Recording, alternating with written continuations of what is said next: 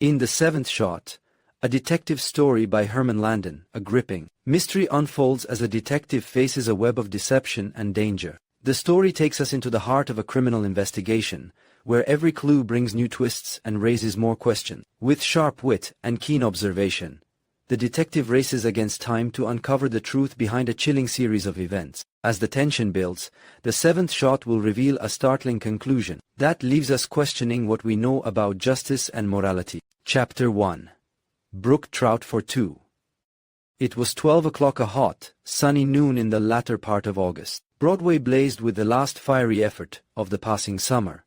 There was a steady stream of humanity pouring up and down on either side of the clanging cars, and occasionally swirling between them. In spite of the temperature, New York was as fervently busy as usual, especially here on what is affectionately known as the Rialto. For in nearly every theater in the 40s rehearsals had begun, and those actors who were not already employed were frantically hunting jobs. Gone the brief weeks in which they had forgotten calcium and makeup boxes, it was nearly September time to work. Chorus girls, half dead from 3 hours of ceaseless dancing, came hurrying from stage doors, wiping their dripping faces and talking shrilly of new steps, tired legs, and the brutalities of their stage managers. Principals, in scarcely less haste, repaired to one of the big restaurants for a cold buffet lunch, wearing the blank, concentrated expression that is born of trying to memorize lines or to estimate the cost of new costumes. Clean-shaven young men, all dressed precisely alike,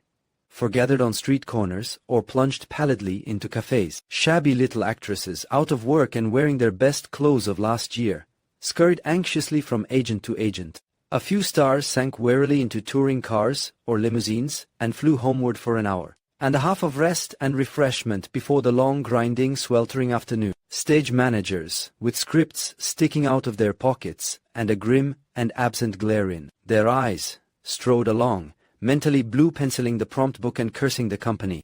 Authors crept miserably away to eat without appetite, and wonder if there would be any play at all left by the date of the opening. In short, theatrical Broadway was at one of its most vigorous seasons of activity, and to walk along it was like turning the pages of a dramatic newspaper. At the side door of one of the big, cool, luxurious hotels extensively patronized by the profession when it has enough money in its pockets, two young women nearly ran into each other, laughed, and exchanged greetings. "Miss Legay, how nice to see you again. It has been ages, hasn't it?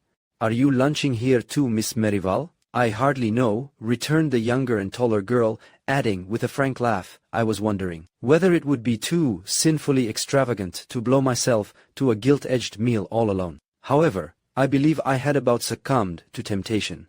I have a manager to see this afternoon, and I really think I should fortify myself." "Lunch with me," suggested Kitty Legay. "I hate my own society and I am all alone, for a wonder," laughed the other. "Yes, I'd love to, if you'll let it be Dutch. I've been up and down 1,000 pairs of stairs this morning, and I'm nearly dead." They went together into one of the most comfortable dining rooms in the city. They chose a little table so placed that an electric fan, artificially hidden behind flowering plants, swept it with a very fair imitation of aromatic summer winds. Miss Legay, who always knew exactly what she wanted, waved aside the menu proffered by the waiter and rapidly ordered, "Brook trout in aspic for two. I'll tell you the rest later." Then she tossed off her fur neckpiece and turned to the other girl. "I never asked you if you like trout," she exclaimed, in a sweet, rather high voice which her admirers called lark-like. "Now that's so like me." "Do you?" "Very much," said her companion, smiling. "I don't often get it, though. You are looking awfully well, Miss Legay."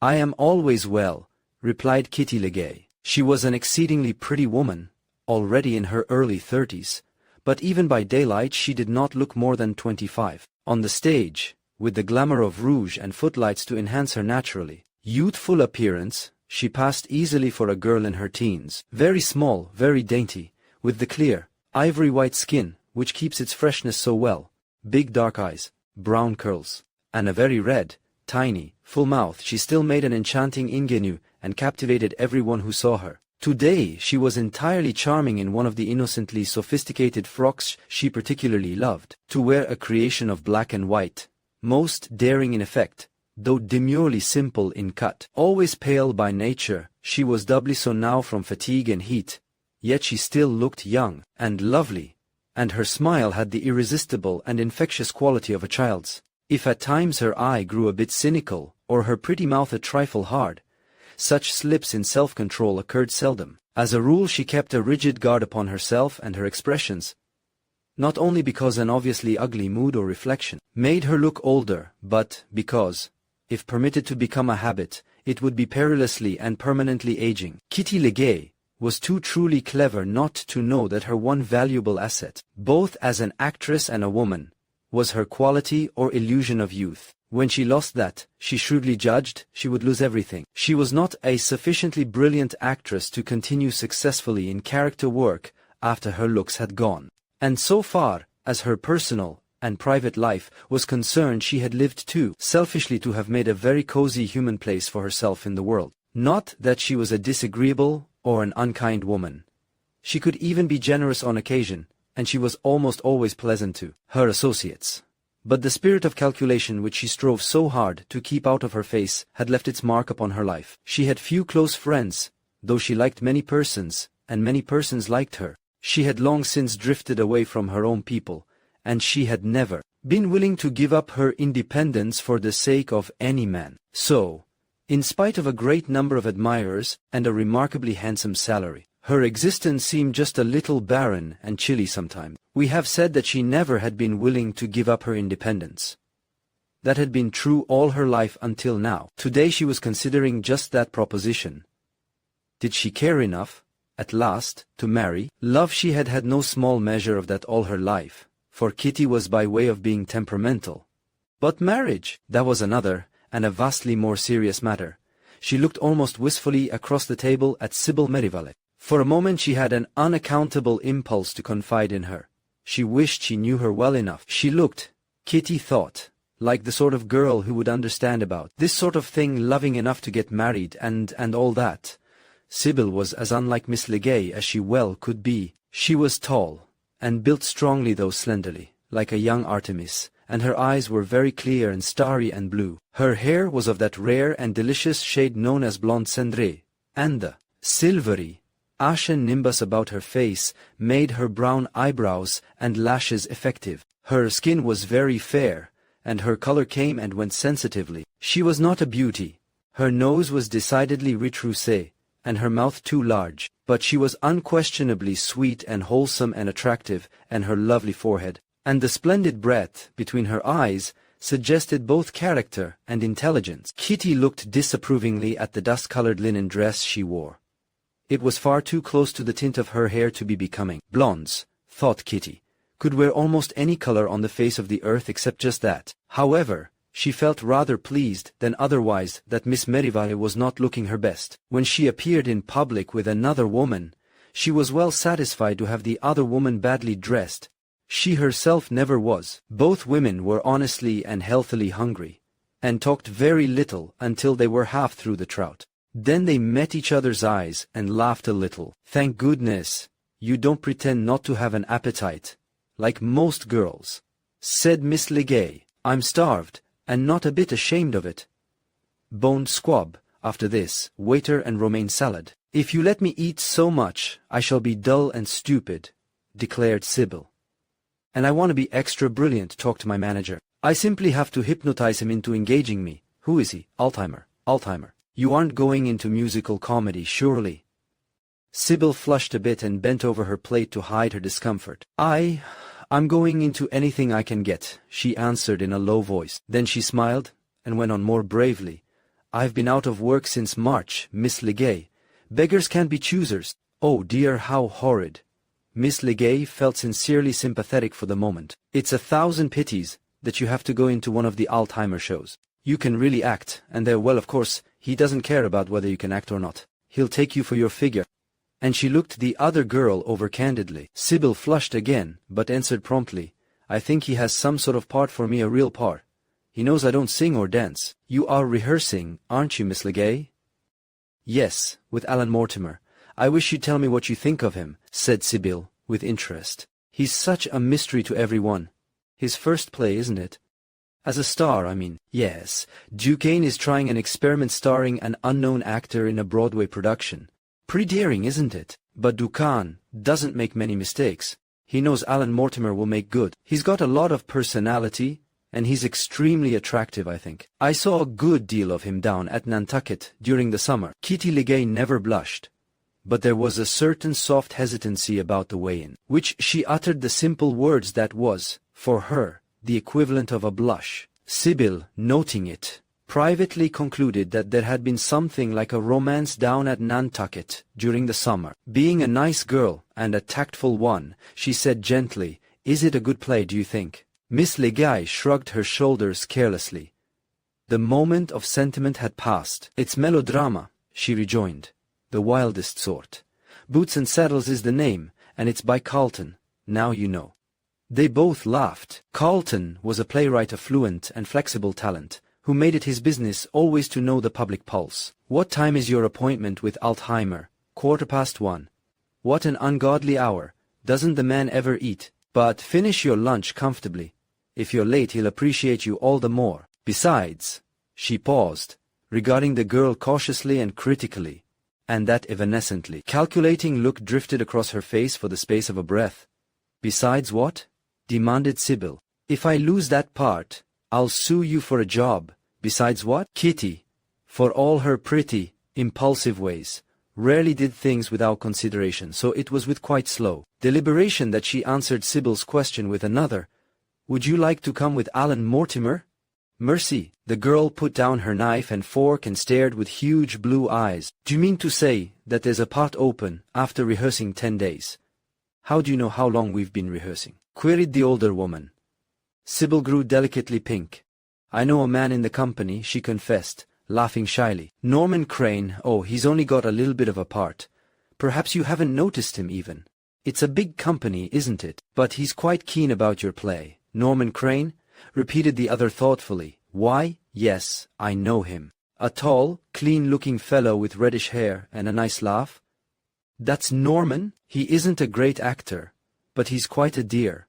Miss Legay nodded slowly, still regarding her. The notion, which had come to her a minute before, seemed to her more and more markedly a good notion, a wise notion, nay, even possibly an inspired notion. Mortimer's leading woman, Grace Templeton, was a brilliant blonde with Isolde-like emotions, and Kitty had loathed and feared her from the first, for the new star swung in an orbit that was somewhat willful and eccentric, to say the very least of it, and his taste in feminine beauty was unprejudiced by a bias toward any special type. For a long time Kitty had yearned to get rid of Miss Templeton. If the thing could possibly be managed, here was a girl of undoubted talent. She had seen her act, and knew that she had twice the ability of the average young player.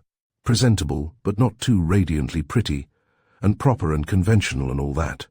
Not at all the sort of girl who would be likely to have an affair with the star. And then, if she was interested in young Crane, why, it would be altogether perfect. "So you know Norman Crane," she said. "Then if you did come into the company, that would make it particularly nice for you, wouldn't it?" "Why, yes," the girl returned frankly enough. "We're quite good friends, though I don't see much of him these days. We used to play together in stock out west 2 years ago. We were both most awful duffers at acting." Kitty Legay nodded as though fairly well satisfied. It was on the tip of her tongue to say that she would try to get Sybil a small part in the play. With the chance to understudy Miss Templeton, it was all she could even partially promise until she had conferred with Duquesne and Mortimer, when her attention was sharply distracted by the sight of 2 men who had just entered the room and who were looking about them in choice of a table. She uttered a quick exclamation, as quickly suppressed. "Look at those 2 men standing near the door," she said. "There, close to the buffet. What do you think of them? Do tell me. I've a reason for asking." Sybil's eyes followed hers. The 2 men were both noticeable, but one of them was so striking in appearance that one hardly had eyes for anyone else nearby. He was a very tall, very broad, very conspicuous type of man. Everything about him was superlative, even the air of brooding ill temper which for the moment he seemed to wear. He was exceedingly dark, with swarthy coloring, coal-black hair, thick and tumbled, and deeply set black eyes. His features were strong and heavy, but well-shaped. Indeed, he was in his general effect unquestionably handsome, and the impression which he made was one not lightly to be felt, nor quickly to be forgotten. "Well?" insisted Miss Legay impatiently, as Sybil did not immediately speak. "I asked you what you thought of him." This time she did not say them, but Sybil did not notice the altered word. The girl continued to look at the tall, dark man as though she were mesmerized, and when she spoke, it was in a curious, detached tone, as she might have spoken if she were thinking aloud. "He is a very strange man," she said. "He does not belong here in a Broadway restaurant. He should be somewhere where things are wild, and wonderful, and free, and perhaps rather terrible. I think he belongs in, is it Egypt? He would be quite splendid in Egypt. Or the prairies." She spoke dreamily as she stared at him. "You look as though he were a ghost, not a man," exclaimed Kitty, with a laugh. "I must tell him what you said." "Tell him?" repeated Sybil, rousing herself. "You know him, then?" "My dear child," said Kitty Legay, "that is Alan Mortimer." At the same moment Mortimer caught sight of her and strode toward her, passing between the fragile little luncheon tables with the energy of a whirlwind. "Guess what has happened now?" he exclaimed in a deep but singularly clear and beautifully pitched voice. "Ducane has fired Templeton, and apparently I open little more than 2 weeks from tonight without a leading woman. What do you know about that? Without a leading woman?" "No, you don't either," promptly rejoined Kitty, the inspired. She always liked a neat climax for a scene, especially when she could supply it herself. "I've just picked out Miss Merrival to play Lucille." Breathless and amazed, Sybil looked up to meet his eyes. They were dark and piercing. At first she thought only of that, and of their fire and beauty, then something obscurely evil seemed for a transient second to look out of them.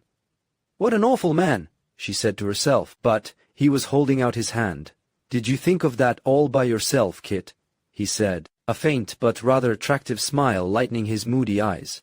"How do you do, Lucille? You may consider the engagement confirmed." But Sybil, as she drew her hand away, felt vaguely frightened, she could not have told why. Chapter 2. The Woman in Purple. Mortimer had been drinking, else he would never have assumed the entire responsibility of engaging Sybil Merrival for the leading part in his play. When sober, he had a very wholesome respect for Ducane, the producing manager who had discovered him, and who was backing him blind to the tune of many thousands of dollars. But when he had even a little too much to drink, the man's whole personality and viewpoint underwent a metamorphosis.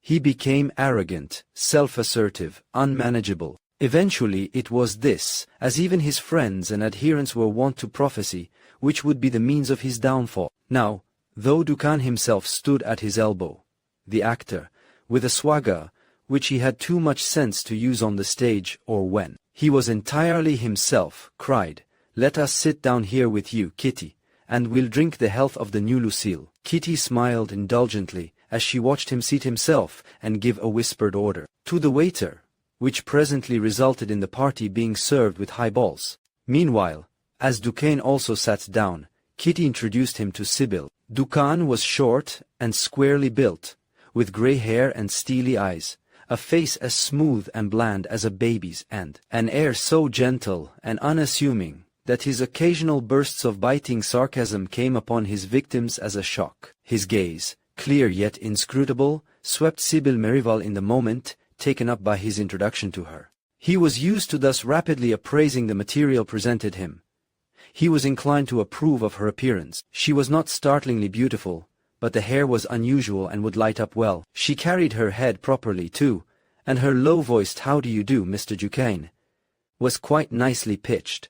It would be worth while hearing her read the part, at any rate. For once Mortimer had not too crassly put his foot in it, as he was apt to do after 4 or 5 high balls, that the actor had taken a good deal too much upon himself in practically engaging Miss Merrival, without even consulting his superior troubled Ducane, not a whit. He was not a little man, and he did not have to bluster in order to assert his authority. His actors and actresses were to him so many indifferently controlled children. When they said or did absurd things, he usually let them rave, if they really became troublesome or impertinent as Miss Templeton had been. That morning he discharged them with the utmost urbanity and firmness. He sat down and quietly told the waiter to bring him cold meat and coffee, while Mortimer ordered more highballs. Miss Merival can come back with us, and read the part in the last act, Duquesne said, sipping his coffee. I shan't ask the company to go through the early part of the play again today. In any case, and he smiled at the girl pleasantly. In any case, Miss Merivale will look the part. That's more than Templeton ever did, exclaimed Kitty Legay, with open spite. Duquesne smiled once more. Miss Templeton, he said, is rather too sophisticated to play Lucille. She is growing out of those very girlish leading parts. Why don't you say, interposed Kitty sharply, that she's too old? She is. And, what's more, she looks it. She's a ripping handsome woman, all the same, declared Alan Mortimer, scowling into his half-emptied glass. Kitty bit her lip. Of course you would be sorry to see her go, she began. Who said I was sorry? Demanded the actor rather rudely. I am not. I'm glad. She was getting to be a nuisance. He checked himself, a glimmer of something like shame saving him in time. He turned to Sybil Merival, and there was a warm light in his black eyes as he added, I'm growing more glad every minute. Sybil was uncomfortable. She hated this man and feared him. She hated the tone of the talk, the atmosphere of the table. She had a violent instinct of repugnance when she thought of joining the company, and yet a leading part, and on Broadway, and under Duquesne, she could not. She dared not lose so wonderful a chance. Her big blue eyes were eager and troubled both at once. Duquesne watched the play of expression in her sensitive face. Mobile mouth, quick emotions, excellent eyes. He went over these assets mentally. Aloud he said, in the nice, impersonally friendly tone with which he won people whenever he had the fancy. You need only read the part. You know, Miss Merivale, you're not committed to anything. Sybil looked at him gratefully. He seemed to read her thoughts. All at once, with a surge back of her usual gay courage, she cried, laughing, committed. I only wish I were, or rather, that you were, Mr. Duquesne. What's that? Exclaimed Mortimer, a little thickly. Course he's committed. You're under contract, Miss M. Merival. Word as good as his bonde Duquesne. He was deeply flushed and his eyes glittered. In his excitement Sybil found him detestable. Fancy having to play opposite that. Suppose you eat something, suggested Duquesne, pushing a plate with a piece of cold beef on it in his direction. Oh, yes, you do want it. You've had a hard morning. Eat it, there's a good fellow. All right, muttered Mortimer, attacking the beef somewhat unsteadily. Must keep up strength, I suppose. A waiter leaned down to him and murmured something in French. Eh? Said Mortimer. Come again, George. Try Spanish. I know the greaser lingo a bit. The waiter spoke again in halting English. The others could hardly help hearing part of what he said. It concerned a lady in mauve table by the window. Just a minute, monsieur. Oh, damn! Ejaculated Alan Mortimer, and immediately directed an apologetic murmur toward Sybil. He got up, and walking with surprising steadiness, and that lithe, animal grace so characteristic of him, made his way toward a table where a woman sat waiting with an expectant face. Grace Templeton, exclaimed Kitty under her breath. Her brown eyes snapped angrily. I didn't see her before, did you, Mr. Duquesne? I saw her when I first came in, answered the manager quietly. That hair is so conspicuous. Really, I think she should begin to confine herself to adventurous parts. She is no longer the romantic type. And the dress. Kitty shivered with a delicate suggestion of jarred nerves or outraged taste. Duquesne dropped his eyes to hide the twinkle in them. It was true that even in that lunchtime Broadway assemblage, in which brilliant color combinations in the way both of hair, of garments proclaimed right, and left the daring and the resourcefulness of womankind, Miss Templeton was a unique figure. Her hair was of a magnificent metallic gold, and a certain smoldering fire in her black-fringed grey eyes, and a general impression she gave of violent and but half-controlled emotion saved her beauty from being merely cheap and artificial, and made it vivid and compelling. A passionate, unforgettable woman, and her gown, sensational as it was, somehow expressed her. The French waiter had drawn upon his fund of native tact in calling it mauve. It was, as a matter of fact, a sharp and thunderous purple, the sort of color which is only permissible in stained glass or an illuminated 10th century missal. It was a superb shade, but utterly impossible for any sort of modern clothes. It blazed insolently against the massed greenery of the restaurant window. A persistent ray of yellow August sunshine, pushing its way past the cunningly contrived leafy screen, fell full upon it, and upon the burnished golden hair above it. In that celestial spotlight, Miss Templeton was almost too dazzling for unshaded mortal eyes. Now, as she sat looking up at Mortimer, who stood beside her table, her expression was in keeping with the gown and the hair. It was violent, conspicuous, crudely intense. Alan Mortimer's expression in its way was as violent as hers. They looked, the two of them, as though they could have torn each other's eyes out with fierce and complete satisfaction. "Am I very late, Mr. Ducani?" said an agreeably pitched voice just behind Sybil. Ducani started and raised his eyes. His face brightened. "Barrison, my dear fellow, I am glad you came. Do you know you were so late that I had almost forgotten you? Miss Legay, let me present Mr. Barrison.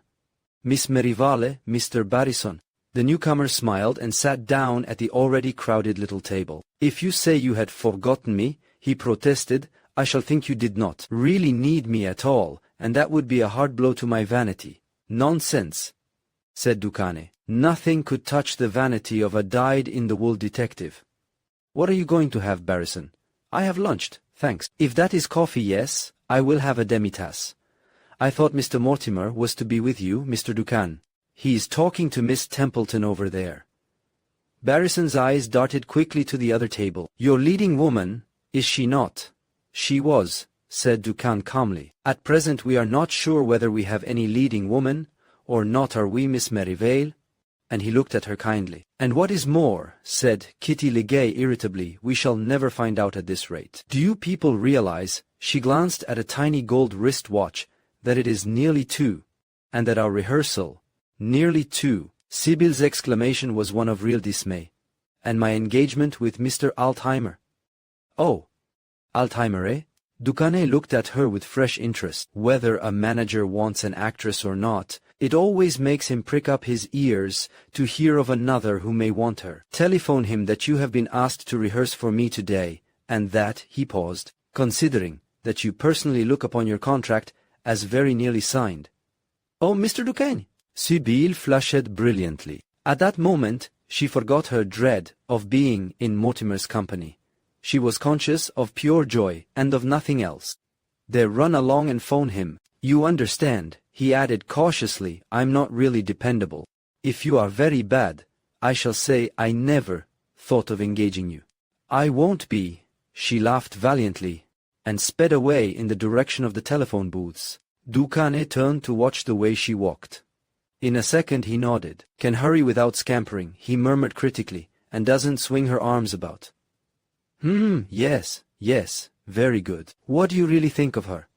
asked Kitty, leaning forward. "You know she is my discovery." "My dear girl, who am I, a mere worm of a manager, to say? I haven't seen her work yet. She has carriage and a voice, but she may lose her head on the stage, and she may read Lucille as though she were reciting the multiplication table. I should say she was intelligent, but one never knows. I engaged a woman once who was all dignity and fine forehead and bumps of perception and the manner born and all the rest of it. And when it came to her big scene, she chewed gum and giggled. I am too old ever to know anything definitely. We must wait and see. She is charming to look at," Barrison ventured. "Ah, you think so?" said the manager quickly. "I am inclined to like her looks myself, and she has youth. He shook his head half wistfully. "Here comes Mortimer back again, and in a worse temper, by the powers, than when he went." The actor was evidently in a black mood. He made no reference to the woman he had just left, but stood like an incarnate thundercloud beside his empty chair and addressed the others in a voice that was distinctly surly in spite of its naturally melodious inflections. "What are we waiting for, anyway?" "Hello, Barrison, let's get back to rehearsal." "My own idea exactly," said Ducane. "As soon as Miss Merivale returns." "Ah, here she comes." "Waiter, this is my party," remonstrated Kitty. "Rubbish. I feed my flock. Barrison, you are of the flock too, for the occasion. How do you like being associated with the profession? The young detective laughed. Duquesne looked at him with friendliness. The manager was a man who liked excellence of all kinds, even when it was out of his line. Barrison's connection with the forthcoming play, Boots and Saddles, was a purely technical one. A vital point in the drama was the identification of a young soldier by his fingerprints. Duquesne never permitted the critics, professional or amateur, to catch him at a disadvantage in details of this kind. He knew Barrison slightly, having met him at the Lambs Club, and found him an agreeable fellow and a gentleman, as well as an acknowledged expert in his profession. So he had asked him to show the exact Bertillon procedure, that there might be no awkwardness or crudity in the development of the stage situation. Barrison himself was much entertained by this fleeting association with the seductive and mysterious world behind the scenes. His busy life left him small time for amusement, and for that reason he was the more interested when he came upon a bit of professional work, which was 2/3 play. He was a quiet-seeming chap, with innocent blue eyes, a lazy, pleasant manner, and a very disconcerting speed of action on occasion. His superiors said that half of his undoubted success came from his unexpectedness. It is certain that no one, on meeting him casually and socially, would ever have suspected that. He was one of the most redoubtable, keen-brained, and steel-nerved detectives in all New York. The bill was paid, and everyone was standing as Sybil came back. She was a little breathless and flushed, and Duquesne, with a new note of approbation on his mental tablets, got a very good idea of what she would look like with a bit of makeup. I told Mr. Altimer, she cried eagerly. And he was quite cross, yes, really quite cross. I was ever so flattered. I don't believe he wanted me one bit, till he thought there was a chance of Mr. Duquesne's wanting me. She laughed joyously. Very likely, Duquesne murmured. Why, what is the matter, Miss Merrival? For the pretty color had faded from Sybil's sensitive face. Her big blue eyes looked suddenly dark and distressed. What is the matter? The manager repeated, watching her closely. She pulled herself together and managed a tremulous smile. Someone is walking over my grave, she said lightly. But, as she turned to leave the dining room with the rest, she could not help another backward glance at the brilliant figure in purple with the golden sunbeam across her golden hair, and the odd look which had just terrified her. Barrison, accustomed to noticing everything, followed her gaze, and, seeing the expression on Miss Templeton's face, drew his lips into a noiseless whistle, for there was murder in that look. Jim Barrison had seen it before on other faces, and he knew it by sight. As for Sybil, the memory of the woman in purple haunted her all the way to the theater. The woman in purple with the black-fringed eyes full of living, blazing, elemental hate. Chapter 3. The Tag. The stage entrance of the Mirror Theatre was on a sort of court, or alley, which ran at right angles from one of the side streets near Times Square. A high iron gateway, which barred it, except during theatrical working hours, stood half open, and the little party made their way over the stone flags in the cool gloom, cast by the shadow of the theater itself, and the neighboring buildings, restaurants, offices, and shops. It looked really mysterious in its sudden dusk, after the midday glare of the open street. Do you know, said Jim Barrison, this is the first time I have ever gone into a theater by the stage door. What a record! Laughed Miss Legay. She was in excellent spirits, and inclined to flirt discreetly with the good-looking and well-mannered detective.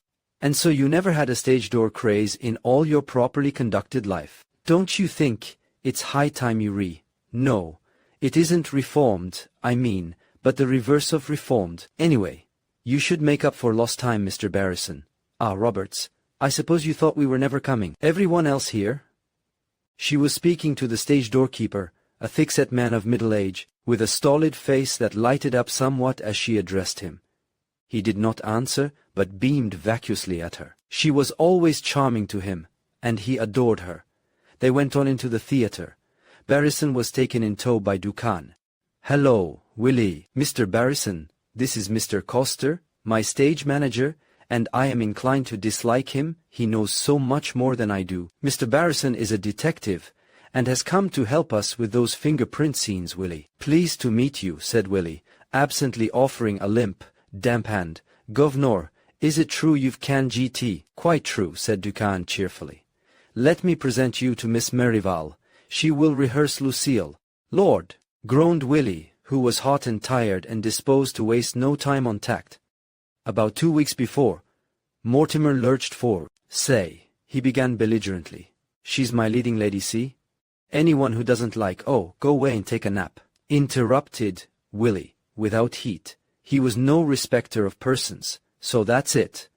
All right, governor, I'm glad to see any sort of a Lucille show up, anyhow. Even if she's bad, she'll be better than nothing. No offense, Miss Merivale.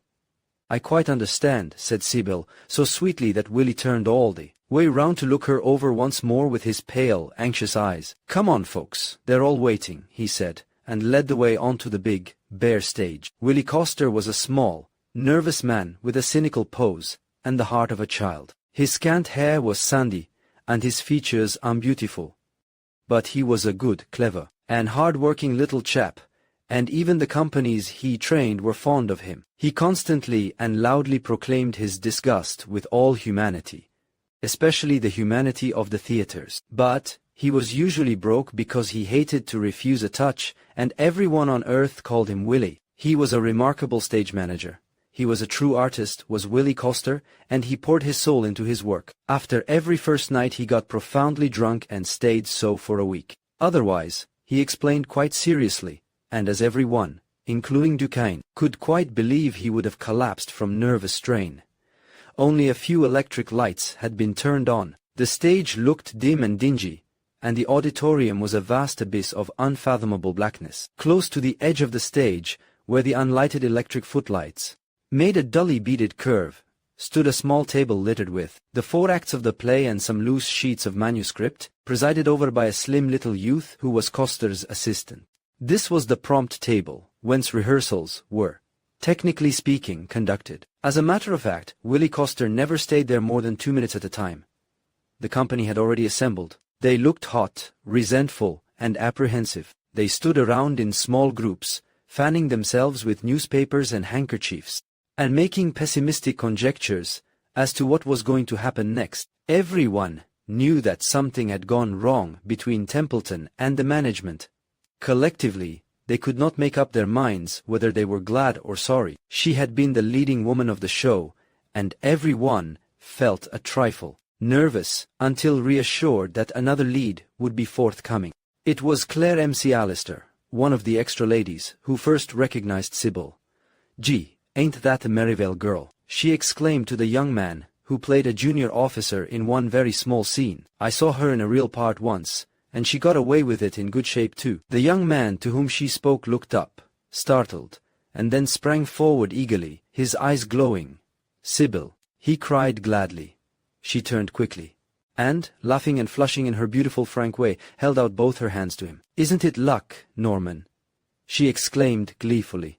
"I'm to have a chance at Lucille." Alan Mortimer had scarcely opened his lips since leaving the restaurant. Now, with a very lowering look, he swung his tall figure forward, confronting Norman Crane. "I don't think I remember you," he remarked, with an insulting inflection.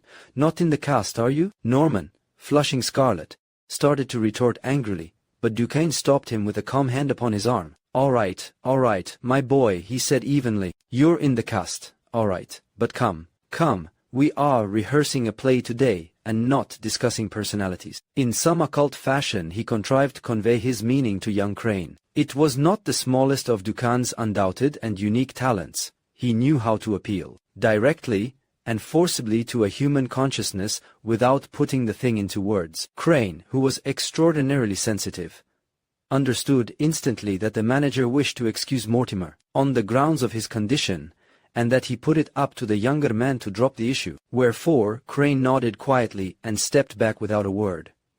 It is proverbial that red hair goes with a peppery disposition. Norman Crane's short, crisply waving locks were not precisely red, and his temper was not too savage, but there was a generous touch of fire in both. His hair was a ruddy auburn, and there was in his personality a warmth, glow which could be genial or fierce, according to provocation or occasion. He was a lovable lad, young even for his 23 years, with a clean ardor about him that was very attractive, especially to older and more sophisticated persons. Norman Crane was in all ways a fine fellow, as fine for a man as Sybil Merivale was for a woman. They were the same age, buoyant, clear-eyed young people, touched both alike, with the spark of pure passion and the distinction of honest bravery. Dukan was too truly artistic not to appreciate sentiment. In his business he had both to appraise and exploit it, and as he saw the two standing together, he experienced a distinct sensation of pleasure. They were so obviously made for each other, and were both such splendid specimens of youth, spirit, and wholesome charm. He determined mentally to cast them opposite each other some day, for they made a delightful picture. Not yet, but in a few years. The managerial calculations came to an abrupt end, as he chanced to catch sight of Alan Mortimer's face. Intense emotion is not generally to be despised by a manager when he beholds it mirrored in an actor's face, but this passion was a bit too naked and brutal, and it was decidedly out of place at a rehearsal. The man could be charming when he liked, but today the strings of his self-restraint were unkeyed. His face had become loose in line. His eyes smoldered beneath lowered lids. Dukan saw clearly revealed in that look what he had already begun to suspect, a sudden, fierce passion for Sybil Merival. This sort of thing was nothing new for Mortimer. He was a man who attracted many types of women, some of them inexplicably, as it seemed, to male onlookers, and whose loves were as fiery and as fleeting as falling stars. He had made love both to Kitty Legay and Grace Templeton, playing them against each other not so much with skill as with a cavalier, and amused mercilessness which might well have passed for skill. Now he was tired of the game, and, in a temporarily demoralized condition, was as so much tinder awaiting a new match. Then the youth and freshness of the girl unquestionably attracted him. Alan Mortimer was in his late 30s, and had lived hard and fast. Like most men of his kind, he was willing enough to dally by the wayside with the more sophisticated women. But it was youth that pulled him hardest, girlhood, unspoiled and delicate. Duquesne, more than a bit of a philosopher, speculated for a passing minute as to whether it was the inextinguishable urge toward purity and decency, even in a rotten temperament, or merely the brutish wish that that which he intended to corrupt should be as nearly incorruptible as possible. But the manager permitted himself little meditation on the subject. He had no wish that others should surprise that expression upon the countenance of his new star. Last act, he called sharply. Willie Coster glanced at him in surprise. It was unusual for the governor to take an active hand in conducting rehearsals. "How about Miss Merival?" he said. "Isn't she to read Lucille? Here is the part." Ducani took it from his pocket and dropped it on the prompt table.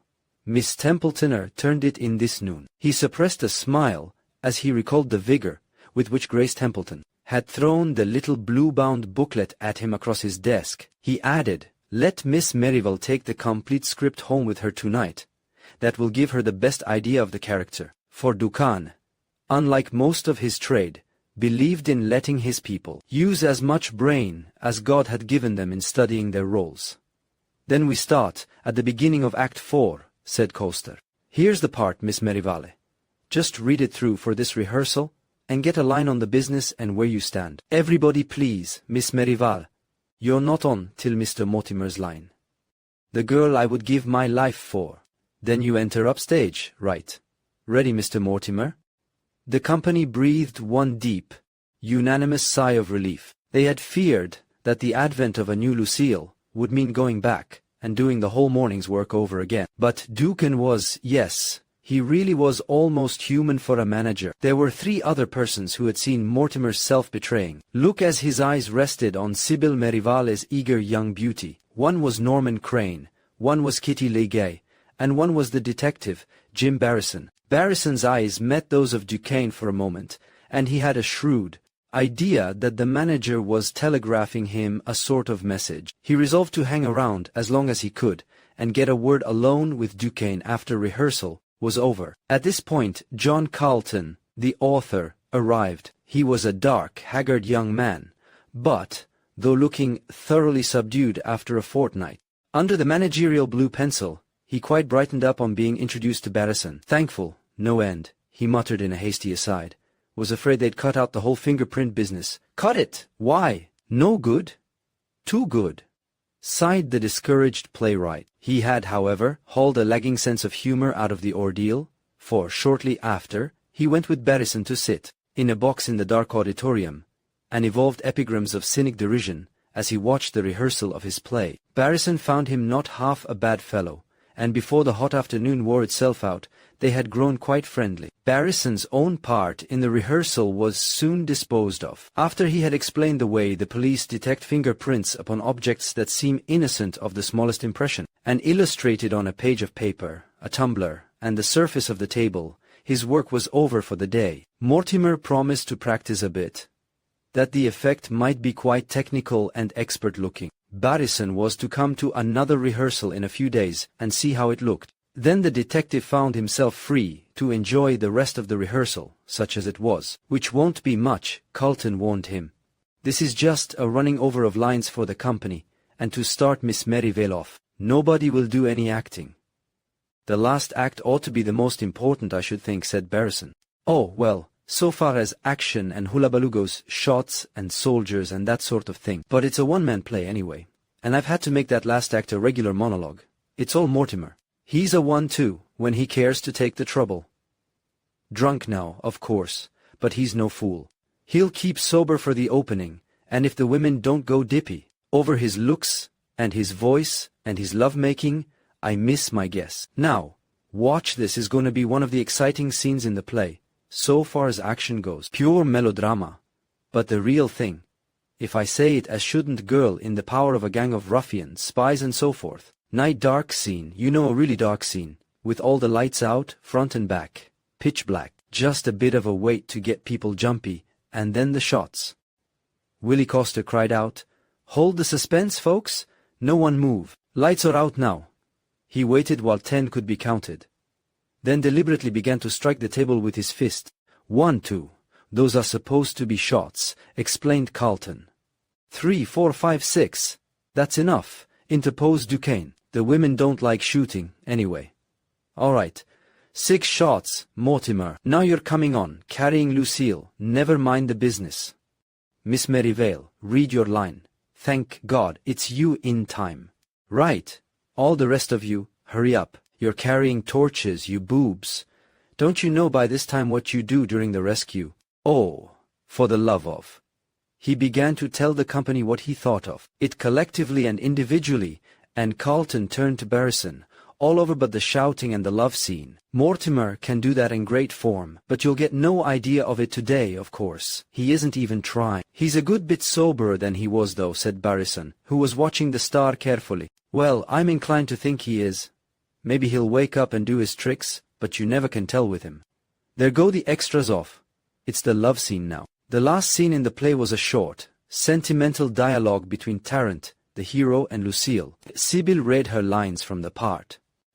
Mortimer knew his, but recited them without interest or expression, giving her her cues almost mechanically, though his eyes never left her face, and as they played on toward the curtain, he began to move nearer to her. A little more down front, Lucille said, Coster from the prompt table. Tarrant is watching you, and we want his full face. All right, that's it. Go on, Tarrant. What do you suppose all this counts for with me? Said Mortimer, speaking slowly, and with more feeling than he had used that afternoon. What does it all amount to, if I have not the greatest reward of all, Lucille? Barrison, listening to the sudden passion vibrating in the genuinely splendid voice, thought he could begin to understand something of the man's magnetism. If he really tried, he could make a tremendous effect. But the honors that have been heaped upon you, read Sybil, her eyes bent earnestly upon the page before her. Your success, your achievements, she stopped. Catch her up quicker, Mortimer, exclaimed Coster. We don't want to wait here, for heaven's sake. Speak on your success, speak on your. Now, once more, Miss Merivale. Your success, read Sybil again, your achievements, your honors, success, achievements. Mortimer's tone was ringing and heartfelt. What do they mean to me, Lucille, without you? They are so many empty cups. Only you can fill them with the wine of life and love, Noah's Ark stuff, murmured Carlton. Likewise, Third Avenue melodrama. But it'll all go if he does it like that. Lucille, speak to me. You are one who has much to be thankful for, much to be proud of. Your Medal of Honor, surely that means something to you. Ah, yes. I am proud of it, the gift of my country, but it is given to the soldier. The man still waits for his prize. There is only one decoration which I want in all this life, Lucille, only one, and so forth. All right, said Willie, closing the manuscript. For the final line of the play, the tag, as it is called, is never given at rehearsals. But Mortimer appeared to have forgotten this ancient superstition of the theatre, seemed indeed to have forgotten everything and everybody save Sybil and the opportunity given him by the situation. He caught the girl in his arms and delivered the closing line in a voice that was broken with passion. The decoration that I want is your love, Lucille, your kiss, and he pressed his lips upon hers. Sybil wrenched herself free, flaming with indignation. Crane, very white, started forward. Mortimer, white also, but with a very slight, very insolent smile, wheeled to meet him. But Ducane, moving with incredible swiftness, stood between them. His face was rather stern, but his voice was as level and equable as ever as. He said quietly, all right, it is the business of the piece. But just a bit premature, Mortimer, don't you think? Suppose we let Miss Merivale get her lines first? There will be plenty of time to work up the action later. Rehearsal dismissed, Willie. Have everyone here at 9 sharp tomorrow. What's the matter with you? For Willie Coster was sitting, pale and furious, by the prompt table, swearing under his breath, with a lurid eloquence which would have astonished any one who did not know him of old. Damn him! He ended up, after he had exhausted his more picturesque and spectacular vocabulary. He said the tag. Governor, he's spoken the tag and queered our show. Oh rot, Willie, said Ducan impatiently. You're too old a bird to believe in fairy tales of that sort. But Willie shook his sandy, half-bald head and swore a little more, though more sorrowfully now. You mark my words, there'll never be any luck for this show, he declared solemnly. Never any luck. And when we open, Governor, you just remember what I said today. Chapter 4. The Letter of Warning. But isn't it very early to stop rehearsal? Asked Barrison of John Carlton. Of course it is. They ought to have gone over the whole act again, and lots of the scenes several times. That rescue stuff was rotten, but it's an off day. Something's wrong. I'm not sure what, though I think I know. Oh well, it's all in the day's work. Wait till you've seen as many of your plays produced as I have. It's as mysterious to me as one of the lost arts of Egypt. I couldn't think out a scene to save my neck. And yet, said John Carlton reflectively, a detective gets an immense amount of raw dramatic material in his business. He must. Now, right here in our own little happy family circle, he waved an arm toward the stage, there's drama to burn. Can't you see it? Or are you fellows trained only to detect crime? How do you mean drama? Queried Barrison, seeking safety in vagueness. Well, said Carlton, reaching for his hat and stick, it strikes me that your beloved and highly valuable central planet draws drama, as molasses draws flies. Pardon the homely simile, but, like most geniuses, I was reared in Indiana. He's a queer sort of chap, said Jim, looking at the tall actor as he stood talking to Ducan, his heavy, handsome profile clearly outlined against an electric light. Queer? He's a first-class mystery. He came like water. And like wind, he goes. Though I hope he'll prove a bit more stable as a dramatic investment. Seriously, no one knows anything about him. He's Western, I believe, and I suppose Duquesne fell over him some dark night when he was out prospecting for obscure and undiscovered genius. He's good-looking. My son, said Carlton, whose familiarity and colloquialism were in striking contrast to the grandiloquent lines he gave his characters. To speak, wait till you see him in khaki, with the foots half up, and a little incidental music on the violins going on. Manly beauty is not a hobby of mine, but I've had experience with matinee idols, and I bet that Mortimer is there with the goods. What are you laughing at? The difference between your stage dialogue and your ordinary conversation. Oh, well, I can't help talking slang, and I don't know how to write it so that it sounds like anything but the talk of a tough bunch in a corner joint. He stopped abruptly at the entrance to the box and said, as though acting on impulse, see here, speaking of Mortimer, did you ever see a 3-ring circus? Yes, I always found it very confusing. Me too. Mortimer doesn't. He likes it. Takes 3 at least to make him feel homelike and jolly. He's been between ourselves the temperamental lover with Grace Templeton, and the prospective fiancé with Miss Legay. At least, that's how I dope it out. And now it looks as though he was going to be the bold, bad kidnapper, with this charming child just arrived in our midst. What do you think, from what you've seen today? he hasn't been himself today, answered Barrison. And, anyhow, there can't be a three-ring circus with one of the three features absent. Miss Templeton, I understand, is not to be counted any longer. He spoke with rather forced lightness. He disliked bringing women into conversation. He did Carlton the justice, however, to see that it was not a vulgar predilection for gossip, which centralized his interest in the three who had received Mortimer's attention. Obviously he looked upon them as cold-bloodedly as did Duncan. They were part of his stock in trade, his shop. Not to be counted any longer. Isn't she just? If you'd ever seen the lady, you'd know that you couldn't lose her just by dismissing her. Barrison had seen her, but he said nothing. However, went on the author, leading the way out of the box, and through the communicating door between the front and back of the house. It's none of my business, though I'll admit it entertains me, intrigues me if you like. I can talk something besides slang.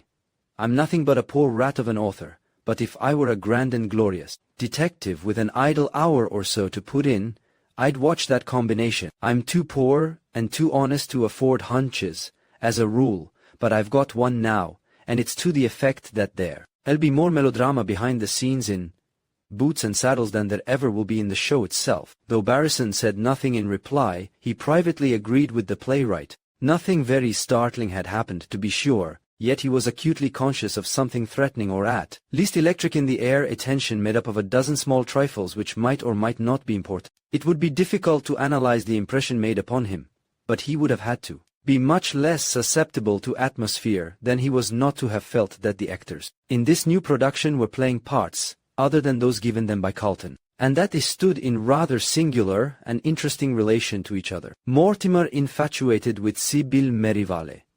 Kitty Legay, he strongly suspected, in love with Mortimer. Crane wildly and youthfully jealous. Miss Templeton in the dangerous mood of a woman scorned and an actress supplanted. It looked like the makings of a very neat little drama, as John Carlton had had the wit to see. Barrison, however, was still inclined to look upon the whole affair as something of a farce. It was diverting, but not absorbing. There was nothing about it, as yet, to quicken his professional interest. He did, to be sure, recall Grace Templeton's wicked look in the restaurant, and had a passing doubt as to what she was likely to do next, but he brushed it away lightly enough, reminding himself that players were emotional creatures, and that they probably took it out in intensity of temperament and temper. They were not nearly so likely actually to commit any desperate deeds as those who outwardly or habitually were more calm and conservative. But something happened at the stage door, which disturbed this viewpoint. When they crossed the stage, the company was scattering right and left. Miss Legay was just departing, looking manifestly out of sorts. Sybil and young Crane were talking together, with radiant faces and evident oblivion of their whereabouts. Mortimer was nowhere to be seen. Carlton had stopped to speak to Willie Coster, so Barrison made his way out alone. He found Duncan standing by the cage occupied by the doorkeeper, with an envelope in his hand. "When did this come, Roberts?" he said. "About 20 minutes ago, sir. You told me not to interrupt rehearsals, and the boy said there was no answer." "A messenger boy?" "No, sir, just a ragamuffin. Looked like he might be a newsboy, sir." Duncan stood looking at the envelope a moment in silence. Then he turned to Barrison with a smile. "Funny thing, psychology," he said. "I haven't a reason on earth for supposing this to be any more important than any of the rest of Alan Mortimer's notes the Saints. No, he gets enough of them. And yet I have a feeling in my bones that there's something quite unpleasant inside this envelope. Here, Mortimer, a note for you." The actor came around the corner from a corridor leading past a row of dressing rooms, and they could see him thrust something into his coat pocket. "Went to his dressing room for a drink," said Barrison to himself. Indeed, he thought he could see the silver top of a protruding flask. "Note for me? Let's have it." He took it, stared at the superscription with a growing frown, and then crumpled it up without opening it. "Wren," he exclaimed in a tone of ungoverned rage. "Where's Wren? Did he bring me this? Wren?" repeated Duncan, surprised. "You mean your valet?" "Why, no, he isn't here. A boy brought it. Why don't you read it? You don't seem to like the handwriting." With a muttered oath, the actor tore open the envelope and read what was written on the enclosed sheet of paper. Then, with a face convulsed and distorted with fury, he flung it from him as he might have flung a scorpion that had tried to bite him. Threats, he exclaimed savagely. Threats! May heaven curse anyone who threatens me.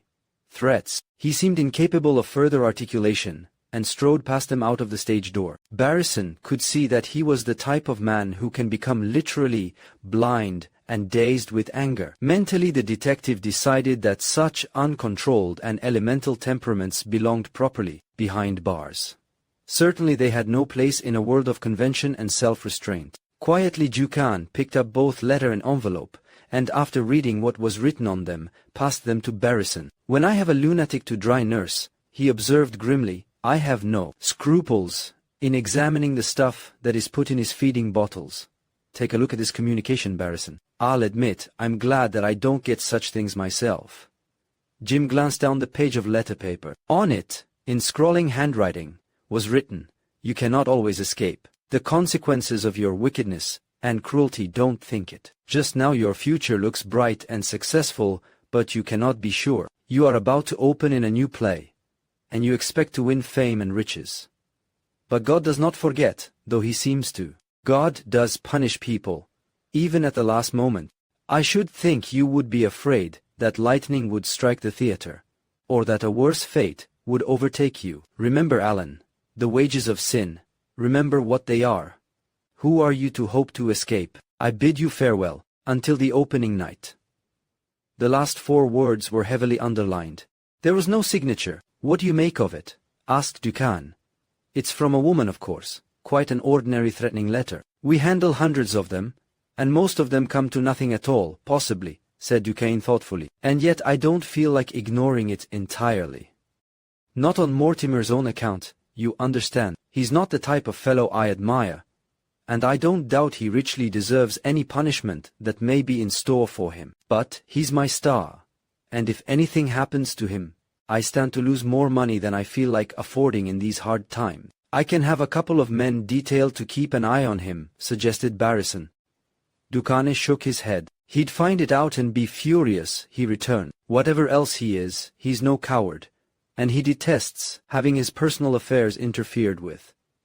Hello, what is it you want? The thin, gaunt, white-haired man whom he addressed was standing, hat in hand, in the alley, just outside the stage door, and he was evidently waiting to speak to the manager. If you please, sir, he began, half apologetically. Mr. Mortimer told me to. You're Mortimer's man, aren't you? Yes, sir, I'm Wren. I came down in the car for Mr. Mortimer, sir. He seemed a bit upset like this morning. His faded old eyes looked appealingly at the manager. He did, assented that gentleman dryly. You take very good care of Mr. Mortimer, Wren, he added, in a kinder tone. I've often noticed it. Thank you, sir. I try. He sent you back for something. Yes, sir. The old servant was clearly anxious and ill at ease, and the answer came falteringly. A letter, sir, that he forgot. Barrison had already thrust that letter into his own pocket. He knew that Duncan would prefer him not to produce it. As a specimen of handwriting, it was worth keeping, in case of possible emergencies in the future. Duncan affected to hunt about on the floor. Here is the envelope, he said, giving it to the valet. I don't see any letter. Mr. Mortimer must have put it in his pocket. Indeed, I think I saw him do so. He seemed a good deal excited, and probably doesn't remember. Yes, sir, but... Wren still hesitated. That's all. Go back to your master, and say the letter is nowhere to be found. Tell him I said so. Yes, sir. Unwillingly Wren walked away.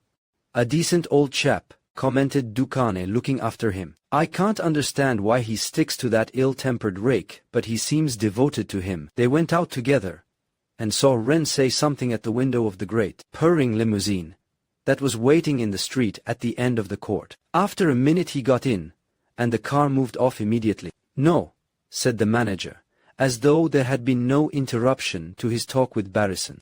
I hardly think that we'd better have him shadowed, even for his own protection. I think that the writer of that note means to save her sensational effect for the first night, don't you? Well, admitted the detective, it would be like a revengeful woman to wait until a spectacular occasion of that sort if she meant to start something. Particularly, he spoke more slowly, if she happened to be a theatrical woman herself.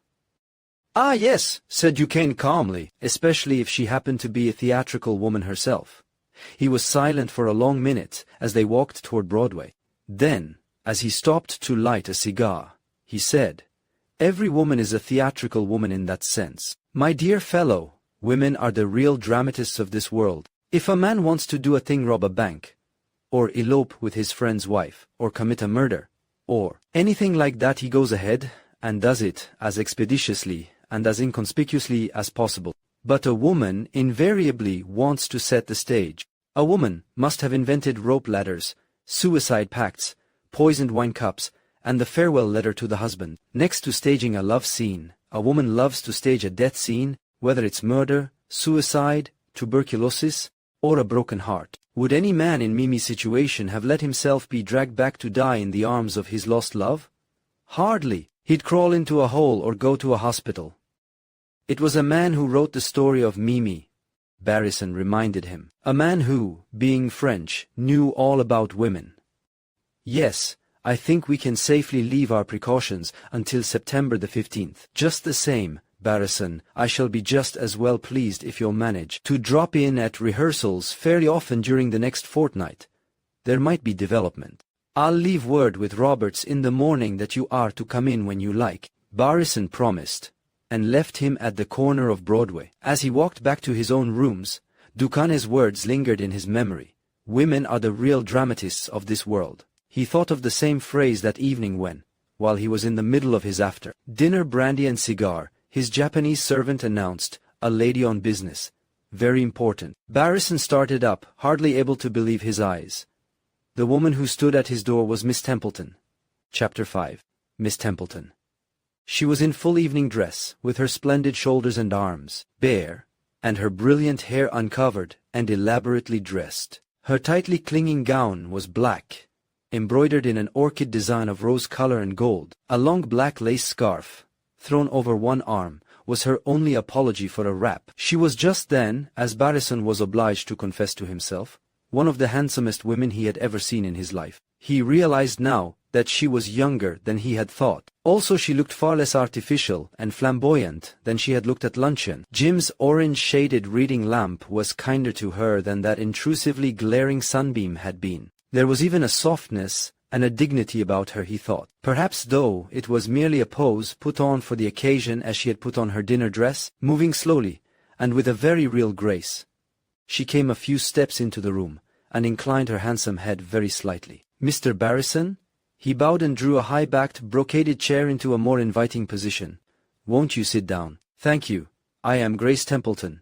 "I know," he said, smiling courteously. "I feel enormously honored." "Ah, yes, you saw me at lunch today. I have seen you before." Really, her eyes lit up with genuine pleasure. She was inordinately vain of her stage reputation. She thrilled to the admiration of her anonymous audiences. Jim, looking at her, marveled at that imperishable thirst for adulation, which, gratified, could bring a woman joy at such a moment. For he felt sure that it was no ordinary crisis which had brought Miss Templeton to consult him that night. She sank into the chair he proffered, and the high, square back made a fine frame for the gilded perfection of her hair. He thought, quite coolly, that no one ever had a whiter throat or more exquisitely formed arms and wrists. Her manner was admirable. Not a trace now of that primitive and untamed ferocity of mood which had blazed in her whole face and figure not so many hours before. She was very beautiful, very sedate, very self-contained. Barrison was able to admire her frankly, but never for a second did he lift the vigilance of the watch he had determined to keep upon her. In his own mind he marked her dangerous, and not the less so because, just at present, she was behaving so extremely, so unbelievably well. "You are surprised to see me here, Mr. Barrison," she said, making it a statement rather than a question. "I confess that I am. I wanted your help, and when I want a thing I ask for it." She paused a moment, looking at him steadily. "Won't you please sit down yourself," she said, "and move your lamp? I like to see the face of the person I am talking to." Barrison did what she wished silently. In half a minute more, they confronted each other across the library table, with the reading light set somewhat aside. Miss Templeton drew a deep breath and leaned forward with her lovely arms upon the table. "When I heard that you were to be called in as an expert to help in our play," she paused, with a faint smile that was rather touching. "You see, it was our play then. I made up my mind to consult you. for I was troubled even then, but the best laid schemes, she broke off, with a little gesture that somehow made her look younger. Oh, well, I found myself, in an hour, in a minute, in a position I was not used to. I was dismissed. She made him feel the outrageousness of this. My mind was naturally disturbed, she went on. It is a shocking thing, Mr. Barrison, to find yourself cast adrift when you have been counting on a thing, believing in it.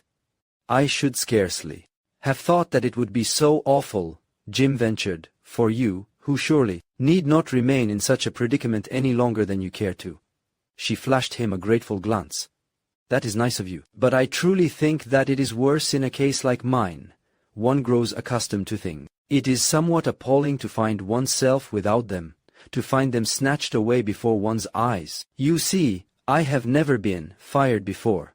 She uttered the last words with a surprisingly nice laugh. It was rather terrible, truly. I asked Alan Mortimer today who you were, she said quietly.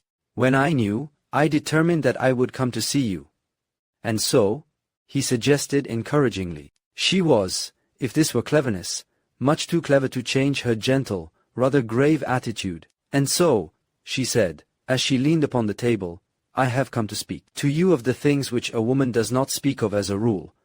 Jim Barrison was slightly alarmed. But why come to me? He protested, though not too discourteously. We are strangers, and surely you do not need a detective in your trouble, whatever it is. Why not? She demanded swiftly. In your career, Mr. Barrison, have you never found yourself close to the big issues of life, the deep and tragic things? Does not the detective's profession show him the most emotional and terrible and human conditions in all the world? It is as a detective that I want you to help me, Mr. Barrison. I shall be only too glad, stammered Barrison, with a full-grown premonition of trouble. He wished the woman had been less subtle. He had no mind to have his sympathies involved. She seemed to guess at something of his worry, for she lifted her black-fringed eyes to his, and laughed not gaily, but sadly. It's all said very quickly, she told him. Alan Mortimer used to be in love with me. He is not now. Barrison found himself dumb. What on earth could a man say to a woman under such circumstances? He was no lady's man, and such homely sympathy as he had sometimes had to proffer to women in distress seemed highly out of place here. Miss Templeton, in her beauty and her strangeness, struck him as belonging to a class in herself. Resourceful as he was, he had not the right word just then. She did not appear to miss it, though. She went on, almost at once, with the kind of mournful calmness which nearly always wins masculine approbation.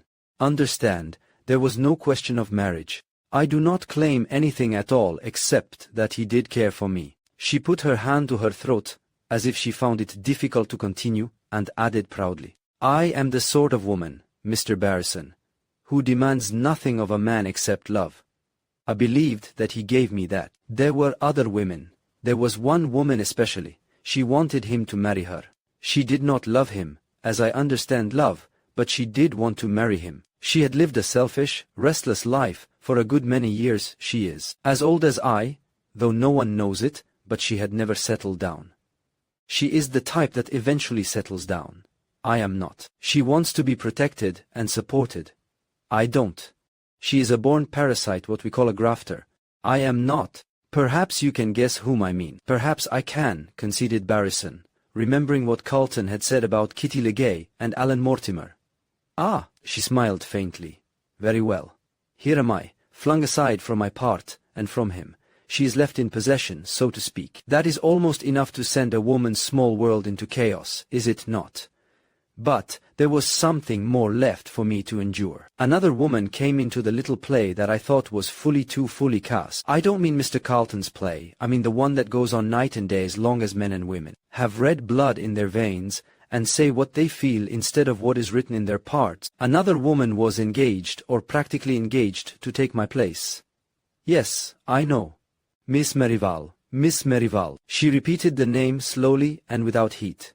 She is fresh and young, and charming. I do not hate her as I do the other, but I am more afraid of her. She is just what he cannot find in the rest of us. She will win him. Yes, I know quite well that she will win him, but I don't think she wants to win him, said Barrison, recollecting the scene in which the tag had been prematurely spoken. He had a mental picture of Sybil, scarlet of cheek, and indignant of eyes, shrinking from Mortimer's kiss, but Miss Templeton looked at him almost scornfully. "He can make her want to," she declared positively. "Don't contradict me, because I know." Miss Templeton paused a moment and then continued, "Mr. Barrison, do not. Detectives occasionally undertake the sort of work that necessitates their following a person and reporting on what he does, that sort of thing." "Yes, Miss Templeton, and would you undertake work of that kind?" Her fine eyes pleaded eloquently. "No, Miss Templeton, I'm afraid not." "But why not? You've said detectives do it, plenty of them. Do you mind telling me then why not?" Jim hesitated. Then he decided to be frank. "You see," he said gently, "I don't do this entirely as a means of livelihood." "You mean you're an amateur, not a professional?" "I am a professional, but, since I can pick and choose, to a certain extent, I usually choose such cases as strike me as most useful and most interesting. And my case doesn't strike you as either." "I don't see yet that you have a case, Miss Templeton. I don't see what there is for a detective to do." "Then I'll explain. I want you to follow Shadow, do you call it?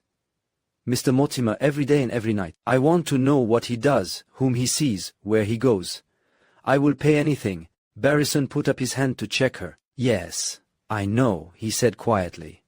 "I quite understood what you wanted me to do. But your determination, or whim, or whatever we may call it, does not constitute a case.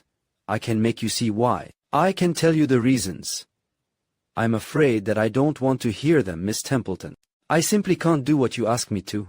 I'm sorry. There are detectives who will. You'd better go to them. I don't like cases of that sort, and I don't take them. Again, I'm sorry.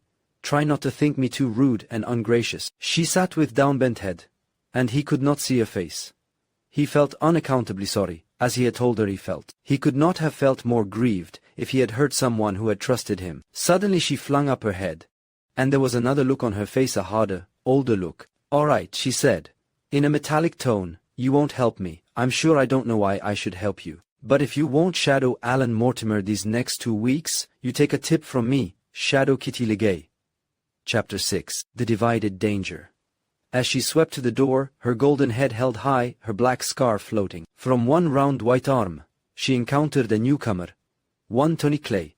"Beg pardon," he gasped, standing aside. He was a cherubic, round-faced cub detective whom Barrison liked and helped along when he could, a nice lad, though a bit callow as yet. Miss Templeton's trailing scarf caught in a chair, and Tony hastened to extricate it. Feeling profoundly but unreasonably reluctant, Barrison made the introductions.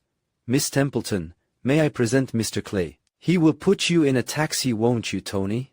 "Rather," breathed the patently enraptured Tony. "My car is waiting," Miss Templeton said sweetly. "I shall be so glad if Mr. Clay will see me safely as far as that." 5 minutes later Tony Clay returned, with sparkling eyes, and a delirious flow of language. "I say, Jim, how did she happen to? Oh, gee. Some people have all the luck. Isn't she a peach? Isn't she a wonder? Isn't she just the, have a brandy and soda, Tony, and shut up," said Barrison, rather wearily. He was feeling a bit let down, for Miss Templeton was not a restful person to talk to, nor yet to hear talk for any long period. But Tony raved on. "She reminds me," he babbled happily, "of some glorious, golden lioness. Fine for you," murmured Barrison, burying himself in a particularly potent drink. Long after Tony Clay had gone, Jim sat scowling at the cigarettes which he lighted from one another with scarcely an interval, and at the brandy and soda of which he consumed more than what he usually considered a fair allowance. Both as a man and a detective he admired Miss Templeton. He wished he had seen her handwriting, and could compare it with the note, which he still kept put away in a locked cabinet, where he cached his special treasures. He wondered if, but her suggestion as to Kitty Legay, inspired by jealousy as it was not without value. On the face of it, it seemed far-fetched, or would have to a less seasoned experience. But Jim Barrison had forgotten what it was to feel surprise at anything. Stranger things, much stranger things had turned out to be quite ordinary and natural occurrences. There are, as Barrison knew, many varieties of the female of the species. He had come up against a goodly number of them, and could guess what the different sorts would do in given extremities, and he knew that in the whole wild lot, there is none wilder, none more secret, none more relentless, none more unexpected and inexplicable than she who has counted on snatching respectability and domesticity at the 11th hour, and been disappointed. If Kitty Legay had really expected to marry Alan Mortimer, and if he was getting ready to throw her over for a perfectly new, strange young girl, then one need not be astonished at anything. Yet, little Miss Legay seemed a steady bit of humanity, not emotional or hysterical in the least. "Oh, hang it all," he muttered resentfully, as he turned out his light at least 2 hours later than was his habit. "I wish women had never learned to write or to talk. It would simplify life greatly." Then he fell asleep, and dreamed queer dreams in which Grace Templeton, Kitty Legay, and Sybil Merivale chased each other round and round, quarreling for possession of the anonymous note, which for some reason the old man Wren was holding high above his head in the center of the group. As the three women chased each other in the dream, Jim grew dizzier and finally woke up, abruptly, feeling breathless and bewildered, with Tara, the Japanese person, standing beside him. "Honorable Sir did having extreme bad dreams," explained Tara, with some severity of manner. Barrison answered meekly, and lay down again to fall only half asleep this time, and toss restlessly until morning. He kept his word to Duquesne, and attended rehearsals with religious regularity. Though what technical use he had was exhausted after a few days, he found himself becoming more and more interested in the play, or rather, in the actors who were appearing in it. Their personalities became more and more vivid to him, their relations more and more complex. Not the least curious of the conditions which he began to note as he grew to feel more at home behind the scenes was the strange, almost psychic influence which Mortimer appeared to have over Sybil Merivale. Almost one might have believed that he hypnotized her, only there was nothing about him that suggested abnormal spiritual powers, and the girl herself was neither morbid nor weak. Barrison, now at liberty to roam about behind as he willed, overheard Miss Merivale one day talking to Claire McAllister, the extra woman. "Say, I heard him ordering you about today as if he had a mortgage on you," said Claire, who was practical and pugnacious. "What do you let him play the Grand Mogul with you for?" "I don't believe I can make you understand," said Sybil, breathing quickly, "but I don't seem able to disobey him. When he looks at me, it sometimes seems as if I couldn't think quite straight." "Do you mean," demanded Claire McAllister sharply, "that you're in love with him?" Sybil flushed indignantly. "That's just what I do not mean," she exclaimed. "Can't you see the difference? I hate him, I tell you. It's something outside that, but it frightens me. Sometimes it seems, when I meet his eyes, that I can't move, that he can make me do what he likes." She shivered and hid her face in her hands. "It's that which makes me so frightened," she whispered in a broken way. The extra girl regarded her curiously, then hunched her shoulders in the way of extra girls when they wish to indicate a shrug of indifference. "Well," she remarked cheerily, "when little Morty takes the last high fall, we'll look round to see if there wasn't a certain lady handy to give him the extra shove." Sybil turned on her quickly. "What do you mean?" she cried. "What do you mean by that?" Miss McAllister stared in surprise. "Sa-I," she remonstrated. "I was just kiddin'. Say, you didn't suppose I thought you were going to murder the guy, did you?" Sybil was rather white. "Awfully silly of me," she apologized. "Only sometimes I felt as though, and it sounded awful, coming from someone else like that." "Sometimes felt what?" "As though I almost could." She turned abruptly and walked away. Barrison, standing leaning against a piece of scenery, felt a hand upon his arm. He looked around into the agitated face of Norman Crane. The boy had heard just what he himself had heard, and the effect thereof was written large upon his handsome, honest young countenance. Think of Sybil up against that," he whispered huskily. "And me able to do nothing? Oh, it's too unspeakably rotten, that's what it is. If I could just wring that bounder's neck and be done with it." "Look here," said Jim Barrison, losing his cast iron chain held patience at last. "There are about a dozen people already who want to murder Alan Mortimer. I'm getting to want to myself. For the love of heaven, give a poor detective a rest, and don't suggest anyone else. I'm getting dizzy." Norman stared at him and edged away. "Does that fellow drink?" he asked Carlton a few minutes later. "I hope so," said the author absently, rumpling his hair with one hand, while he wrote on a scrap of copy paper. "Mortimer has waited until now to have the last scene lengthened. Maledictions upon him. May his next reincarnation be that of a humpbacked goat. Crane left him still murmuring strange imprecations. Barristan went home, divided between annoyance and amusement at the promiscuous hate Mortimer had aroused. He was unquestionably the most unpopular man he had ever heard of. Yet he was sometimes charming, as Barristan had already seen, several times at rehearsal, when he deliberately had chosen to exert his power of magnetism. The detective, critical observer as he was, could not fail to note how successful he was. His charm was something radiant and irresistible, and he could project it at will, just as some women can. A singular and a dangerous man, Jim decided. Such individuals always made trouble for themselves and for others. The theater was becoming rather electric in atmosphere, and Barristan was glad to get home. But his troubles were not over yet even for that day. Just as he was sitting down to dinner, Tony Clay appeared, looking hot and unhappy. "Hello, Tony, have you eaten?" Tony nodded in a most dispirited fashion. His friend watched him a moment, and then said kindly, "Go ahead. What's the trouble?" The young fellow looked uncomfortable. "Nothing," he began. "That is, oh, hang it all, I can't lie to you. I'm upset, Jim." "No," said Barristan with a smile.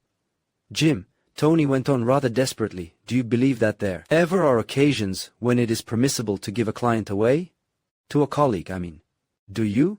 "You just bet your life I do," said Jim emphatically. He put down his knife and fork and eyed his young friend with kindling interest. "Go on, kid, and tell me all about it."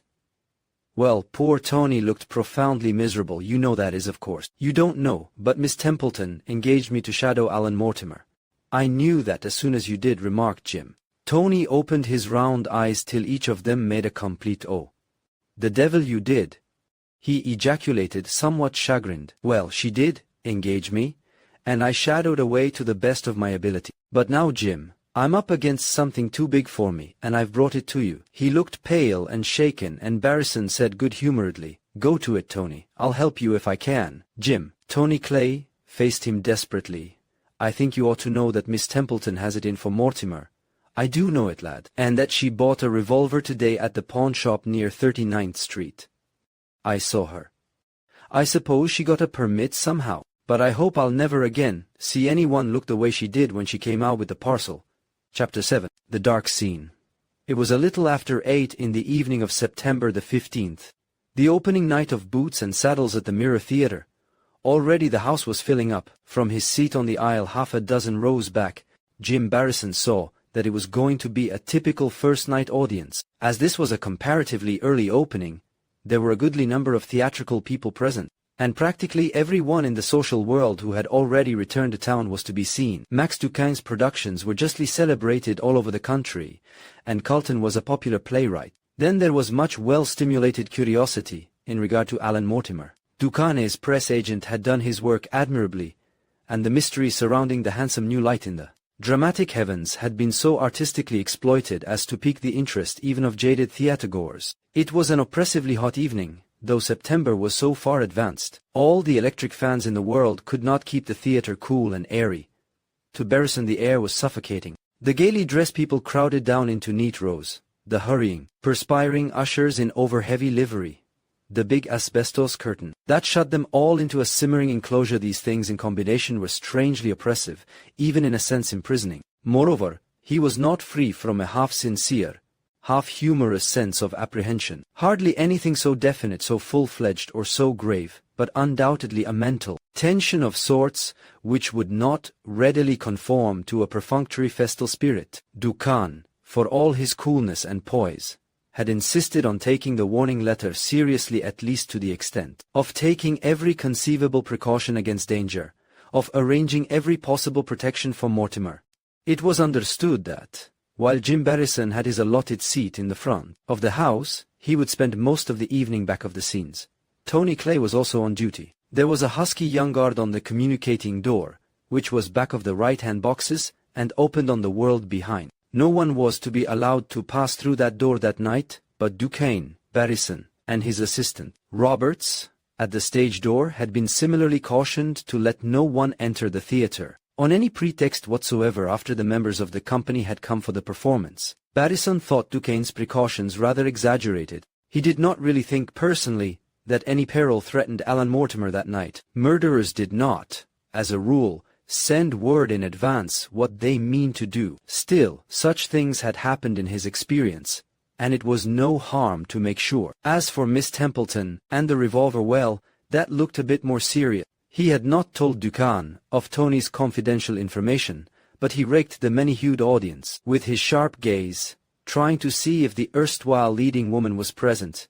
So far there was no sign of her. He was even inclined to treat Tony's fears as somewhat hysterical. It will be recalled that Miss Templeton had made rather a good impression upon the detective, who was only human, after all, and prone to err like other mortals. The truth was that the whole situation struck him as a little too melodramatic to be plausible. He was suffering from the disadvantages of being a bit too cool and superior in view, a bit too well balanced, a bit too much the practical sleuth, regarding theatrical heroics with a pleasantly skeptical eye. Nevertheless, cavalierly as he was disposed to treat them, he thought that it was possible that these many concessions to a possible gravity of situation, a more or less apocryphal danger, did add to the feeling of oppression which held him. It really seemed hard to breathe, and it was difficult even for his trained judgment to determine just how much of the sensation was physical and how much psychological. At all events, it was a very close, sultry night. As people came in and took their seats, there were constant comments on the weather.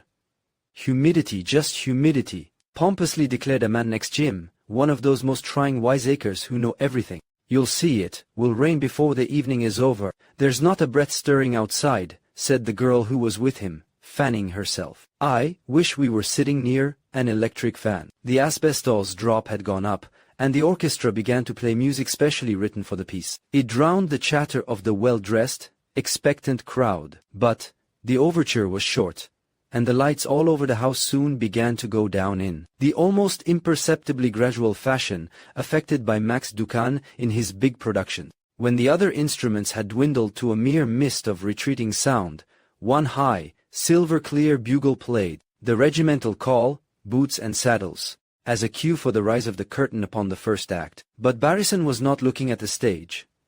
Before the last lights had gone out in the front of the house, he had caught sight of a woman who had just entered the right-hand stage box. She stood for a moment looking out over the audience before she slipped out of her gorgeous, gold-embroidered evening cloak and took her seat. "Look!" exclaimed the girl to the pompous man, and, though she spoke in an undertone, it was an undertone pregnant with sharp interest, almost excitement. "Look, there's Gracie Templeton, who started rehearsing with this show and got fired.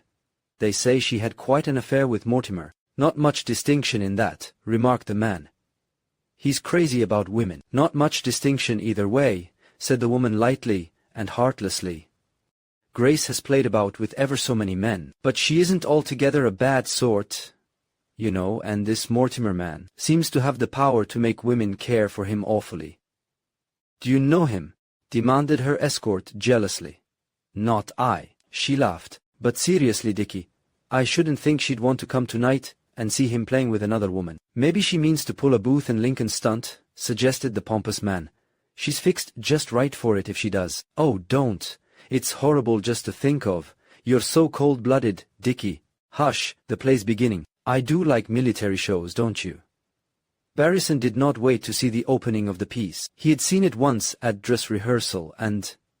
Anyway, he had other fish to fry. He slid out of his seat swiftly and almost unnoticeably, and made his way without waste of time up the aisle and around in discreetly tempered darkness to the stage box which held Miss Grace Templeton. As he passed between the box curtains and came up behind her, she did not hear him, and he stood still for a moment before making any move which would reveal his presence. In that moment he had noticed that she was dressed entirely in black, that melancholy rather than passion was the mood which held her, and that she was watching the stage less with eagerness than with a wistful, weary sort of attention. She leaned back in her chair, and her hands lay loosely folded in her lap. There was about her none of the tension, none of the excitement either, manifest or suppressed, that accompanies a desperate resolve. Barrison felt the momentary chill of foreboding which certainly had crept up his spine, pass into a warmer and more peaceful sentiment of pity. He slipped into a chair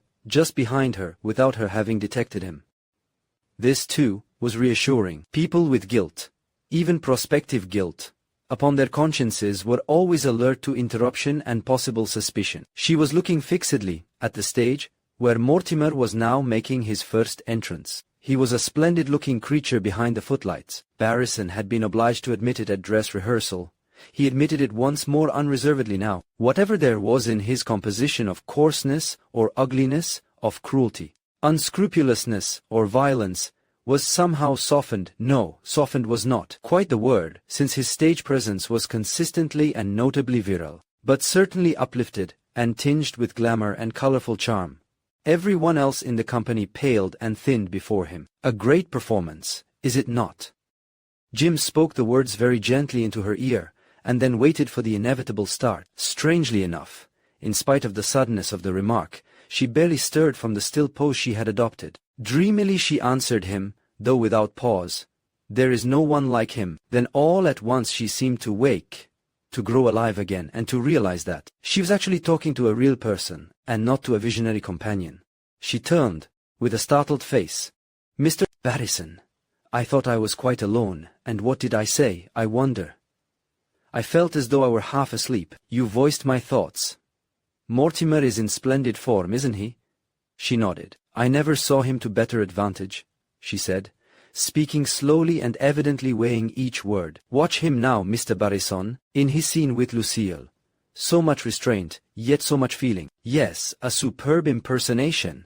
Barrison looked curiously at the woman who spoke with so much discrimination. Was she really capable of being impersonal, disinterested? Yes, he believed that she was. A certain glow of returning confidence swept his heart.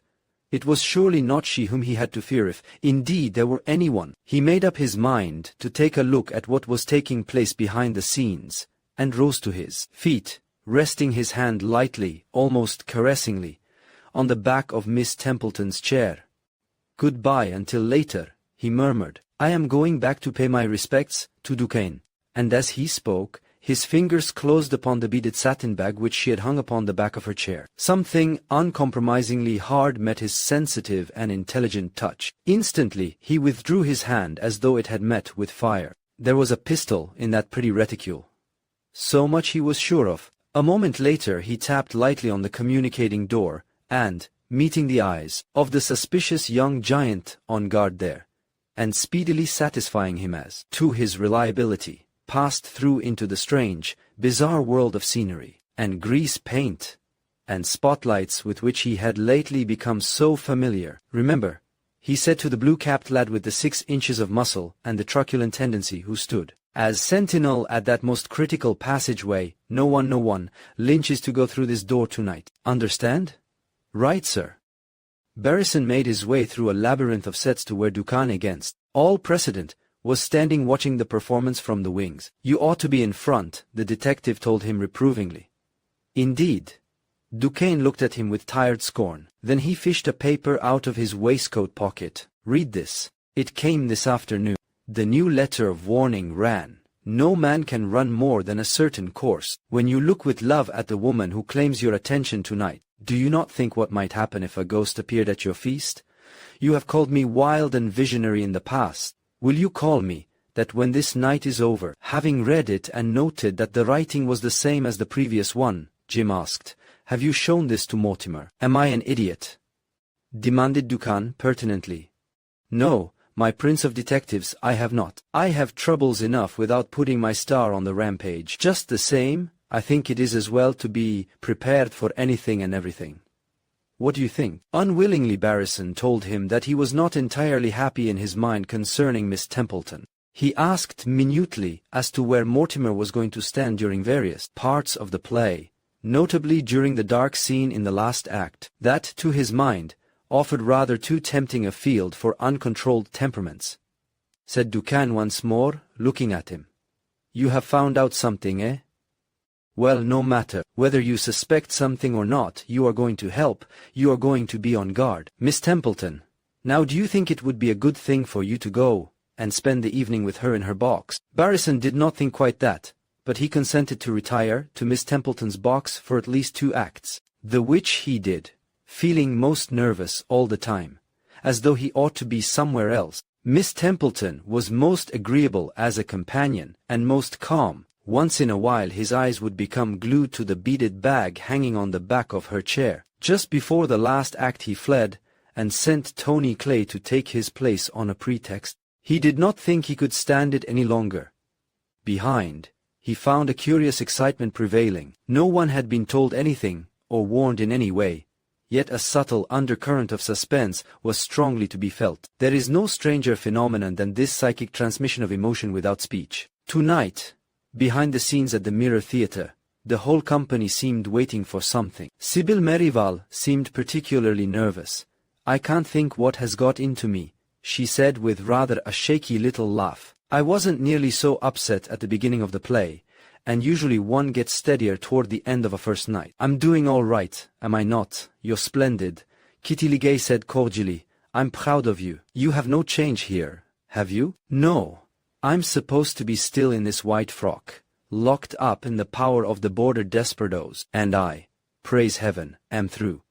Kitty did sound profoundly grateful for the fact. Barrison thought she looked very tired, and that her eyes were rather unhappy. She had played her part brilliantly and gaily, appearing, as usual, a fresh and adorable young girl. Now, seen at close range, she looked both weary and dispirited under the powder and grease paint.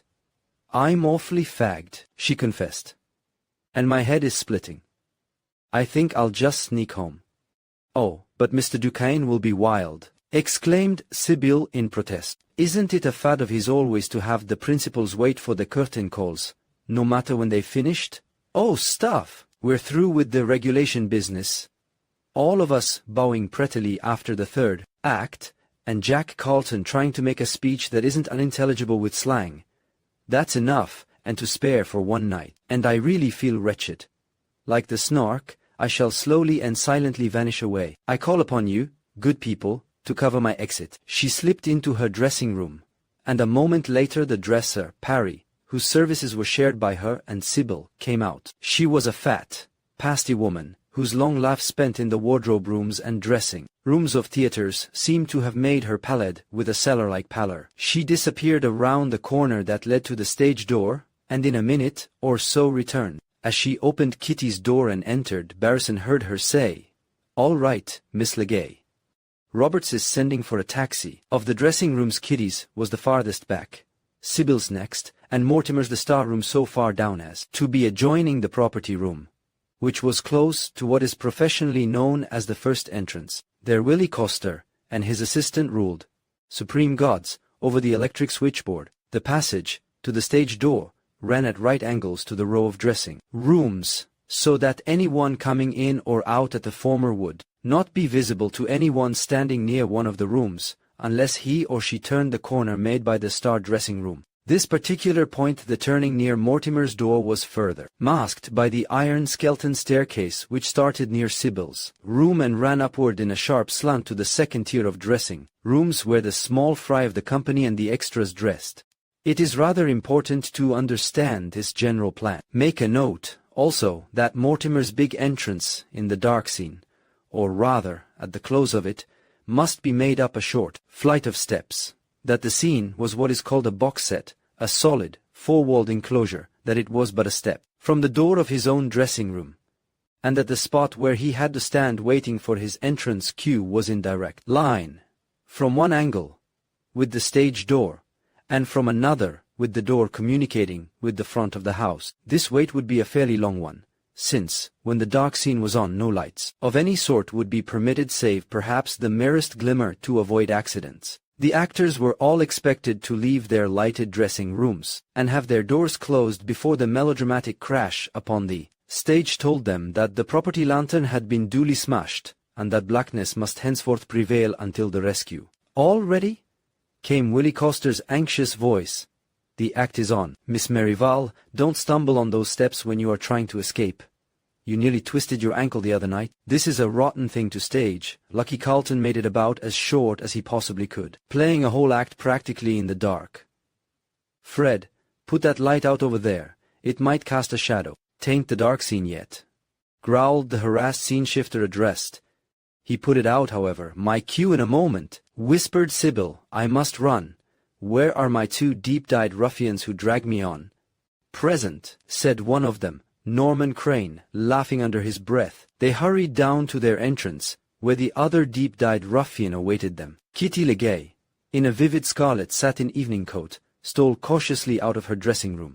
Shut that door, commanded Willie in a sharp undertone. No lights, Miss Legay.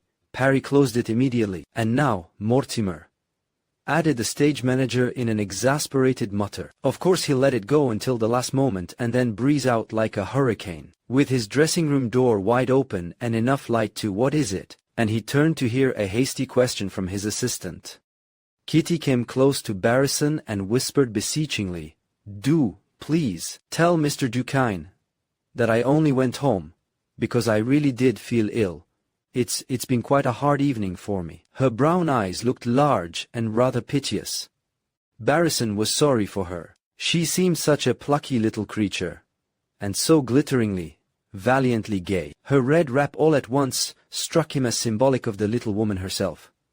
She was defiantly bright, like the coat. If her heart ached as well as her head, if she really was disappointed, hurt, unhappy, why, neither she nor the scarlet coat proposed to be anything but gay. She waved her hand, and tiptoed lightly away, in the direction of the stage door. Barrison turned to look through a crack onto the stage. They were they were actually ready for the dark scene. In another moment the lantern crashed upon the floor. There were shouts from the performers, and audible gasps from the audience. For a full half-minute, not a light showed anywhere in the house. Barrison felt oddly uncomfortable. The confusion, the noises from the stage, the inky blackness, all combined to arouse and increase that troubled, suffocating feeling of which he had been conscious earlier in the evening. The dark seemed full of curious sounds that were not all associated with the play. He almost felt his hair rise. A single one-candle electric bulb was turned on somewhere. Its rays only made the darkness more visible, rendered it more ghostly. A hand grasped his arm. I thought I saw a woman pass, murmured Duquesne's voice. Hello! There goes Mortimer to his entrance. He's all right so far anyway. The actor's huge bulk and characteristic swagger were just visible in the dimness as he left his room, closing the door behind him at once. Barrison, like a good fellow, go out to Roberts and find out if anyone has tried to come in tonight. Duquesne's tone was strangely urgent, and Barrison groped his way to the stage door. The old doorkeeper, when questioned, shook his head. No one's passed here since 7 o'clock, he declared emphatically. No one except Miss Legay, just a minute ago. You're sure? Sure, exclaimed the man, misunderstanding him. I guess there ain't any two ladies with a coat the color of that one. I see it at dress rehearsal, and it sure woke me up. I like lively things, I does. Pity there ain't more ladies wears 'em. Barrison laughed. I didn't mean that, he said. I know Miss Legay went out, but you're sure no one came in? I tell you, no one's gone by here since. Barrison did not wait for a repetition of his asseverations, but went back toward the stage. The rescue scene was just beginning. Willie Coster, a faint silhouette against the one dim bulb, was conducting the shots like the leader of an orchestra. 1, 2, 3, 4, 5, 6. The 6 shots rang out with precision and thrilling resonance, and then Jim Barrison grew icy cold from head to foot. For there came a 7th shot, and it was followed by the wild and terrifying sound of a woman's scream. Chapter 8. Awaiting the police. That scream echoed across the blackness.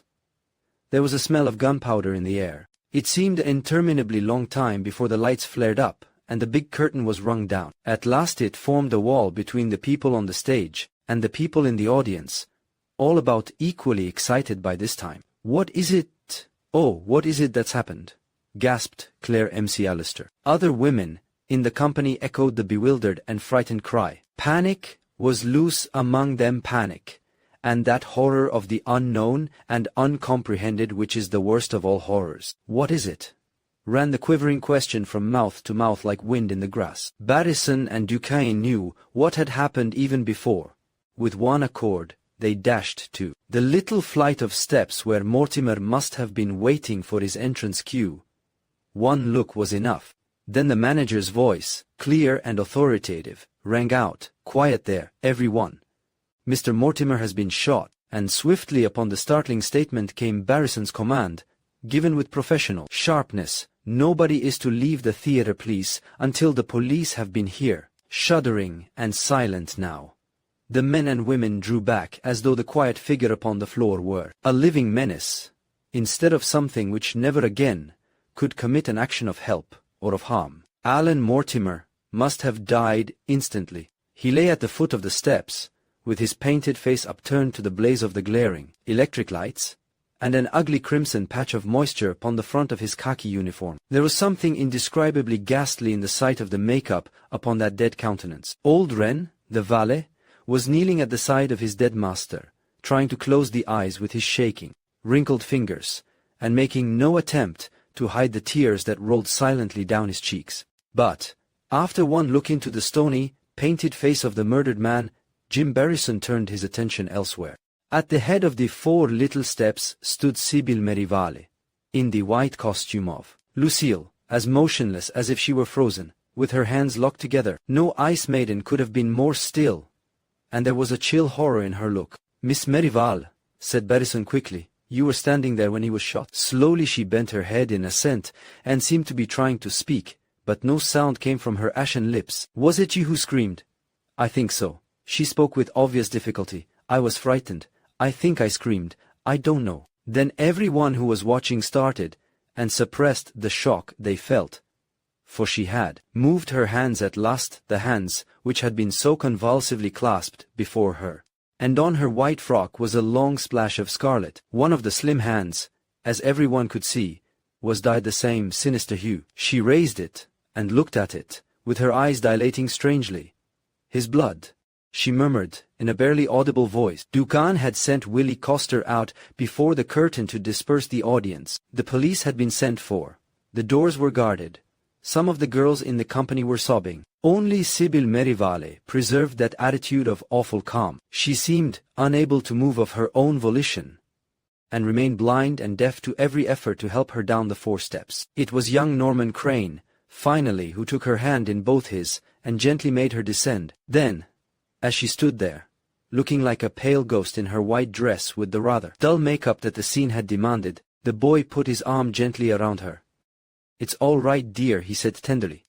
"Don't look so wild, Sybil. Of course, it was a shock to you, but you must rouse yourself now." He looked at Barrison as he spoke, and the detective thought that there was a touch of defiance in his tone as he emphasized the words. "Of course it was a shock to you." He seemed anxious to establish definitely this fact. Jim quite understood and sympathized with him. That Sybil had had anything to do with Mortimer's death the detective did not for a moment believe, but her position was certainly an equivocal one. This young actor was clearly in love with her, and the situation must be an agonizing one for him. In confirmation of his conclusions, Barrison heard Crane say to Duquesne, "Miss Merivale and I are engaged to be married, sir. She is very much upset, as you see. Will you let me take her to her dressing room?" Duquesne looked doubtfully at Barrison, who shook his head. "I shall be very grateful if Miss Merivale will stay where she is until the police come," he said courteously, but firmly. "You might see if you can't find her a chair."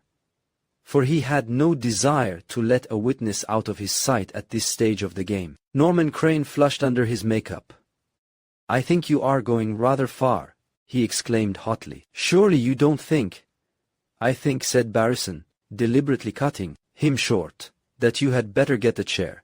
And has anyone any brandy? Miss Merivale looks very bad indeed." Old Wren spoke in a tremulous voice.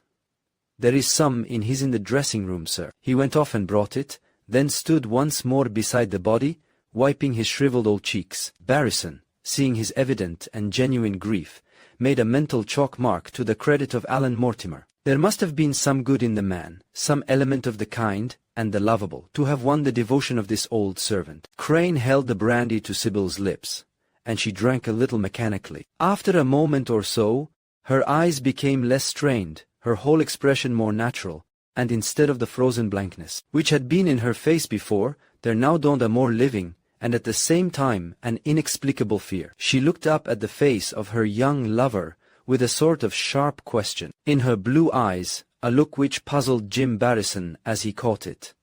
What was it that she was mutely asking him? What was it that she was afraid of? It had been scarcely 5 minutes since Mortimer's murder, yet already it seemed a long time. They all felt as though that still figure on the floor had been there for hours. Ducane would have had the dead man moved to his dressing room, but Barrison insisted that everything should be left as it was. It was just then that he espied a small object glittering on the floor just beyond the steps. He stooped, picked it up, and put it in his pocket. As he turned he saw, to his surprise, Tony Clay approaching. The older detective stared and frowned. "Where is Miss Templeton?"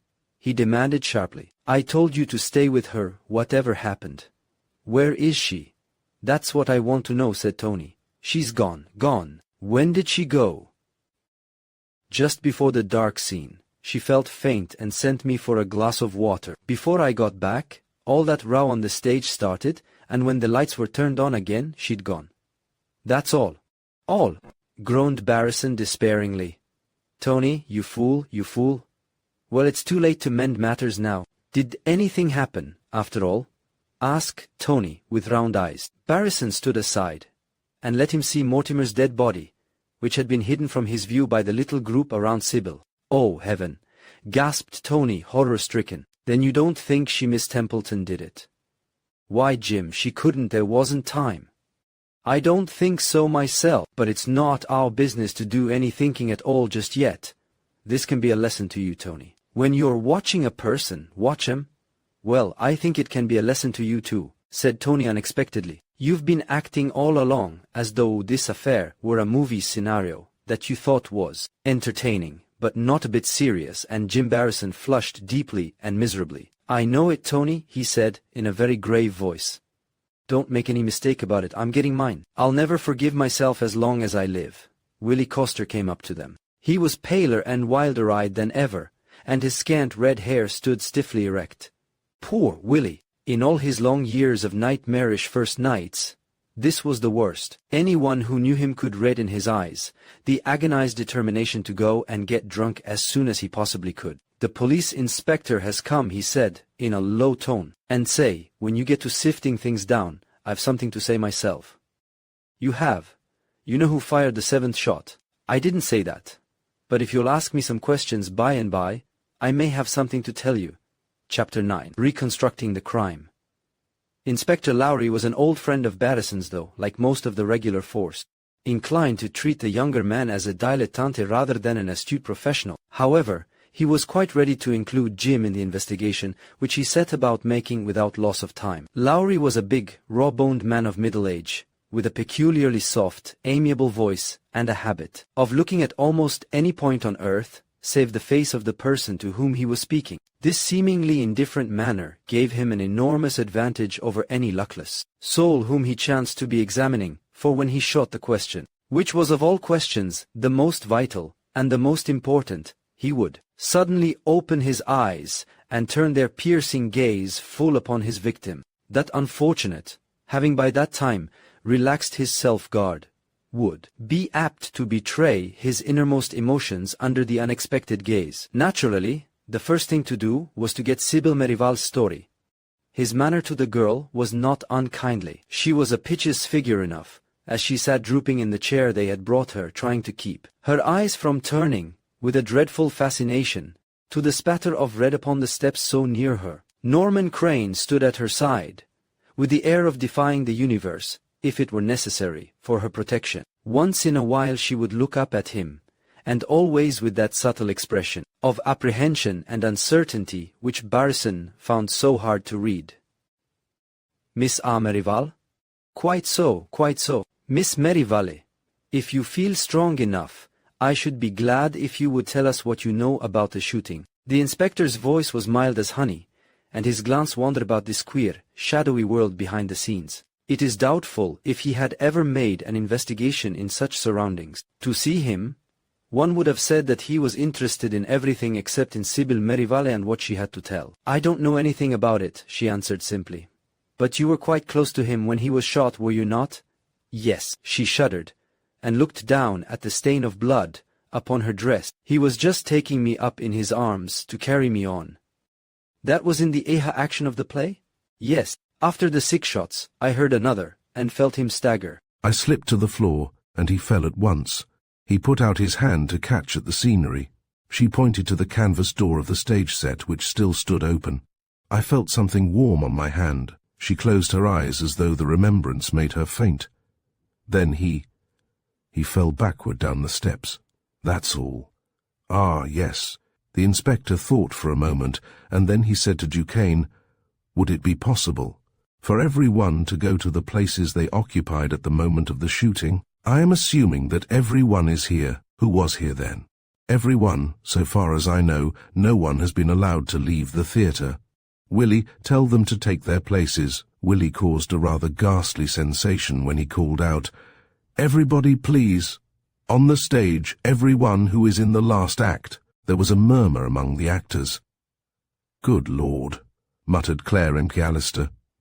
"They ain't going to rehearse us now, are they?" Duquesne explained, and with all the lights blazing, the players took the positions they had occupied at the beginning of the dark scene. Stage carpenters and scene shifters did the same, also Willie and his assistant, even Duquesne and Barrison. The woman Parry and old Wren went into the dressing rooms where they had been and closed the doors.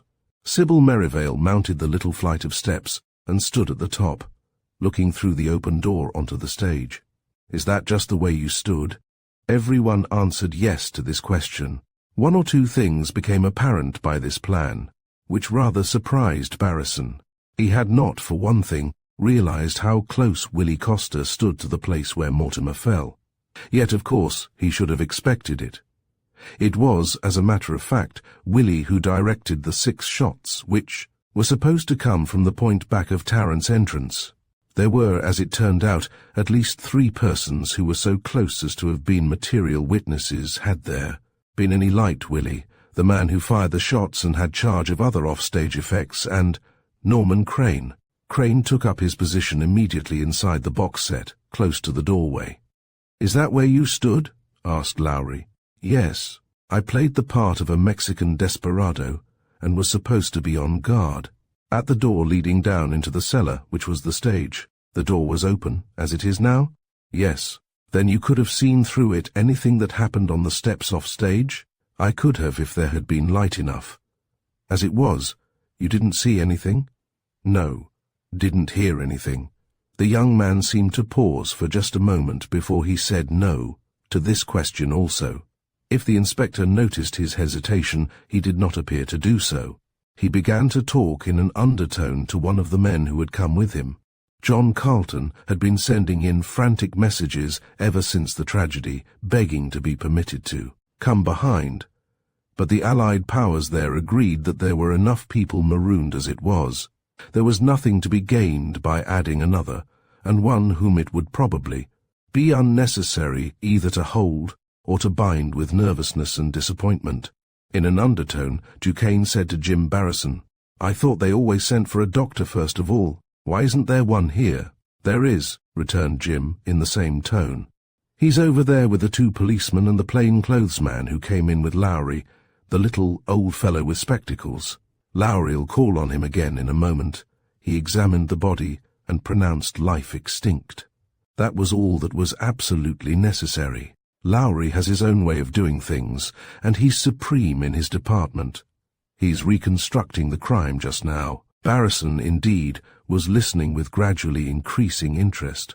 This method, which was being employed by Inspector Lowry sometimes, known as the reconstruction of the crime method, was rather old, fashioned, and many younger and more modern men preferred the more scientific, analytical, and deductive ways of solving mysteries. Yet there was something distinctly fascinating, even illuminating, about the inspector's simple, sure-fire fashion of setting his stage and perhaps his trap at one and the same time. Barrison felt his own veins tingle with the leap of his roused blood. "Barrison," said Lowry pleasantly, "just go up there on those steps and be Mortimer for a minute." "So," the younger man obeyed with alacrity. "Miss Merivale, was that about where he stood?" "Yes." "And you are sure that you yourself were just where you are now?" "Yes, just there, you know. Not more to the right." She glanced at him with faint wonder. "I think I may have been a little more to the right," she said. "That is, to your right and my left, but I don't see why you thought so." and it doesn't matter, does it? And you, Mr. Crane, pursued the inspector, paying no attention to her last words. You are absolutely certain of where you stood? Absolutely. Ah, yes, quite so, murmured Lowry, looking dreamily into space. Suddenly he faced about and said sharply, Mr. Crane, will you kindly lift your right hand and point it at Mr. Barrison? Just so, exactly. At that range, you could hardly have missed him. Norman Crane clenched his fists in a white heat of indignation. You dare to imply only what your fiancé has already been fearing, said the inspector calmly, that your position in this matter is, to say the least, not less unpleasant than hers. You were, as is evident, only a few feet away from the man. Crane started to speak, but checked himself. Barrison thought he knew what he would have said. Or, if he was not going to say it, he should have. For the direction of the bullet was a thing which ought to be easily determined. But something prevented the young actor from uttering anything resembling a protest. It was simple to see what it was. Sybil Merivale, however unwillingly or unconsciously, had given color to suspicion against him by the low, heartbroken sobbing into which she had broken at the bare suggestion. After one quick look at the obvious distress of the young girl whom he loved so well, Norman Crane suddenly changed his antagonistic attitude. He faced the detectives quietly and said to them, in a manner that was not without dignity, "Very well, I admit that it looks bad for me. I suppose that is enough? If you feel that you have any case at all against me, I shall make no trouble." "Do you mean to arrest me?" The inspector looked at him rather more directly than was his wont, and also longer. At last he allowed himself to smile. And though he was known to be a hard man, with even possible criminals, the smile was singularly pleasant just then. "Bless you," he remarked tranquilly, "that's all a matter for our medical friends to settle. If the bullet entered the body, at a certain angle, and a certain range, it will let you out." "Then all this," exclaimed Crane angrily, it was so like a boy to be most enraged when most relieved. "All this is waste of time, pure theatrics." But at this point Willie Coster interfered. "Say, Mr. Inspector," he said, awkwardly but determinedly, "I'm not crazy about a spotlight on myself, but just here there's something I ought to say. I was pretty close by myself, you understand." "Exactly where you are now?" "Yes, until the lantern was broken in the scrap scene. There was a little light shining through that door from the stage. See?" "Yes." It was not only the representatives of the law who listened eagerly now. "Go on, man, go on." "Well," Willie hesitated, gulped, and plunged ahead. "I saw a woman's shadow on the wall, and she had something in her hand. That's all I wanted to say." "Something in her? A revolver? I don't know." "Would you be prepared to, say that you recognize the shadow?" "I would not. One woman's shadow's much like another, so far as I can see, and the women too, for that matter. I never troubled to tell 'em apart. And you won't even express an impression as to whether what this shadow woman held was a weapon or not?" "No," snapped Willie impatiently. "Why should I? I didn't think about it at the time.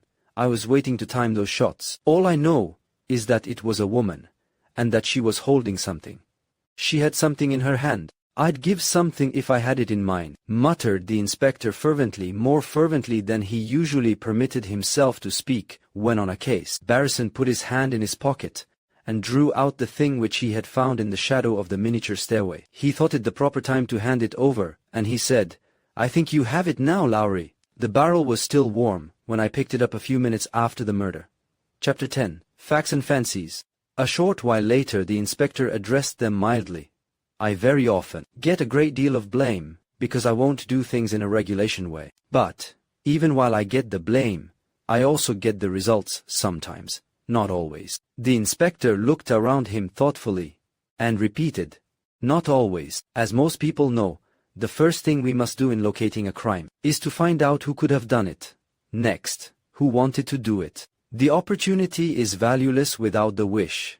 The wish is not enough without the opportunity. But, of the two essential points, the opportunity is the big thing. For instance, someone standing in Miss Merivale's position, I mean, of course, her physical position, might have that opportunity. It also seems to me that someone standing on the stage level, on the right of the steps, and reaching upward, would have practically the same opportunity." He took the little pistol and balanced it lightly in his big hand. Then he walked over to the point at which the weapon had been found at the side of the steps, which was farthest from the front. He raised his arm and pointed at Barrison, who still stood where Mortimer had been standing. "You see," he said, "it could have been done this way. The bullet would have entered the body under the right arm as he picked Miss Merivale up, supposing her story to have been true." "Then," exclaimed Norman Crane eagerly, "that eliminates both Miss Merivale and myself from the suspects." "It surely eliminates you," rejoined the police officer calmly, "because you couldn't have thrown this gun through the door so that it fell where it did fall, unless you were a particularly skillful baseball pitcher, and then you couldn't. But, as for Miss Merivale, we will suppose that you are going to shoot this man. Please consider Mr. Barrison in that light. He is taller than you. The weapon you use may be held close to your side to avoid detection." "I had no weapon," she flashed. Naturally not," agreed the inspector, with a pacific wave of his hand. "But you might have had, you know." "How could? Poof, my dear Miss Merivale. How you carried it, or rather, could have carried it, is a secondary matter. I never saw a woman's costume yet in which she could not secrete anything she wanted. Your dress is one of the very modern extra-loose code affairs. There are 100 ways in which you could have secreted anything you wished. I didn't say you had. I merely said that you were foolish to say it was impossible. As I was saying, if you did happen to have a pistol, and did happen to shoot it off at Mr. Mortimer, the angle would be very much the same as that taken by the bullet of someone standing somewhat below and reaching upward as far as they could." "Oh," cried Sybil breathlessly. "You forget he would have been shot squarely in front if I had done it, or Norman." "Yes," said Lowry, pleasantly attentive. "Why, yes," she reminded him. "He was facing me." "We have only your word," said the officer gently. Began Norman Crane impulsively, then stopped in discomfort. He recalled that he had sworn not to have seen anything through the open door. Lowry, on the other hand, restrained himself from reminding him that his testimony under the circumstances would be rather worse than nothing. "To cover up any awkwardness," he went on, "without any discourtesy to you, we are bound to consider any and all possibilities." "But," protested Norman Crane, "you said all that would be settled by the doctors." "I said your part of it would be, not necessarily Miss Merivale's. Dr. Colton." The little man with spectacles stepped forward, and, after a brief interchange of words with the inspector, bent over the body of Mortimer. Lowry turned to Duquesne. "I should like to have the murdered man carried in somewhere, just as soon as the medical examiner arrives and sees it." "The dressing room, is that the closest?" Quite so. That will do excellently. Very near, isn't it? Quite convenient." His eye measured the distance between the door of the room and the spot where the murder had taken place. "Just a moment first, though. I want to— here's the medical examiner now. In a minute I think you may dismiss your people, most of them, that is. We shall know where to reach them, if necessary. Of course, at any time. Then they may all go except Miss Merivale. And let me see the man who was on guard at the door between the front and back. And your stage doorkeeper. I shall want to speak to him a bit later. But the rest, what do you call them, supers? Extras. I may dismiss the extras." "I think so. They were all on the stage, or upstairs in the upper tier of rooms, weren't they?" "Then I doubt if we want them." Barrison, though unwillingly, was obliged to whisper that Claire M.C. Allister should be held. He knew that she was bound to talk sooner or later about Sybil's attitude toward the dead man, and he felt that it might as well be sooner as later. Barrison, looking toward the star dressing room, saw that the door was a little open and that old Wren was standing in the aperture, with an expression of intense agitation upon his wrinkled face. Whether the look was horror, grief, or fear, it would be impossible at that juncture to say. Barrison rather believed it was the latter. Though of what could that old man be so acutely afraid? There was another person who was taking an exceptional interest in the proceedings, the uniformed guard who had been placed on duty at the communicating door. The young man whom the inspector had said he wished to question later. Lowry suddenly turned upon him. "Is that where you stood at the time of the shooting?" he demanded. The young man started and flushed. "No, sir," he stammered. "I was over there by the door." "Then go back there over by the door, and stay there until you are told to move." The man retreated hastily, looking crestfallen, and muttering something under his breath. Somehow, although the extras had been dismissed, and the body was to be removed, Barrison felt that Lowry had not yet quite finished with his reconstruction work, so scornfully stigmatized by young Crane as theatrics. His instinct was not at fault.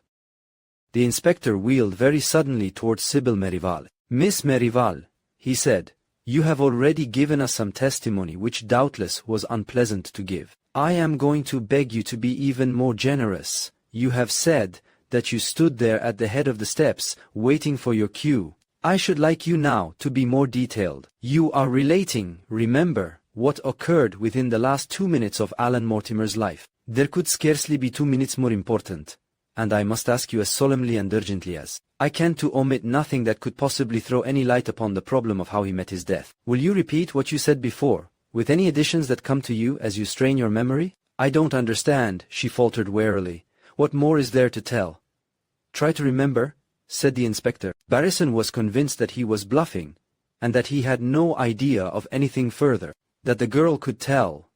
But to his surprise Sybil flushed painfully and looked away. The younger detective shook his head in silent admiration. The inspector might be old-fashioned, but he had his inspiration. "I was waiting for my cue," she began, in a low voice, and looking at the stage through the open door. "I have told you that." "What was your cue, Miss Merival?" "But you know that, after the lantern was broken, there were to be 6 shots. And he," she would not mention his name, "was to carry me on in his arms." "Well, go on," said the inspector gently enough. "It is true that we have heard this before, Miss Merival, but in my experience even the most honest witness, even the most honest witness," he repeated the words with faint emphasis, "seldom tells a story precisely the same twice. You were standing there. I was standing there. And I heard him come up behind me. How did you know it was Mr. Mortimer, if you were not looking in his direction?" "I heard him speak." "What did he say?" "I don't know. He was muttering to himself. He seemed horribly angry, upset. I thought," she checked herself. "What did you think?" "That he had been drinking. He was very much excited. He kept muttering things under his breath, and once he stumbled." Ducane interposed. "Mortimer drank occasionally, but he was cold sober tonight." "I know." "Ah!" The inspector nodded dreamily. "Then it was something else which had upset him." "Quite so. You see, one gets more from the second telling than the first. Go on, if you please, Miss Merival." "You knew from his voice that he was excited. Did he come up onto the steps at once?" I don't know." She looked at him appealingly. She seemed honestly confused. "When he spoke to me, I should think perhaps he had taken a step or so up. I don't know. I didn't turn round at once." "Ah, he spoke to you. And said what? Do I have to tell that?" She flushed and then paled. "It hasn't truly. It hasn't anything to do with all this," she pleaded. "I'm afraid we will have to be the judge of that," Lowry said, quite gently. Barrison had an idea that the old sleuth was truly sorry for the girl, but he never willingly left a trail. "What did he say?" He said, "If you knew the state of mind I'm in, you'd think I was showing great self-control toward you, this minute." "That's exactly what he said." "What did he mean by that?" demanded the inspector, surprised and not taking the trouble, for once, to hide it. She was silent. "I asked you, Miss Merival, if you have any idea what he meant by so peculiar a greeting. Can you think of anything in your acquaintance, in your relation with him, which might explain it?" "Yes," she said, lifting her head and answering boldly.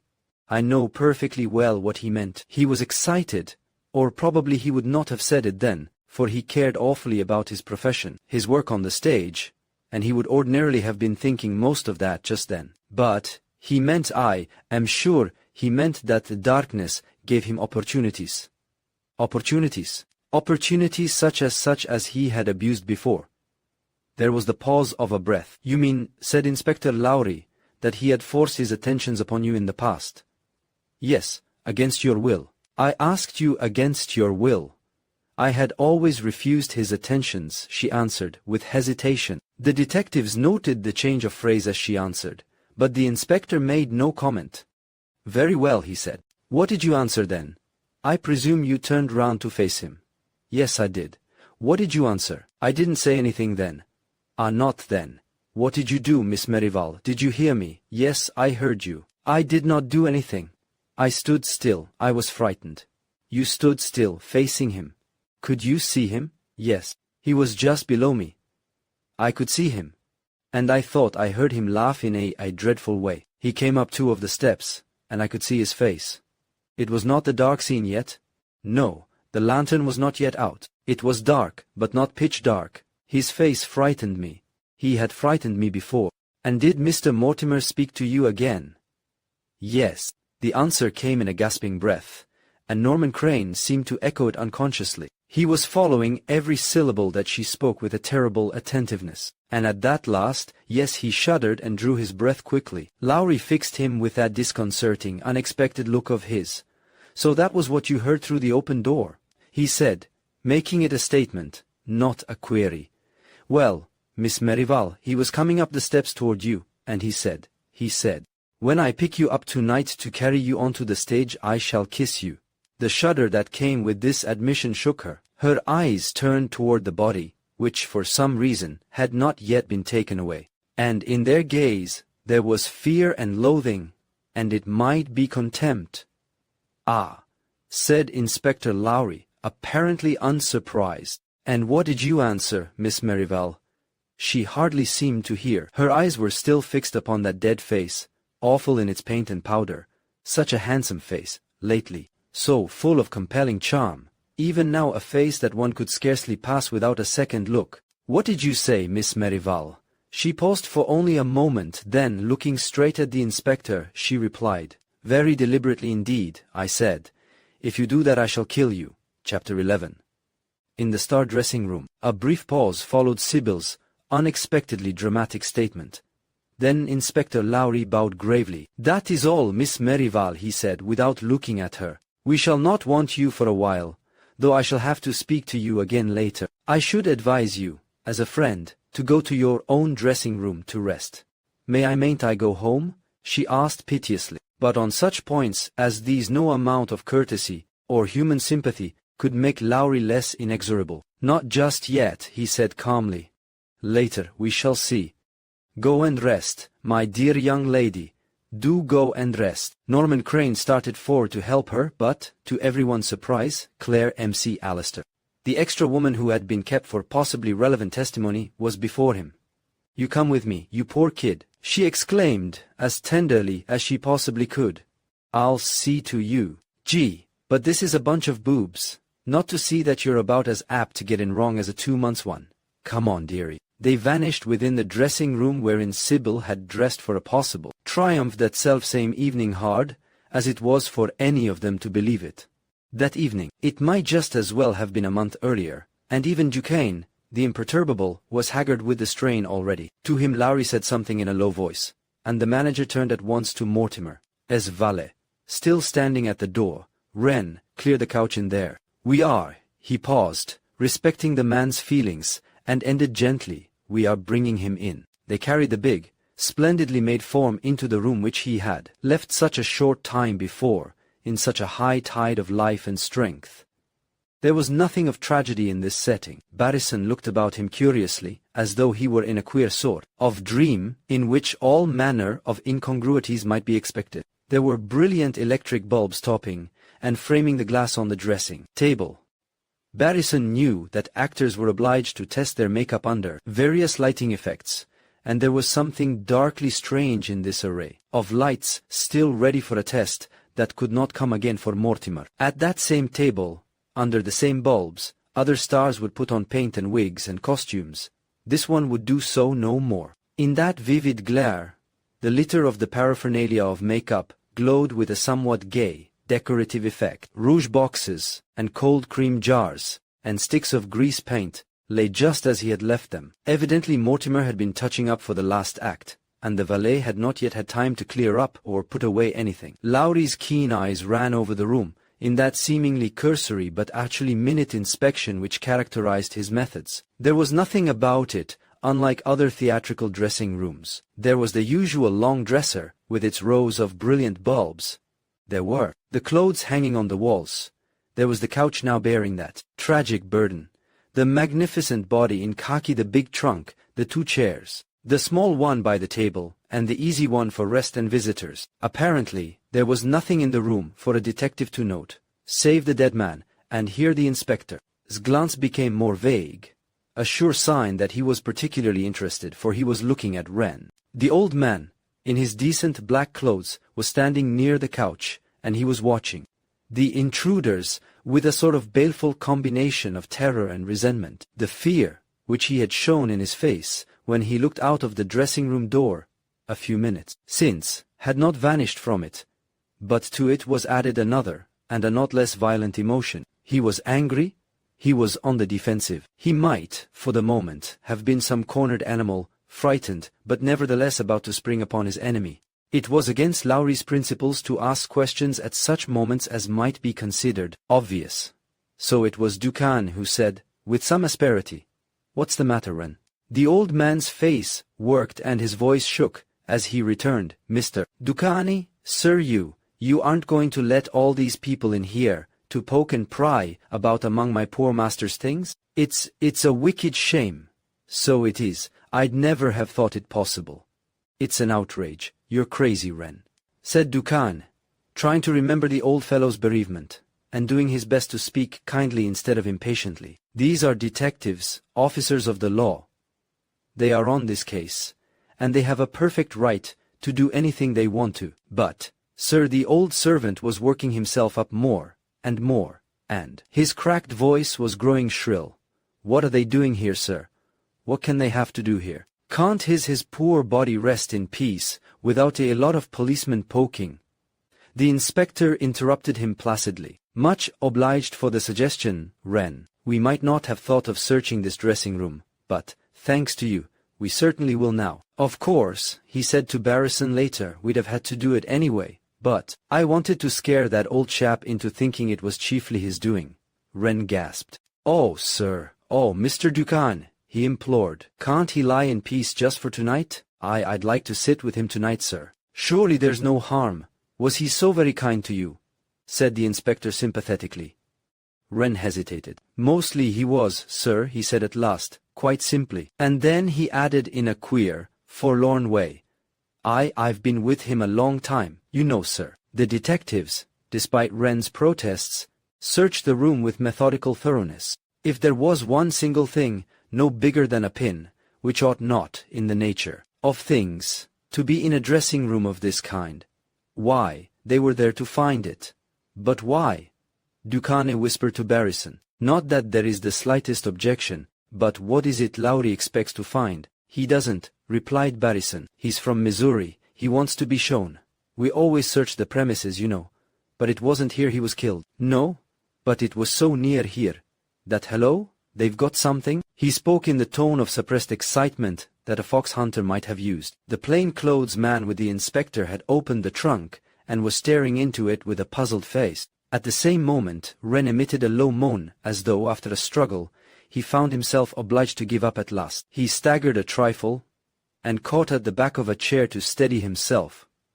"Well," said the inspector, softly jocose, "haven't found the murderer in that trunk, have you, Sims?" "No, sir," said the officer.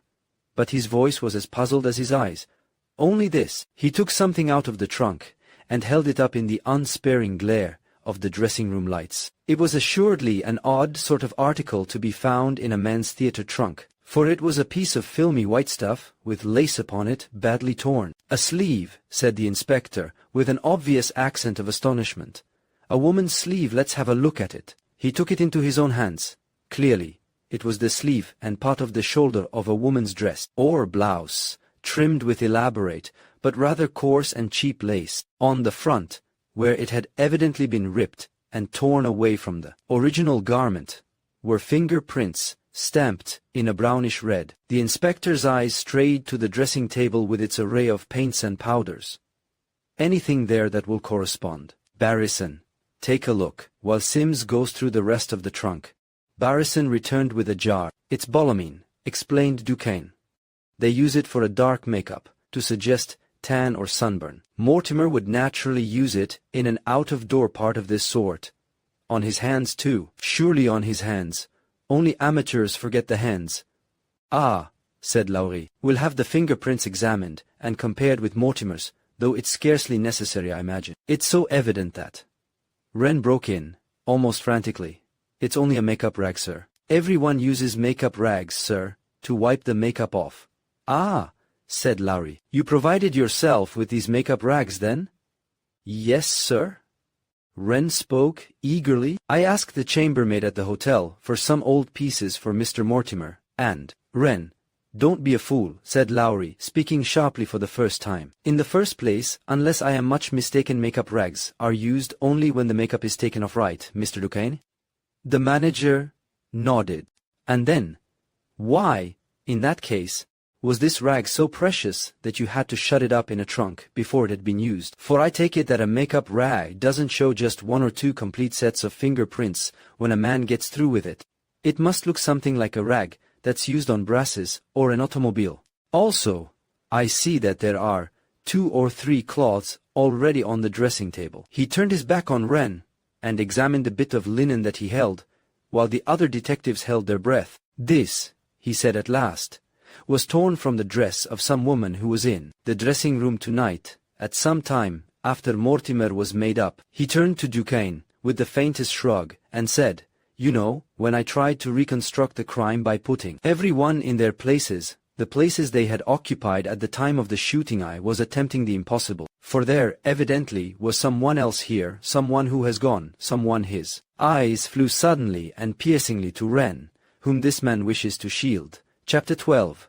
The Two Doorways. Whether it was strictly correct or not, no one was in a position to question, but, anyway, Inspector Lowry told Sybil finally to go home after leaving her address. A lot of skeleton theories had come tumbling down with the discovery that an unknown woman had been present in Mortimer's dressing room that night. Even Claire M.C. Allister's testimony that Miss Merivale had told her she sometimes wished she could kill there. Star fell flat after Sybil's own confession of not only what she had felt, but what she had threatened.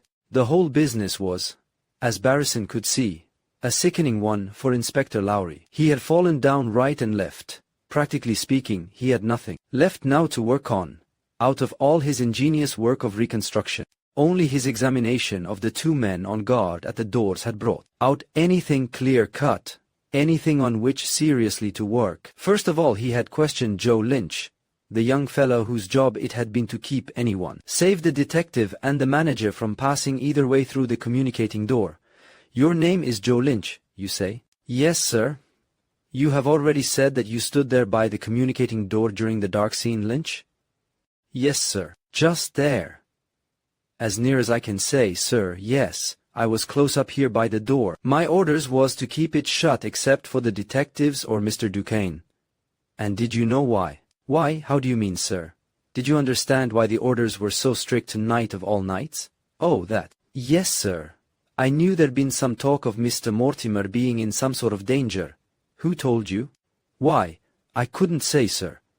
I don't rightly know. Them things gets about. Anyhow, I knew that, and I was, so to speak, sort of set on taking care of Mr. Mortimer. Did you like him then? The young man's dull eyes opened wide. Me, sir? He said in surprise. I never see him to talk to. But I was wanting to do my part. Mr. Duquesne and Mr. Barrison, too, told me I was to look sharp. So I did. Ah, you did, eh? You looked sharp, eh? Yes, sir, sure. Why, yes, sir, course I did. I was keen on showing I was as quick as the next. Ah, how are you going to show that? Young Lynch laughed, frankly, yet with a sort of embarrassment, too. Well, sir, Mr. Duquesne, he offered $25 either to Mr. Roberts or me, if we could spot anyone trying anything suspicious or anything. Ah, the inspector's laconic monosyllable sounded a bit sharper than usual. So, that was it. Lynch, you were standing there when you heard the shot? Yes, sir, as near as I can say now, in these very tracks. The inspector stood beside him, and let his eyes move slowly from the big door, beside them to the little flight of steps where the Star had met his death. Mighty narrow way to pass, he murmured, half to himself. Sir? Said Lynch respectfully. The inspector continued to measure distances with his eye. You see, he said to Lynch, if you will draw a straight line from here where we stand, past the angle of the property room corner to the entrance where Mr. Mortimer was waiting. Do you see what I mean? Lynch looked obediently where he was directed. No, sir, he said, after he had looked. Lowry sighed gently. Not much space to pass anyone, Anyway, he murmured. Lynch looked at him, still blankly. Lynch, said the inspector, if I were in your place, and had a chance of making $25, if I caught anyone, and while I was on duty, like this, and heard a shot, he paused, not seeming to look at Lynch, but really noting every shadow and light that passed over his face. If I were, in short, as you had been situated, I should have left my post when I heard that shot and run forward toward the man I was supposed to guard. I think I should have considered it my duty. Would you indeed, sir? Cried young Lynch hopefully. The inspector suddenly looked at him and said dryly, So that's what you did. Suppose you tell me all about it. You heard the shot, and, if you please, sir, protested the young man eagerly and rather unhappily, it wasn't the shot. Leastways, I didn't know about how many shots there'd be. It was the scream. I heard the shots, one after the other, and then the scream, a dreadful scream, if you please, sir. And, of course, I thought first of all of Mr. Mortimer, and there being danger, and then all that. And I run forward, sir, a few steps, through the dark, wishing to be of some use, and to get the $25. Well, sir, that perhaps... Of course, I'm not saying that wasn't in the back of my mind, but what I was thinking of first was that there was trouble, and that I might be needed. That's all right, I believe you. Lowry spoke shortly, but not at all unkindly. The point is that, within half a second of the time of the shooting, you had left this particular point, and run in the direction of the shots. In other words, Lynch, this door was unguarded. Unguarded, sir. Lynch was aghast, and truly so. Unguarded, sir. But I had been at my post all the evening. No one had gone in or out. No one had gone in or out during the evening, I am absolutely convinced. But, after the murder, anyone who chanced to be there could have gone out. Isn't that so? But, the young guard's troubled eyes began to measure the distance between the door and the stage steps, just as the detectives had done before. Ah, said Lowry, you see why I spoke of the narrow passage which would have to be traversed. It would be very narrow indeed. Anyone who wanted to get from those steps to the communicating door would have to pass you at very close quarters, Lynch. And yet, the thing could be done. The thing could be done. I have not lived so long without learning that it is these unlikely, well, nigh impossible things that come off in the smoothest way of all. All right, Lynch, I'm obliged to you. It's not your fault. You were a bit overzealous, but I don't think we'll put you in jail for that. However you look at it, you've shown us one way in which the murderer might have escaped. He turned and crooked his arm in that of Barrison. Now, we'll go and interview the stage doorkeeper, he said. Together he and Barrison attacked old Roberts, who confronted him at the entrance with a look of mingled apprehension and bravado. His round, flabby face was rather pale, and he gave the impression of a weak old child trying to act like a brave man. What do you want of me, gentlemen? He demanded, in a tone that broke timidly in spite of himself. They were both very nice to him. In this case, Lowry let Barrison do most of the talking, feeling that it was a case that required tact. He stood back in thoughtful silence while Jim got around the old doorkeeper in his very best and most diplomatic style, with the result that within 5 minutes, poor old Roberts was crumpling up in rather a piteous fashion, perfectly ready to tell them anything and everything he had ever done, said, or heard of. I didn't mean no harm, he protested at last, with such an attitude of abasement, that neither Barrison nor, indeed, Lowry had the heart to rub it in. I do hope, oh, I do hope, that you'll not let Mr. Ducane discharge me. I've been here a good many years, and no one can say as I've not been faithful. I don't believe there's been another night in all my life when I've left my post. It would have to be tonight, murmured Lowry. It would, agreed Barrison. Go on, Roberts. No one wants to kill you. And I don't believe there's the least likelihood of your losing your job. Just tell us. You don't know Mr. Ducane, sir.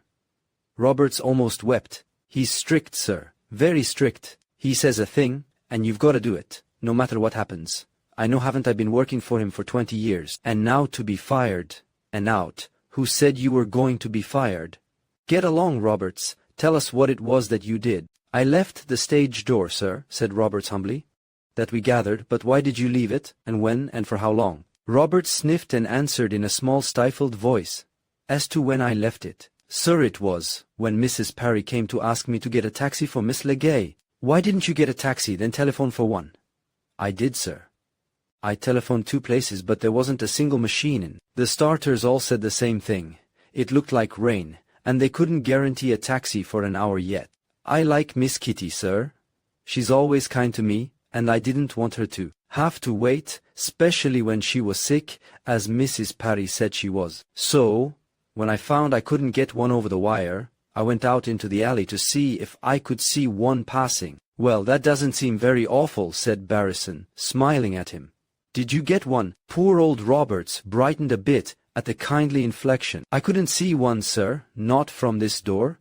So I went up to the gate at the end of the court and looked up and down the street. And after a minute I saw one coming and hailed it, and it stopped. So I ran back again, and Miss Legay was standing just outside the stage door, waiting. So I called to her, "All right, Miss Legay, your taxi's here," and went on back. She passed me, in her red coat, about halfway, and I told her I was sorry to have kept her waiting. Then I hurried back here. And you are sure you didn't pass anyone but Miss Legay in the alley? No one coming in? The old fellow shook his head. So far as any one going out goes, he said, how do I know? My eyes are not so young as they were. But coming in? Why, I was back here. How could any one pass me in the light without my seeing them? But, suggested Barrison, while you were down at the street, signaling the taxi, someone who had been hiding in the alley might have slipped in, mightn't they? Old Roberts hung his head, and his whole heavy body expressed dejection. That's what I keep saying to myself, sir, he whispered. Not that I think it's likely, but my eyes aren't what they once were, and suppose the murderer was hiding there, and just waiting for a chance to get in. And how long, altogether, were you away? Lowry spoke for the first time.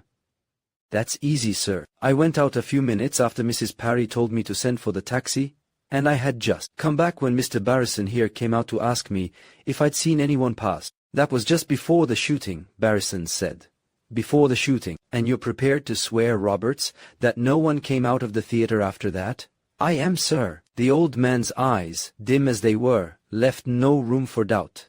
He was speaking the truth. All right, Roberts. I'm sure you've told the truth, and Mr. Duncan shall be told so. I don't believe you'll lose your job. Just the same, I wish you hadn't gone to hunt taxicabs at that particular moment. As the 2 detectives walked away, Lowry said under his breath, "We've proved that no one left the theater by the stage door after the shooting, but we've proved that they might have done so by the communicating door. We've proved that Lynch was at his post for the whole evening up to the shooting, so that no one could have come in by that way before then. But, since he left it afterward, there is no reason to suppose that someone could not have made their exit that way after the crime. In other words, my dear friend and colleague, while we can't prove it, we can find a perfectly possible way for the murderer to have entered, and an equally possible way for him or her to have departed. You think that whoever it was came in, while Roberts was blundering up or down the alley. I see no other explanation. Barrison, you are not officially under me, but I respect your judgment, and I like your work. I should be obliged if you would take on such branches of this case as seem to lie in your way. You have been in it since, so to speak, its inception.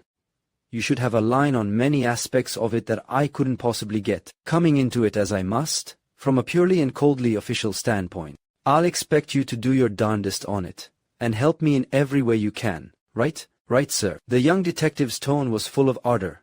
Then good night to you. One moment. Did you notice the initial on this pistol, the one you picked up? He produced it as he spoke. No, said Jim. I didn't want anyone to see it, so tucked it away, without a look. Take it along with you, said Lowry unexpectedly. You may be able to spot the owner.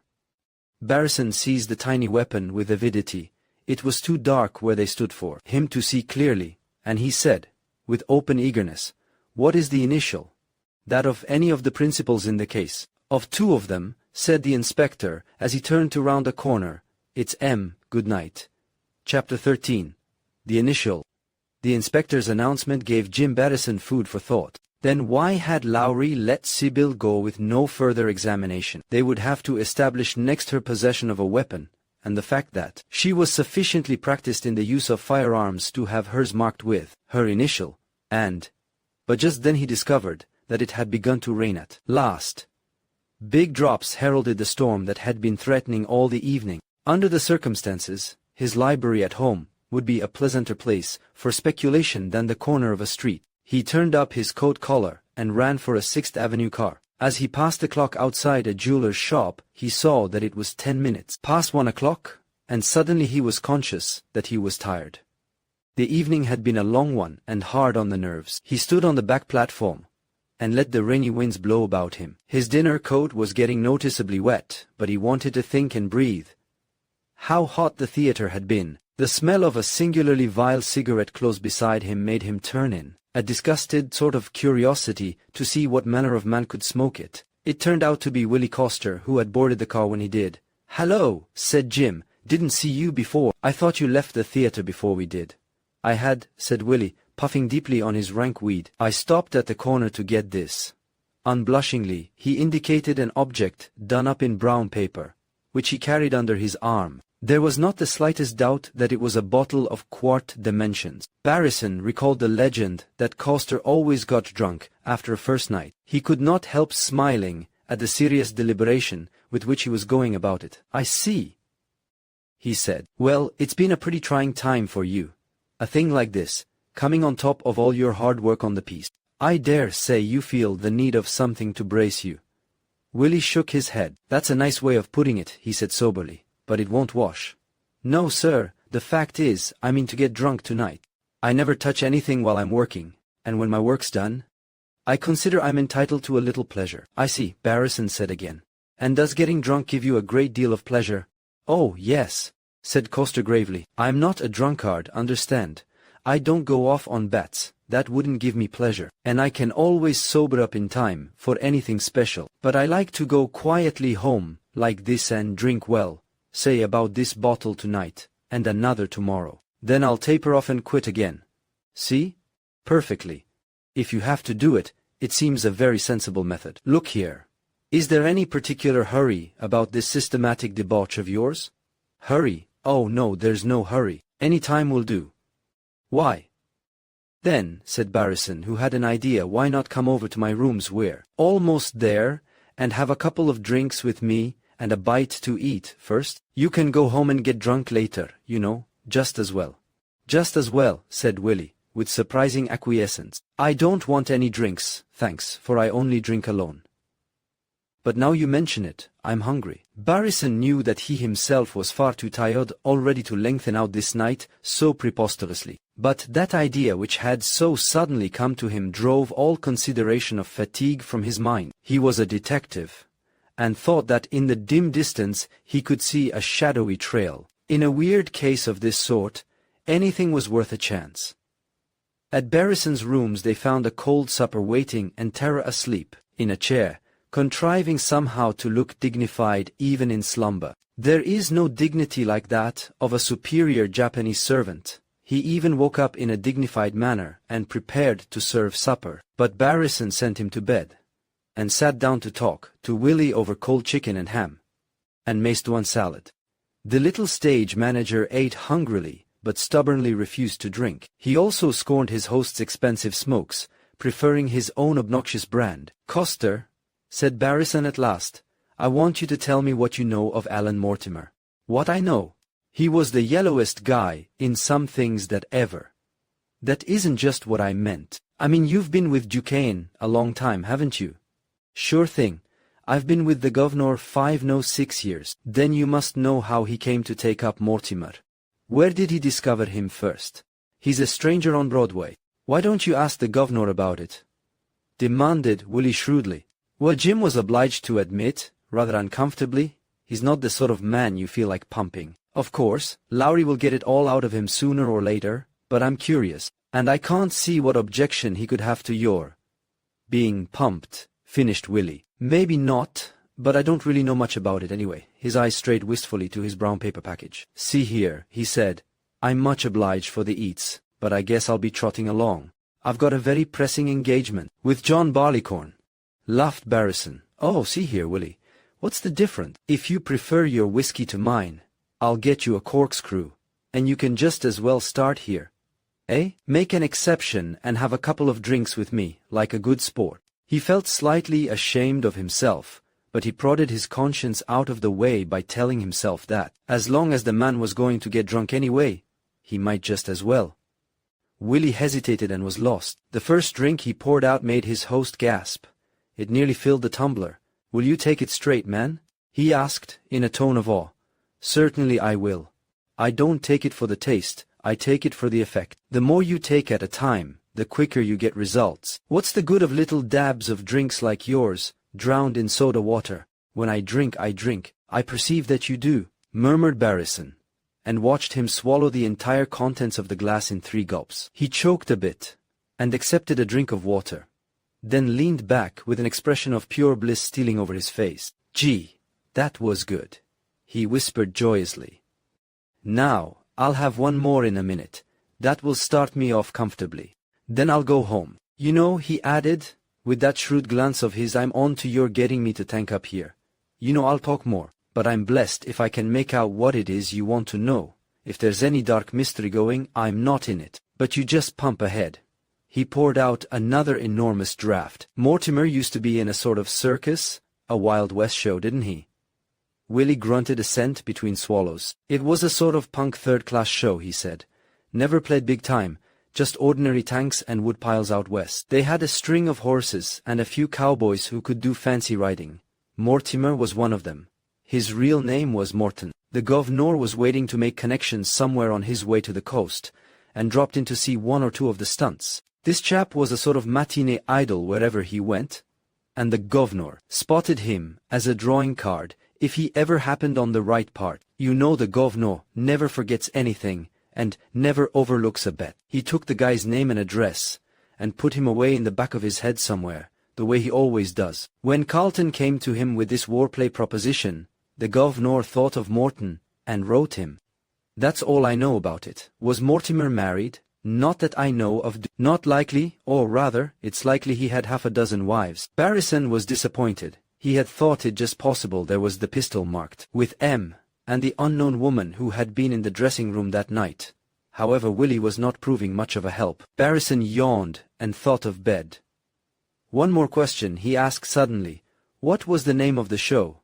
"I don't remember. Blinkies or Blankies, or something like that.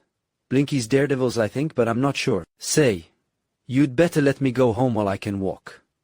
"All right, you go, Willie. Were there any women in the show?" "A couple, I think, yes, I'm sure there were, because I remember the governor speaking about a sort of riding and shooting stunt Mortimer did with some girl, a crack shot." Barrison started. "Was that the trail then?" "Much obliged to you, Willie," he said carelessly. "There wasn't much to tell though, was there? Why did Duncan keep it all so dark, I wonder? I should have thought that would have been good advertising, all that cowboy stuff, and the traveling show, and the rest of it."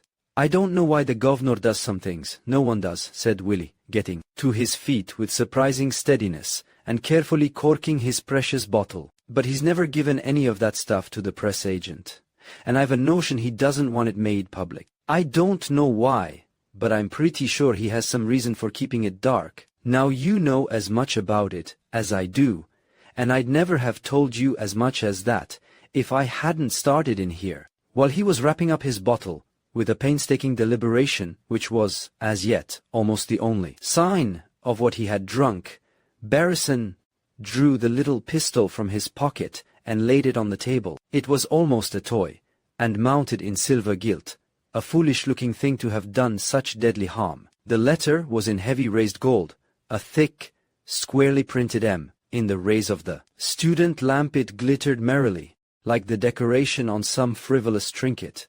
"Hello," said Willie Coster, looking dully at it from the other side of the table. "So that's the gun that did it? Let's see the letter." He swayed forward to look closer. "It's an M," said Barrison. "You're looking at it upside down," said Willie. "Or else it's you that's drunk and not me. That's a W, man, a W.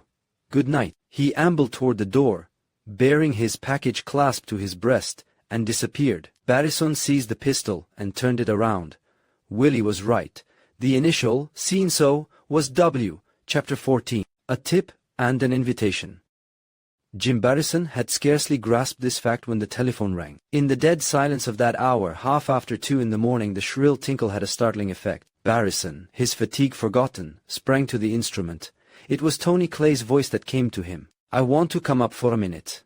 "Oh, confound you," ejaculated the detective irritably. "What do you want at this hour? I'll have to come down and let you in. The place is closed." "I know it is. That's why I'm calling up. I'm in the drugstore at the corner, and I'll be there as soon as you can get downstairs." "All right? I suppose so. But I'd like to wring your neck."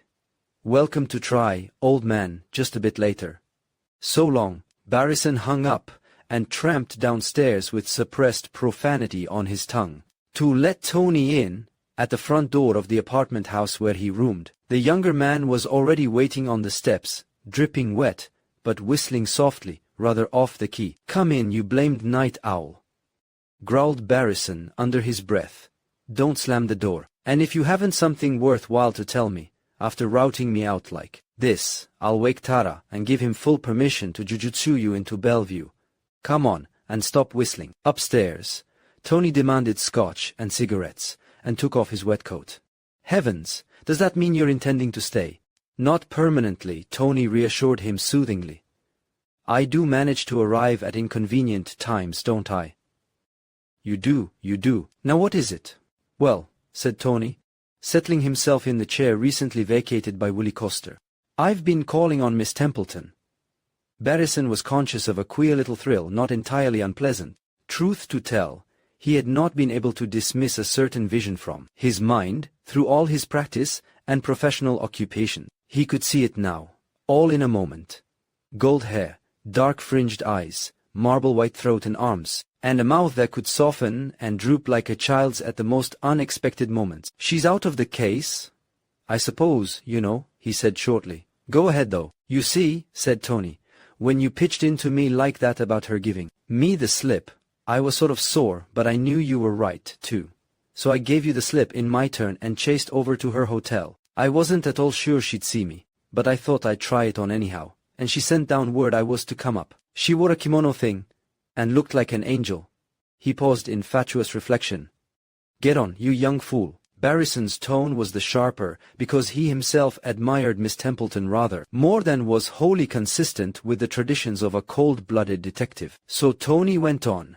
"She seemed to know that there had been something wrong at the theater. That impressed me at once. The moment I came into the room, she said, 'Something has happened to him?' I told her about it, and she just sat for a moment or two looking straight in front of her. She looked strange, and awfully white and tired, and sort of young. After a while she said, 'Thank heaven it wasn't I just that way.'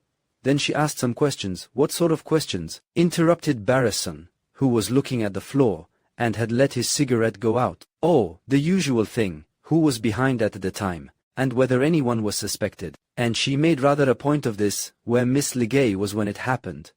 "I know. She's always harped on that." Barrison frowned impatiently, yet he was thinking as hard as he knew how to think. "Anything else, Tony?" "Yes. She asked me to give you this." Tony took a small unsealed envelope out of his waistcoat pocket and handed it over. "She said it was important," he added. "That's why I insisted on coming in tonight." Barrison read his note and then looked up. "Do you know what this is?" he said. The boy flushed indignantly. "Good heavens, Jim!" he exclaimed. "You don't suppose I read other people's letters? She just gave it to me to bring and I brought it, that's all." Barrison smiled at him, with a warm feeling round his heart. "That's all right, Tony," he said kindly. "And you're all right too. You'd better look at it." He held it out. Tony shook his head. "If there's anything in it you want to tell me, fire ahead," he said stoutly. "I haven't any particular reason for seeing it, you know." Barrison understood him, and smiled again. "I'll read it to you." Then he said, and read, "My dear Mr. Barrison, I have just heard, though scarcely with surprise, I admit, of Mr. Mortimer's death. It has shocked me very much, I find, even though it was the sort of tragedy that was bound to come sooner or later. I cannot pretend complete indifference to it, nor yet indifference to the conviction of his murderer. I am going to assume that you really want any sort of help, from any source, in solving this mystery. Though you refused to help me once, I am ready to help you now, in whatever way I can. And I believe that my help may be worth more than you are now prepared to see." I knew Alan Mortimer rather well.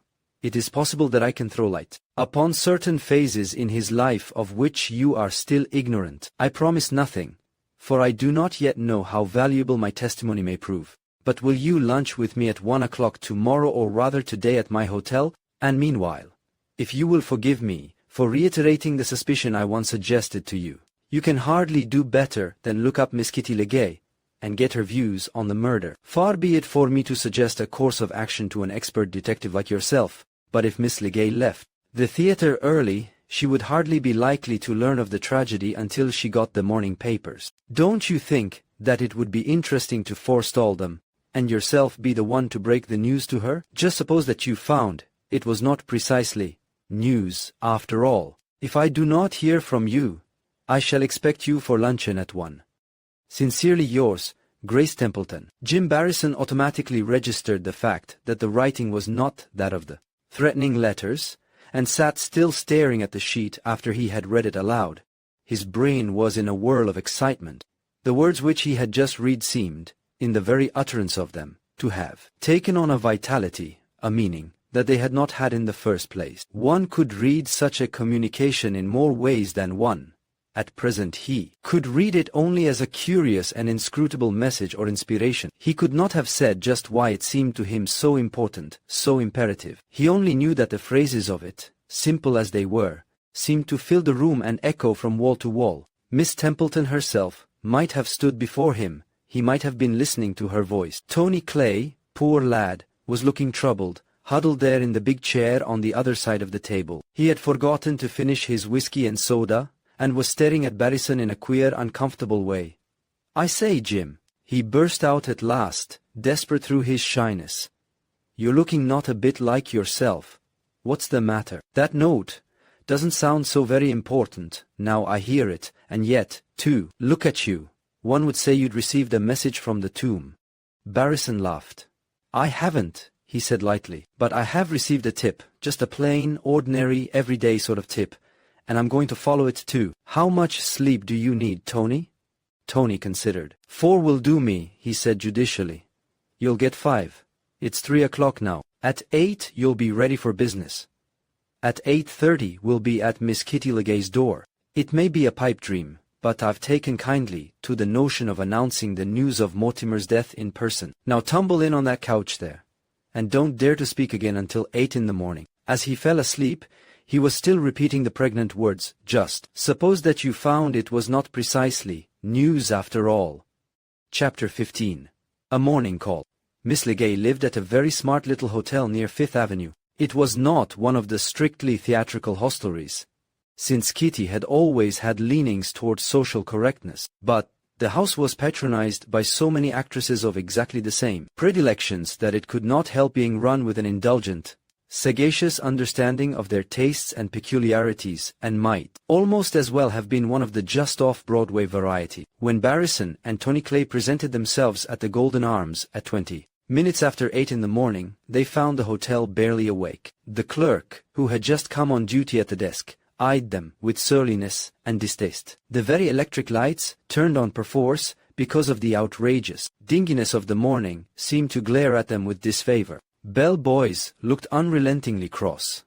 A messenger boy was making his exit with as much dripping and mud as he could, and a departing patron appeared to be becoming quarrelsome over a 15-cent overcharge. "Well?" demanded the clerk. He looked frankly ugly in temper as well as in features. He could see that they were not incoming guests, for they had no luggage, and it was too early for callers of any reputable type. He put them down as a breed suspicious, being unknown, of neither fish nor fowl variety. "Well?" he repeated urgently. Barrison produced a card. "We would like to see Miss Legay," he suggested pleasantly. As he put down the slip of pasteboard on the desk counter, his quick eyes noted a bell boy standing at the newsstand, taking over an armful of assorted morning papers. Obviously, the lad was just going up to leave them at the doors of the guests. They would have to work quickly, he and Tony, if they were to get ahead of them. "Miss Legay," repeated the clerk. "Miss Legay. Are you guys dippy? Miss Legay always leaves word that she ain't at home to no until after 12 o'clock. Now beat it." Barrison sized up the clerk and decided on his course. "Say, brother," he murmured, with a confidential accent. "We don't mean to annoy Miss Legay, we want to give her a boost. Get me? We're reporters, and we're looking for a first-class story. Say, take it from me, she'll be keen to see us if you'll just phone up." The slang won his case. The clerk looked at him with more respect. "Say, you're talking almost like a human being," he remarked. "Want me to phone up for you, eh?" He waited a perceptible space. "Times is hard," he declared, in an airy manner, "and phone calls is high. Did I hear you say anything?" "Maybe not me," said Barrison, who had laid a dollar bill on the desk, "but I've known money to talk before now." The clerk actually chuckled. "You're on," he said, pocketing the bill with a discreet look around the almost deserted office. "I'll phone up." He turned around a minute later to inform Barrison that Miss Legay would see him at once. A few minutes later they were knocking at the door of Kitty Legay's apartment. Resting against the lintel were half a dozen morning papers. Clearly she had ordered them ahead, in the expectation of criticisms of the first night. The indefatigable bellboy had been ahead of them, but there was still time to rectify that. The boy who had piloted them had vanished. Barrison picked up the whole bundle and gave them a vigorous swing down the corridor. This had barely been accomplished when the door opened and an impeccably attired lady's maid asked them to please come in. Miss Legay would see them in a moment. Kitty's parlor was like Kitty herself, discreet, yet subtly daring. Conventional, yet alluring. She had made short work of the regulation hotel furnishings and replaced them with trifles of her own, which gave the place a dainty and audacious air calculated to pique the interest of almost anybody. One of the modern dark chintzes had been chosen by the little lady for her curtains and furniture coverings. She also had dared to put cushions of cherry color and of black on the chaise longue and futurist posters in vivid oranges and greens upon the innocuous drab wallpaper. The extreme touches had been made delicately, without vulgarity. Barrison, who had rather good taste himself, smiled as he read in this butterfly-like audacity a sort of key to little Miss Kitty's own personality. She came in almost immediately, and, though Jim had never admired her, he was forced to admit to himself at that moment that she was very charming and quite appealing. The creamy pallor, which was always so effective an asset of hers, seemed a bit etherealized this morning, whether by a sleepless night or the grey, rainy light. Her dark hair was pulled straight back from her small face, with a rather sweet absence of coquetry. Or was it, instead, the very quintessence of coquetry brought to a fine art? Her big brown eyes were bigger and browner than ever, and her slim, almost childish little figure, which looked so adorable always in its young girl frocks before the footlights, looked incomparably adorable in a straight, severely cut little white wrapper, like the robe of an early martyr. She came forward to meet them quickly, but quite without embarrassment. "Mr. Barrison," she exclaimed, rather breathlessly. "What is it? Of course I said I would see you at once. I knew you wouldn't come without some good reason. What do you want of me?" Her eyes were as clear as the brown pools in a spring brook, and Barrison felt suddenly ashamed of himself, and almost wroth with Grace Templeton for putting him up to this. "Miss Legay," he said, with some hesitation, "I am already calling myself all sorts of names for having aroused you at this unearthly hour. And you were not well too." "Oh, that headache," she said. "That is all gone now. I got to bed early, and had a really decent sleep for once, so I am in good shape this morning. But what did you want to see me about?" Just as Barrison was trying to find words in which to answer her properly, the maid spoke from the doorway. "You told me to take in the papers, miss, but there's none there." Kitty turned in astonishment. "Not there, but they always leave them at 8. And I particularly said that I wanted all of them this morning." "That's funny. Never mind, you can go down to the stand and get them. And Mr. Barrison can tell me what I want to know first of all." "Oh, Mr. Barrison, tell me about last night. Did it all go off as well as it seemed to be going when I left?" She looked with honest eagerness into his eyes. Barrison felt most uncomfortable, but he forced himself to say steadily, "Have you really not heard anything about what happened last night, Miss Legay?" If it were possible to turn paler, she turned paler then, and her eyes seemed to darken, as though with dread. Yet there was nothing in her look but what might come from honest fear of the unknown. "Mr. Barrison, what is it that you are trying to make me think? What do you mean?" Oh. She drew in her breath sharply. "Is that what it means? Is that what you came here for, to tell me something? Is that it, Mr. Barrison? Her eyes pleaded with him, looking earnestly out of her little white face. She looked a butterfly no longer, rather, a tired and frightened little girl. Won't you tell me what it all means? She begged. Miss Legay, Jim said gently, there was a tragedy last night at the theater after you left. A tragedy? Yes. There was a murder. She stared at him, as though she did not yet understand. A murder? Miss Legay, I see it is a shock to you.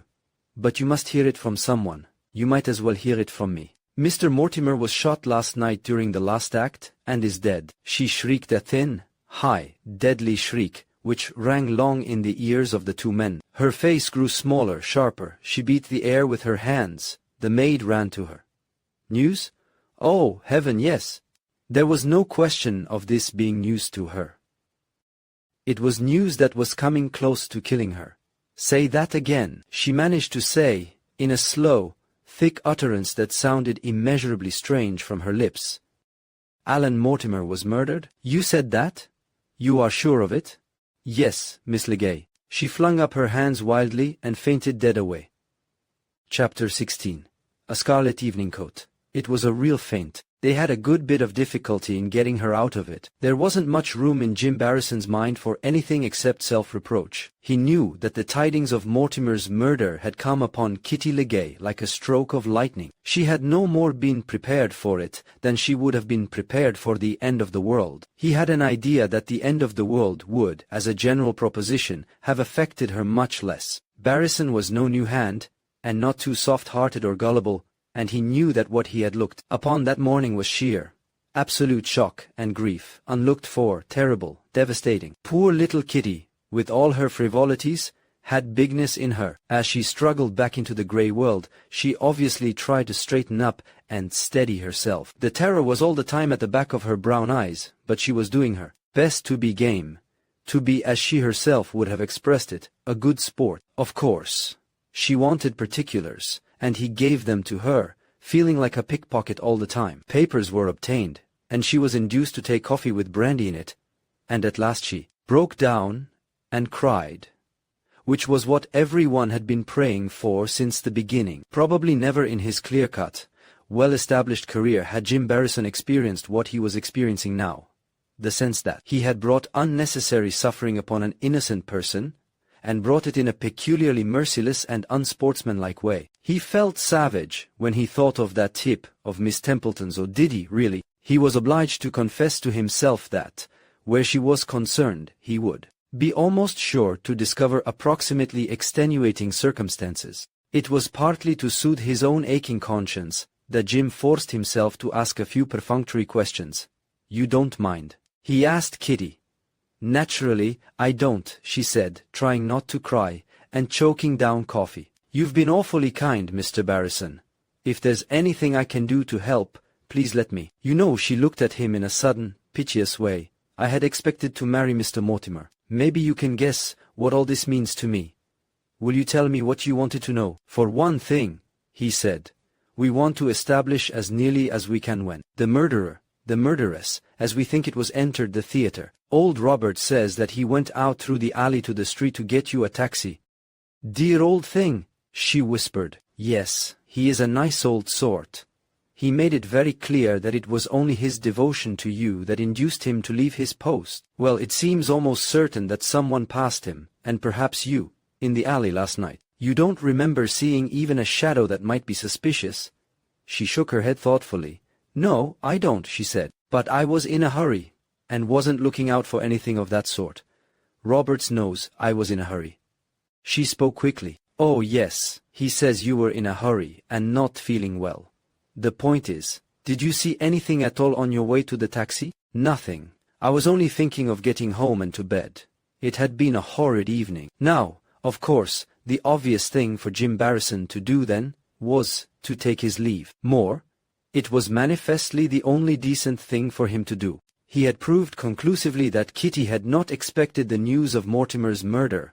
In addition, she had declared that she had noticed no one on her way out to the taxi the night before. On the face of it, there was nothing further to be found out here. And yet, after he had got to his feet and taken up his hat, he lingered. As a matter of fact, he never was able, in looking back afterward, to tell just what insane impulse made him blurt out suddenly, "Miss Legay, you were wearing a red wrap last night, weren't you? Something quite bright scarlet?" She looked up at him faintly surprised. "Why, yes," she answered. "You saw it yourself, just as I was going out." Jim hesitated, and then said something still more crazy. "Would you do you very much mind letting me see it now?" She stared at him in undisguised astonishment. "Certainly," she said, rather blankly. "Celine, will you bring my red evening coat, please?" The maid did so at once. It flamed there in the grey light of that rainy morning like some monstrous scarlet poppy. Barrison lifted a shimmering, brilliant fold and looked at it.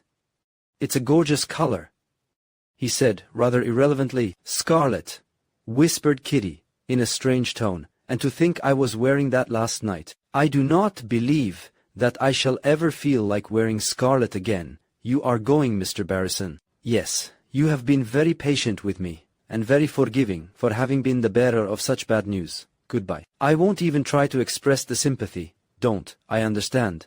Mr. Barrison, why did you want to see this coat?" "It was just an impulse," he declared quickly. "You forgive me for that too?" She bent her head without speaking, and the two men went away. "Tony," said Jim Barrison, when they were in the street once more, facing the wet blast, "it's no lie to say that facts are misleading." "It's no lie to say they very often mislead you," retorted Tony, somewhat acidly. He felt the loss of sleep more and more and was fretful. Also, he was hungry. "What wild goose chase are you off on now?" "None. I'm going round in circles, you said it." "It's a fact," continued Barrison, unheeding that the little woman back there was genuinely shocked and upset by hearing of Mortimer's death. "Rather, but it is also a fact, Tony, that evening coat of hers is damp this morning, and it didn't begin to rain till after midnight." Chapter 17. Blind Trails. "Mind you," Barrison went on hastily, "there are 100 explanations of a thing like that. It isn't, strictly speaking, evidence at all. Only I couldn't help noticing. Now, Tony, I want you to go home and go to bed. See? It's lucky you do," said Tony. "Shut up. Go to bed and sleep your fool head off. And then get back there to the Golden Arms and find out who saw Miss Legay come in last night. What time it was, whether she seemed excited, and what she wore. That last is the most important. Make up to the maid. You can bribe, torture, or make love to her. I don't care which. Only find out everything you can. Get me?" Tony grunted and departed. Jim turned his face toward 44th Street. He knew that John Carlton usually breakfasted at the Lambs Club, and he needed his help. Also, he thought tenderly of the prospect of a mixed grill. Barrison could get along with very little sleep when he was on a case, but he had to have food. Carlton was at breakfast, devouring, with about equally divided attention, bacon and eggs, and the morning papers. He welcomed Jim with much excitement and a flood of slang. "Well, what do you know about this, Barrison? I can't seem to get a line on myself today. Am I the whole cheese, or am I an also-ran? Do I stack up as the one best bet, or do I crawl into a hole and pull the hole in after me?" "Sit down. Talk English," suggested Barrison good-naturedly as he obeyed.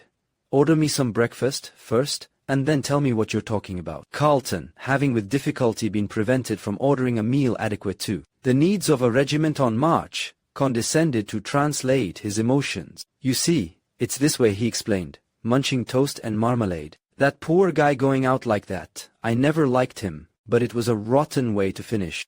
And I'd like to broil whoever did it alive leaves me, so to speak, guessing. My play is off, for the present anyway, and I've been spending my royalties already. On the other hand, I'm getting some simply priceless advertising. Everybody will be after me, I guess, and all the beautiful leading men will be thirsting to play the part in which poor Mortimer achieved eternal fame by getting killed. I may sound flippant, but I'm not.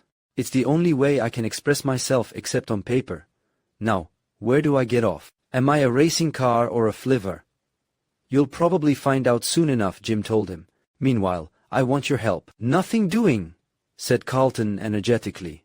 "Meanwhile, I want yours. I can live just long enough for you to drink that cup of coffee without talking, but after that it's only a matter of seconds before I cash in if you don't tell me everything that happened last night. Beastly of you and the governor not to let me back, so I could be in on what was doing." Barrison told him what had happened. He was not too completely communicative, however.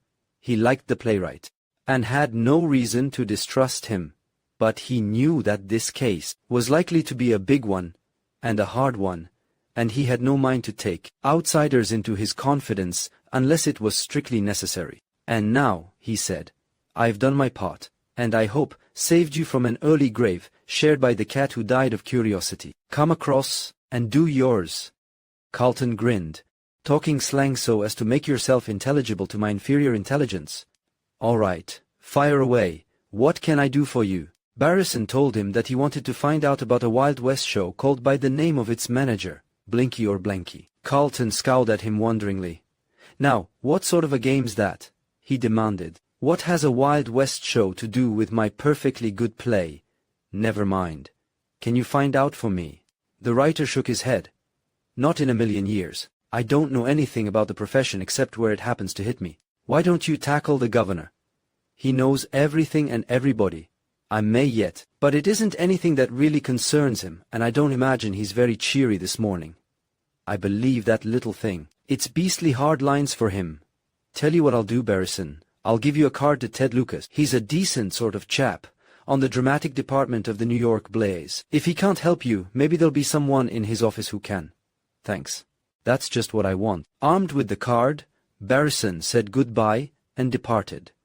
He met 2 or 3 men whom he knew on his way out. One and all were talking about the murder. He was not known to have any connection with the case, so he escaped being held up for particulars, but he heard enough to show him that this was going to be the sensation of the whole theatrical world. It was not yet 10 o'clock, and Ducane would not be in his office, so he went downtown to hunt up Ted Lucas in the roaring offices of the Blaze. He had to wait a bit, with the deafening clatter of typewriters, and the jangle of telephones beating about his ears. Then, a keen-faced but very quiet young man rather foppishly dressed, and with sleek hair which looked as though it had been applied with a paint-brush, appeared. I'm Lucas, he explained politely. Wanted to see me. Barrison knew reporters pretty well, and this one was typical. The detective wasted as few words as possible, but stated what he was after. Lucas shook his head doubtfully. Never heard of any such show, he said. I'll have a look at the files, though. My chief is rather a shark for keeping records of past performances. Will you look in a bit later or phone? I'll phone, said Barrison, preparing to leave. He had not expected any rapid results, yet he felt vaguely disappointed. Or was it because he was tired? See here, he said impulsively. You cover a lot of theatrical assignments, don't you? Quite a lot, said the reporter indifferently, eyeing him. Isn't there anything playing here in town now, with a Wild West feature? Anything that includes a shooting stunt, or cowboy atmosphere, or that? Barrison could not help clinging to that faint clue concerning Mortimer's connection with the Daredevil outfit, out west. Ted Lucas considered. Why, no, he said. I don't know of any. You wouldn't mean a single act, like Ritz the Daredevil, would you? Ritz the Daredevil. Barrison leaped at the name. Of course. It might be nonsense, but there was something that looked like just the shadow of a coincidence. Who is she? Just a crack shot. A girl who plays at a bum vaudeville theater this week. I don't know why she calls herself a daredevil. It isn't such a daring stunt to shoot at a target. But she's clever with a gun, I understand. I'm to cover her act tonight, Barrison thought quickly. It was only the ghost of a trail, but... You're going to see her tonight? Yes. Going to see the show from the front, and interview her afterward. She's through with her stunt, I hear, about 9:30. It isn't a usual thing, but Coyne, who owns the theater, has a bit of a pull with us. Advertising, you know, and we usually give one of his acts a write-up every week. Might I come along? You. Sure thing, but I warn you, it'll be an awful thing. It's one of those continuous affairs. Well, have it your own way. If you'll meet me at the theater, I can get you in on my pass.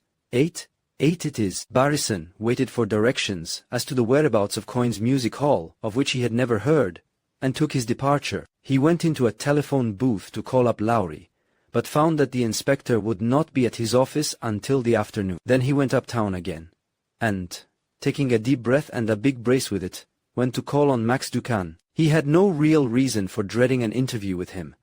The manager had always been most courteous to him, yet he did feel a shade of apprehension. Something told him that the Duquesne of yesterday would not be quite the Duquesne of today. And it wasn't only the tragedy which had brought him so much financial loss, which was to be considered.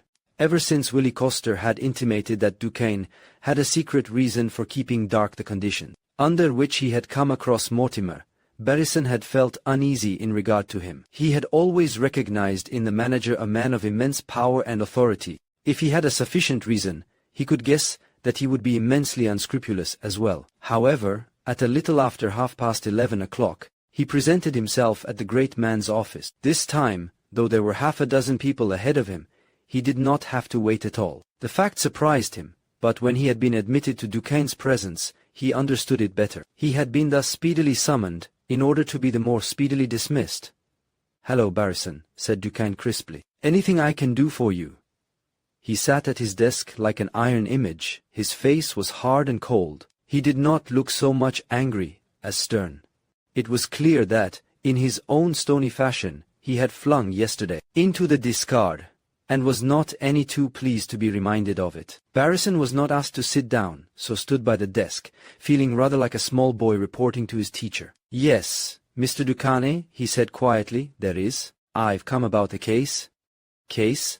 "The murder of Alan Mortimer." Duquesne raised his heavy eyebrows. "I am not interested in it." "Mr. Duquesne, I can scarcely believe that. Mortimer was your star, under your management. I should imagine that the disaster to him must concern you very closely." Duquesne laid down a paper cutter which he had been holding in his hand. "Concern me?" he said, in a hard, disagreeable tone. "Yes, it does concern me. It concerns me to the tune of several thousands of dollars. The part was especially worked up for him. There is no one available to take it at a moment's notice. But there my concern begins and ends. So far as his murderer goes, yes, that is what we are chiefly interested in. I am not interested in it. Mortimer was an investment, so far as I was concerned. It is an investment which has failed. I have other things to think of that seem to me more important and more profitable. But you engaged me professionally too. You will receive your check." Barrison flushed indignantly. "Mr. Duquesne, you cannot think I meant that. But if you were sufficiently interested to engage me—" Duquesne raised his hand and stopped him. "Barrison," he said, in short, clear-cut accents, "let us understand each other. I engaged you to keep Alan Mortimer alive." "Alive? He was worth a good deal to me. Dead, he is worth nothing. I was perfectly willing to pay to protect my property, but having lost it, I wash my hands of the matter. Don't you really want to see his murderer brought to justice?" "I really care nothing about it." "Then you are not even willing to help the authorities?" "Help?" The manager raised his head haughtily and stared at him with cold eyes. "What have I to do with it? What should I have to say that could help? You might tell us something about Mr. Mortimer's life, something that could point toward a possible enemy. You know as well as I do that when a man dies under such circumstances it is necessary for the officers engaged on the case to know as much of his life and antecedents as possible. In this case, no one seems to know anything except you, Mr. Duquesne. That's why I am obliged to come to you. I know nothing about his life, nor about his antecedents. I picked him up in a western town, stranded, after his show had gone to pieces. What was the name of the show? I haven't the faintest idea. Now, if you will be good enough to let me get on with my morning's business." "I shall certainly do so," said Barrison quietly, as he turned away. "But I must warn you, Mr. Duquesne, that I believe you are making a mistake. The detective force will find out what they have to find out. If you have any reason—" "Reason? I say, if you have any reason for wanting them not to do so, you would do much better to forestall them, and give them your help frankly to begin with. Is that all?" "That is quite all, Mr. Duquesne." "Very well, Barrison. As I say, you will receive your check in due time." "Barrison." The detective turned at the door, and waited for him to go on. Duquesne was sitting with his head somewhat bent. After a moment he lifted it, and said, in a gentler tone than he had used before during the interview, "I have given you the impression of being a hard man. It is a truthful impression. I am a hard man. I should not be where I am today, had I not been hard. Very hard. But if I have spoken to you with bitterness, you will remember, please, that I feel no bitterness toward you. I like you, on the contrary. But in my life, there is no place for individual likes or dislikes. Long ago, I decided to play a great game for great stakes. I have won at that game. I shall continue to win. Nothing else counts with me. Nothing. That is all. Goodbye, Barrison. Goodbye, sir, the younger man said, and went out of the big, rich, inner office, where even the noise and bustle of the world came softly, lest anything disturb the imperious brain brooding and planning at the desk. It was in a very sober mood that Barrison reached Miss Templeton's hotel at luncheon time, and sent up his card. Chapter 18. Miss Templeton, a tea home. I thought you just as lief have lunch up here, said Miss Templeton. Barrison looked at her as though he had never seen her before. Indeed, he was not sure that he ever had. It is an experience not unknown to most of us, that of finding ourselves confronting someone or something long familiar, as we thought, but presented all at once in a new guise. From the first, Jim had felt in Miss Templeton a personality deeper and truer than would be superficially described through her paint and powder and conspicuous dresses. But, so far, his idea of her had had to be more or less theoretical and instinctive. He had not had very much to go by. Today, and for the first time, he saw in the flesh the woman whom he had half unconsciously idealized in the spirit, a very sweet, rather shy woman, whose starry eyes and clear skin looked the more strikingly lovely for being, today, unassisted by artifice. She wore a nun-like grey frock, and her splendid gold hair was simply arranged. It would be hard to imagine a greater contrast than that which she presented with the woman in purple of but a brief fortnight ago. Her pallor was a further surprise. Unconsciously, he found himself remembering Kitty Legay's dainty and bizarre apartment, and comparing the two. Who would have dreamed that it was in such surroundings as these that this woman would choose to live? She had not, like Kitty, transformed her apartment with stuffs and ornamentation. Her individuality had somehow transfused itself through everything, superior to trappings or furnishings. She had left the room very much as it must have been when she took it. The curtains and the carpets were the same that the hotel manager had put there, but they seemed somehow of secondary importance. On that drab regulation background she had contrived to paint herself what she lived for in colors that were, while subdued, unmistakable. No one could enter there without knowing that he was in the sanctum of a personality. First and foremost, there were books. Books on shelves, on the table, books everywhere. And they were not bestsellers either, if one could judge by their plain heavy bindings. Italian history, she said, seeing him glance curiously at a title. I take up wild fads from time to time, and read about nothing else until the subject is exhausted, or until I am. At present I spend my time in the company of the Medici. He thought that she was the last woman on earth whom he would expect to care for such things, but that was to be the least of his surprises. All her books sounded one persistent note: romance, adventure, a passionate love for and yearning after the beautiful, the thrilling, the emotional in life. There were books of folklore and legends, medieval tales and modern essays, on strange, far lands more full of color and wonder than ours. There were translations from different tongues. There were volumes full of Eastern myths, and others of sea tales, and stories of the vast prairies and the Barbary coast. There was not a single popular novel among them all. Everyone was a treasure box of romance. The pictures which she had collected to adorn her rooms were equally self-revealing. They ranged from photographs and engravings to Japanese prints. More than one looked as though it had come from a colored supplement. Here again the message was invariably adventurous or romantic. Miss Templeton smiled as she saw her guest's bewildered look. It's a queer assortment, isn't it? She said. But I can't stand the flat, polite-looking things that people pretend to admire. Things have to be alive, to call me, somehow. All at once, it seemed to Jim that he had the keynote to her character.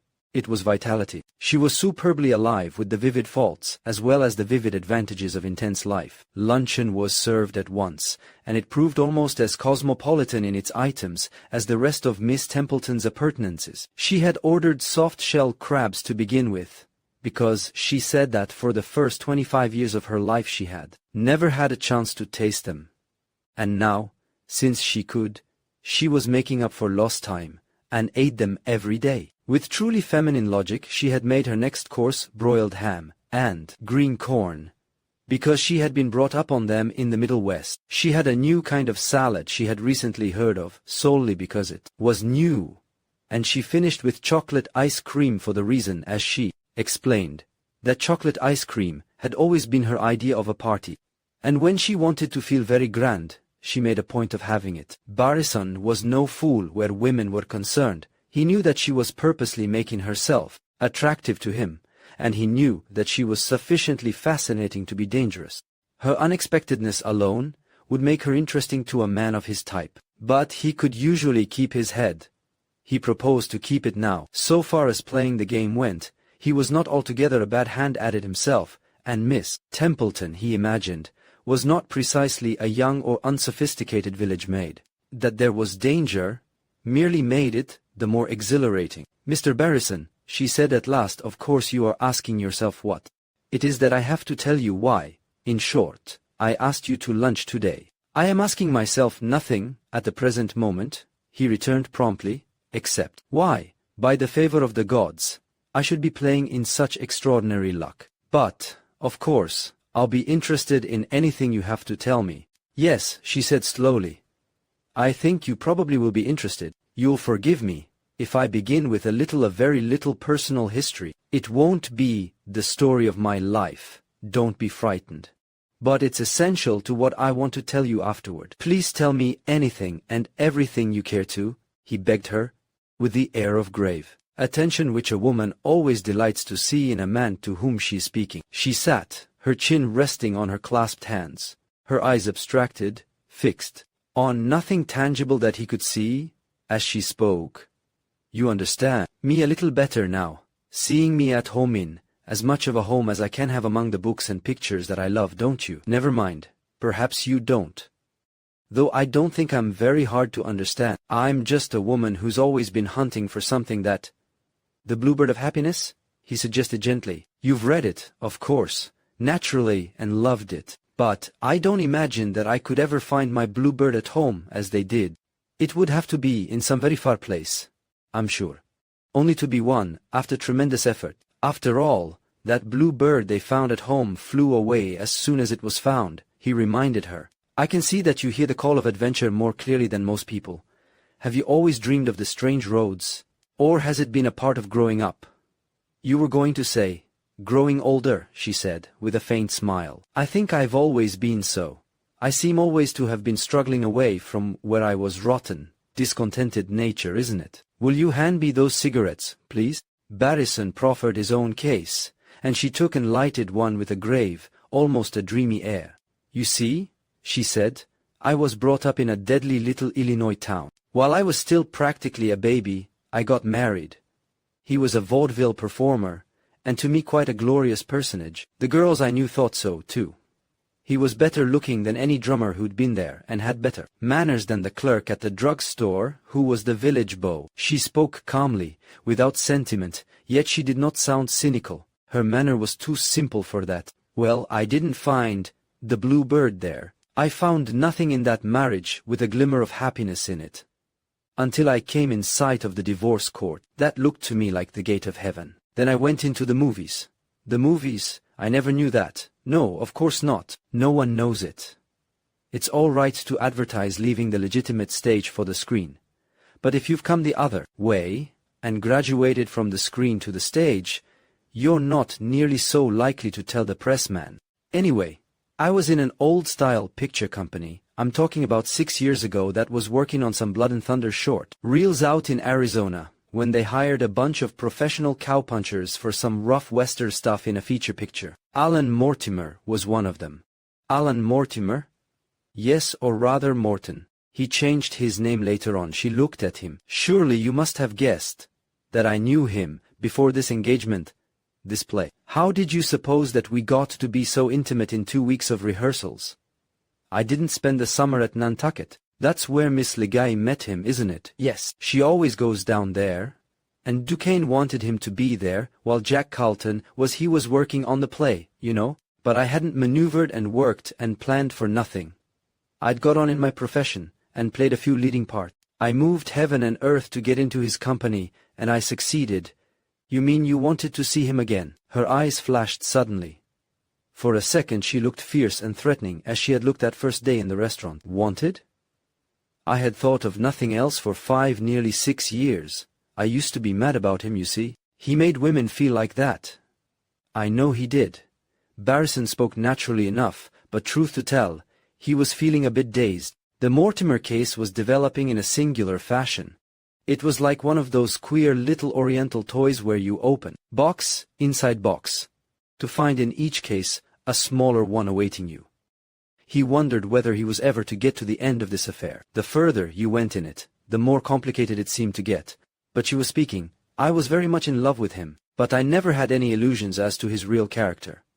He was rather a blackguard, in more ways than one. It wasn't only that he treated women badly, or, anyway, lightly.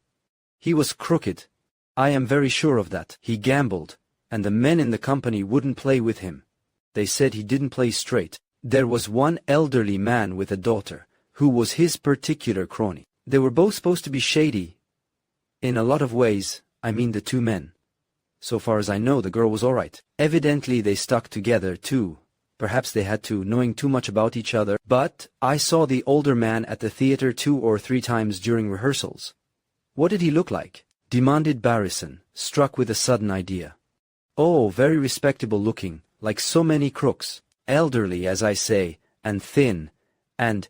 You surely don't mean Mortimer's old valet, Wren? She looked at him in a startled fashion. Why, yes, that's the name. I don't believe I should have remembered it if you hadn't reminded me. The man was Wren, I am sure. Jim's pulse was pounding. Light at last, if only a glimmer. He was really finding out something about Mortimer's past, really coming upon things that might have led up, directly or indirectly, to his murder. Do you remember anything about the daughter? He asked. Not very much. She rode for us in 1 or 2 scenes, but she was hard to use in the picture. I do remember that she was an awfully disagreeable sort of girl, and most unpopular. What I wanted to tell you particularly was that Mortimer had a crooked record behind him, and that at least one man near him, this Wren, knew it. That was one thing. The other, but Barrison could not help interrupting. Just a moment, if you don't mind, Miss Templeton. This is all tremendously interesting to me, more interesting than you can possibly guess. It's just possible that you've put me on the clue I've been looking for. Was there any man in that crowd called Blanky, or Blinky, or anything like that? She shook her head wonderingly. Not that I know of, she said, but Alan had several particular pals, he and Wren. One of them may have been called that. I don't know. Jim was slightly disappointed, but, after all, he had gained a good deal already. He could afford to be philosophical and patient. And you don't remember anything about the girl at all, he insisted. Only that she was disagreeable and could ride. Wait a minute, said Miss Templeton thoughtfully. I've some old snapshots tucked away. There ought to be some group with that girl in it. Barrison smoked 3 cigarettes in frantic succession while she hunted. Finally, she put a little Kodak photograph in his hand. There am I, she said, rather in the background, dressed up as a beautiful village lass. Do you see? And that's Alan. He was handsome, wasn't he? Her voice was quite steady as she said it, but it had rather a minor ring. And there that girl over there in the shirtwaist and habit skirt is Wren's daughter. As Barrison looked, he felt as certain as though he had seen her with his own eyes, that she, Wren's daughter, was the woman who had been in Mortimer's dressing room the night before. Chapter 19. Glimmers in the darkness. He raised his eyes to find Miss Templeton regarding him from the other side of the table with a rather curious expression. I had no idea that you would be interested in the Wren girl, she said. I thought that my information would point rather toward her father. Why are you interested in her? Barrison hesitated. Charming as he found this woman, he had no mind to confide in her just yet. He countered with another question, one which had, as a matter of fact, trembled on his lips ever since he had come into the room. It was an impertinent question, and he knew that she would have a perfect right to resent it. Yet there was an indefinable attitude about her, not familiarity, but something suggesting intimacy.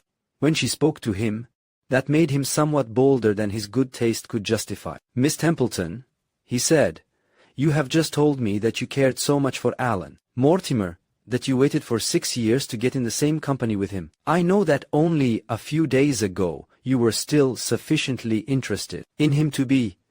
He really did not know how to put it, but she did. Jealous? She suggested promptly, and without emotion. Oh, Yes, I was in a way insanely jealous. You see, it had become an obsession with me. I don't imagine I really loved him any longer, but I was being cheated of something I had worked for and sacrificed for. Probably not being a woman, you wouldn't understand. Probably not, said Jim. And will you forgive me for adding this? I understand even less your mood today. Last night you were deeply moved at the play. I saw that. Perhaps. He paused. He did not know whether to speak of the revolver or not. You were even on the verge of some scene, some violent expression of emotion, some. She glanced at him, startled. How did you know that? But, suppose it were true. Will you go on if you please? No, I am merely offending you. You don't offend me. Her tone was singular.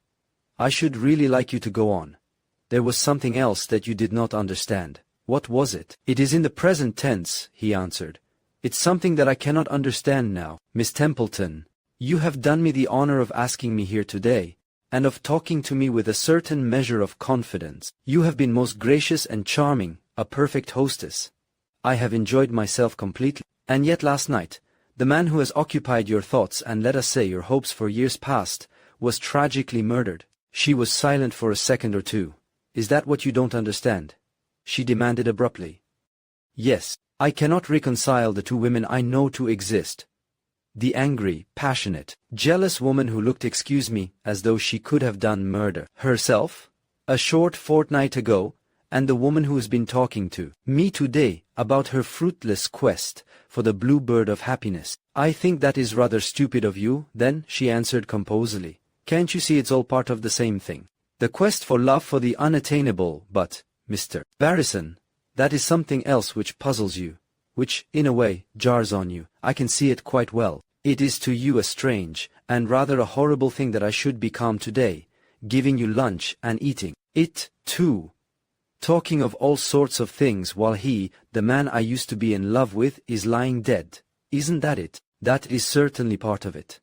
After a moment, she pushed back her chair and rose restlessly. No, don't get up, she exclaimed, as he too rose. Sit still, and let me prowl about as I choose. I am not used to expressing myself, Mr. Barrison, except in my action. Words always bother me, and I never seem able to make myself clear in them. Let me see if I can make you see this thing not as I do, but a little less confusedly. In the desert, a man sometimes follows a mirage for a long time. Longs for it, prays for it, worships it from afar. He is dying of thirst, you see, and his feeling about it is so acute it is almost savage. The mirage isn't real. The water that he thinks he sees is just a cloud effect, but he wants it, and while he is hunting it, he is not entirely sane. One day he finds it is not real. All that everlasting journeying for nothing, all that thirst for something that never has existed. Men do strange things when they find out that the water they were traveling toward is nothing but a mirage. Some of them killed themselves. But suppose, just when that man was losing his reason with the disappointment and the weariness, suppose, just then some traveler, some good Samaritan, or just a traveler like himself, or some never mind. She choked whatever it was that she had meant to say. Suppose then, someone appears and offers him a real gourd of real water. Does he think much more about the mirage? He only wonders that he ever dreamed and suffered in search for it. But it had taken the sight of the real clear water to make him see that the other was just a feverish dream. She paused in her restless pacing up and down the room and looked at him. Do you understand better now? No, said Barrison flatly. It is very pretty, and I suppose symbolic, but I have not the least idea, if you will pardon me for saying so, what you are driving at. Think it over, said Miss Templeton, lighting another cigarette. One more touch of symbolism for you. Suppose the traveler who showed him the real gourd of water should spill it, or drink it all himself, or refuse to share it. After all, what do you think would be likely to happen then? I should think the thirsty man would be quite likely to shoot him, said Jim, laughing a little. She smiled at him. Ah, she said, you see, you understand more than you pretend. Yes. That's just what might happen. Oh, by the by, Mr. Barrison, there was something else that I sent for you to say. You know I warned you in regard to Kitty Legay?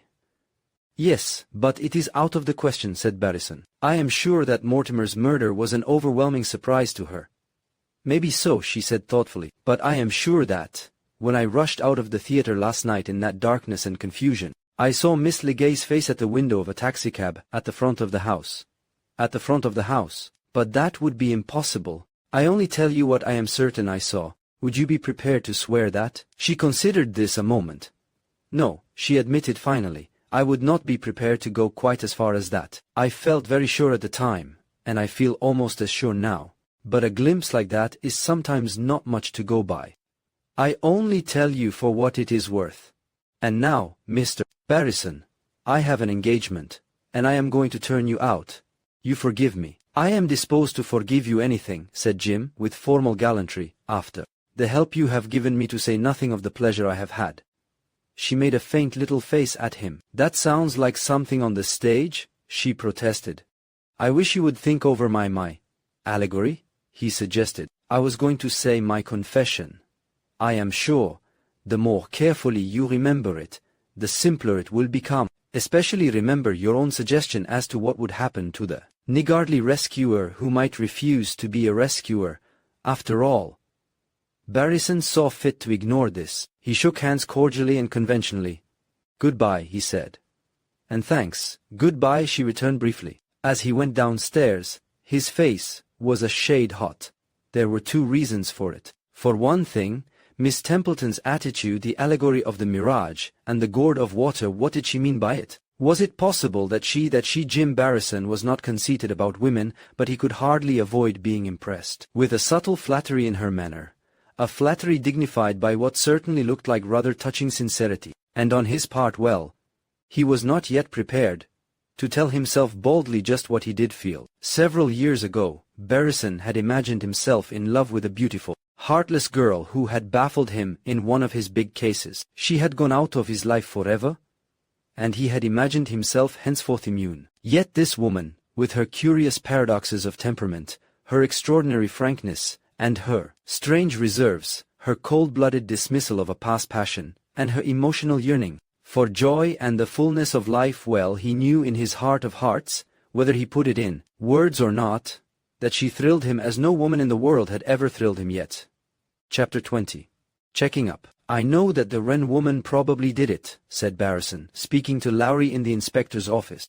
And I'm going to move heaven and earth to find her. But I've a hunch, a sort of theory, that those two women, Miss Templeton and Miss Legay, know more than they've told us yet. He tried to keep himself from feeling guilty when he spoke of Grace Templeton. Certainly his own reasons for particular interest in her had no place in a police investigation. And yet he became subtly embarrassed whenever her name came up. Never, said Lowry, smoking his large black bat cigar, never have theories. Find out the situation and build your theories into that. You started off on the idea that these two women, Templeton and Legay, were mixed up in the business somehow. You've been chasing round worrying about them to make that idea good. Now, I don't believe either of 'em knows a darned thing about it. They may both have been in love with the man, but nowadays actresses, with their futures ahead, don't often queer themselves that way. However, if there were any evidence against either of 'em, I'd go after it fast enough. But there isn't. In fact, there's conclusive evidence clearing them both. There's the pistol, for instance. Not one initial among the four belonging to the two women resembles an M. One moment, Inspector, broke in Barrison. That isn't an M, it's a W. Discovered that, eh? Remarked the inspector imperturbably. I wondered if you would. If you look at the pistol closely, though, my dear boy, you'll find that the angle at which it is engraved is a curious one. It might be either an M or a W. It depends on how you look at it. The letter is oddly shaped. Looked at from different points, it makes just as good a W as it does an M, and vice versa. Well, the ladies in question have no more W's in their names than they have M's. Then, Miss Templeton could not have got behind the scenes in time. I imagine not, admitted Jim. Of course, we are dealing in what was possible, not likely. The door was unguarded just then, and the door was unguarded after the shot, not before. If you believe the man Lynch. But mind you, I suspect her no more than you, but she was familiar with the theater. Familiar, hell, no one's familiar with any place in the pitch dark. And the other woman had gone home, hadn't she? Miss Legay had gone home, as it was generally supposed, said Jim, feeling obliged to register conscientiously every passing suspicion of his. But Miss Templeton thinks she saw her near the front of the theatre, just after the tragedy. Well, you've only got that woman's word for that. Will she swear to it? No. I thought not. She's just talking through her hat. Either to queer the other, or to make herself interesting to you, said Barrison. You're dippy on this thing. I always thought you were a pretty snappy detective for a young yon. Now get rid of your theories, and your hunches, and your intuitions, and your suspicions, and check up. That's what I've been doing all day. And, take it from me, while it may be old-fashioned, it's the method that gets there 9 times out of 10. Here goes. He took a sheet of paper and made notes as he talked. Now that shot, according to the medical report, was fired at close range. Very close range indeed. The khaki of the man's uniform was quite a bit burned by it. The bullet entered under the right arm, so he must have had his arms lifted, either to take hold of Miss Merivale, as she said, or for some other reason. It entered the body below the right armpit, and made a clean drill through the right lung at a slightly upward angle. Then it lodged in an upper rib just under the right breast. That explains the big splotch of blood on the breast. It could have been fired from either of 2 ways. He drew a rough diagram on the page before him, representing an imaginary, cylindrical man, 2 crosses, and a couple of dotted lines. So, if Miss Merivale did it, he explained, pencil in hand, he'd have to be standing facing toward the front of the house, with his arm slightly raised, and his right side exposed to her aim. Isn't that an unlikely attitude, under the circumstances? It is unlikely, but it is perfectly possible. It's only in songs that every little movement has a meaning all its own. Do you always have a good and logical reason for every motion you make? If you do, you're a freak. The great difficulty with most detectives is that they try to get a reason and a sequence for everything, as though they were putting a puzzle together or writing a play. In real life, half the things we do for no reason at all, or from sheer natural human contrariness. However, never mind that. Now, if the other woman, the woman we believe was in the theatre last night, fired the shot, she only had to stand in close at the foot of the 4-step entrance and reach up. Even if she were a small woman, she would be able to place her bullet just about where it was found. It's a toss-up, Barrison. Either Miss Merivale fired that shot, or the unknown woman did. The unknown woman I don't consider unknown any longer. She is Wren's daughter, without a doubt. On Miss Templeton's testimony? Toot, toot, my dear Barrison. But, surely, the unknown woman, if you insist on continuing to think her unknown, is the more likely bet of the 2? Inspector Lowry pulled at his cigar, and wrinkled his heavy brows. Likely. I'm mortally afraid of those likely clues. When a thing looks too blamed likely, I get scared. Nature and life and crime don't work that way. Besides, drawled the inspector, we've not got her, and we have got the other one. There's everything in possession. But you aren't going to hold Miss Merivale on a mere. Hold your horses, boy. We aren't holding her at all at present. She is as free as air, and will continue to be free for quite a while, anyway. But she's being watched, Barrison. My boy, she's being watched every minute, and she'll go on being watched. Lowry relighted his defunct cigar. Incidentally, he added, we've got a few fresh points on this. You'd be interested in hearing them, I suppose. Interested? Very well. For one thing, Mrs. Parry, the dresser at the theatre, has given us rather an odd piece of evidence. She says that a messenger boy called at Miss Merivale's dressing room during the evening. She was not in the room at the time, but saw him knock, saw him admitted, and saw him go away. Nothing odd in that, surely on a first night. Nothing at all odd. Mrs. Parry also recalls that, when she went in to help Miss Merivale for the last act, Miss Merivale had no change for the last act. No, so I understand. But she had gone back to her dressing room as usual for a few final touches. She had to alter her makeup slightly, hadn't she? Yes. She had to be rather paler in the last act. Barrison was somewhat impressed by Lowry's thorough, even if archaic, way of getting his facts. Quite so, said the inspector equably. Well, Mrs. Parry says that, as she entered the dressing room, she saw Miss Merivale walking up and down the room, evidently very angry. She had a note in her hand, and as she saw the woman, she tore it up in a lot of little pieces, and made an effort to become composed. Then she went hastily over to the dressing table, and caught up something that was lying there. something. What? Mrs. Parry does not know. She knows that it was a small object, possibly as long as her hand. She does not vouch for its shape. She just saw it in the flash of an eye. And what is Miss Merivale supposed to have done with it? Miss Merivale put it very swiftly indeed, into the front of her white gown.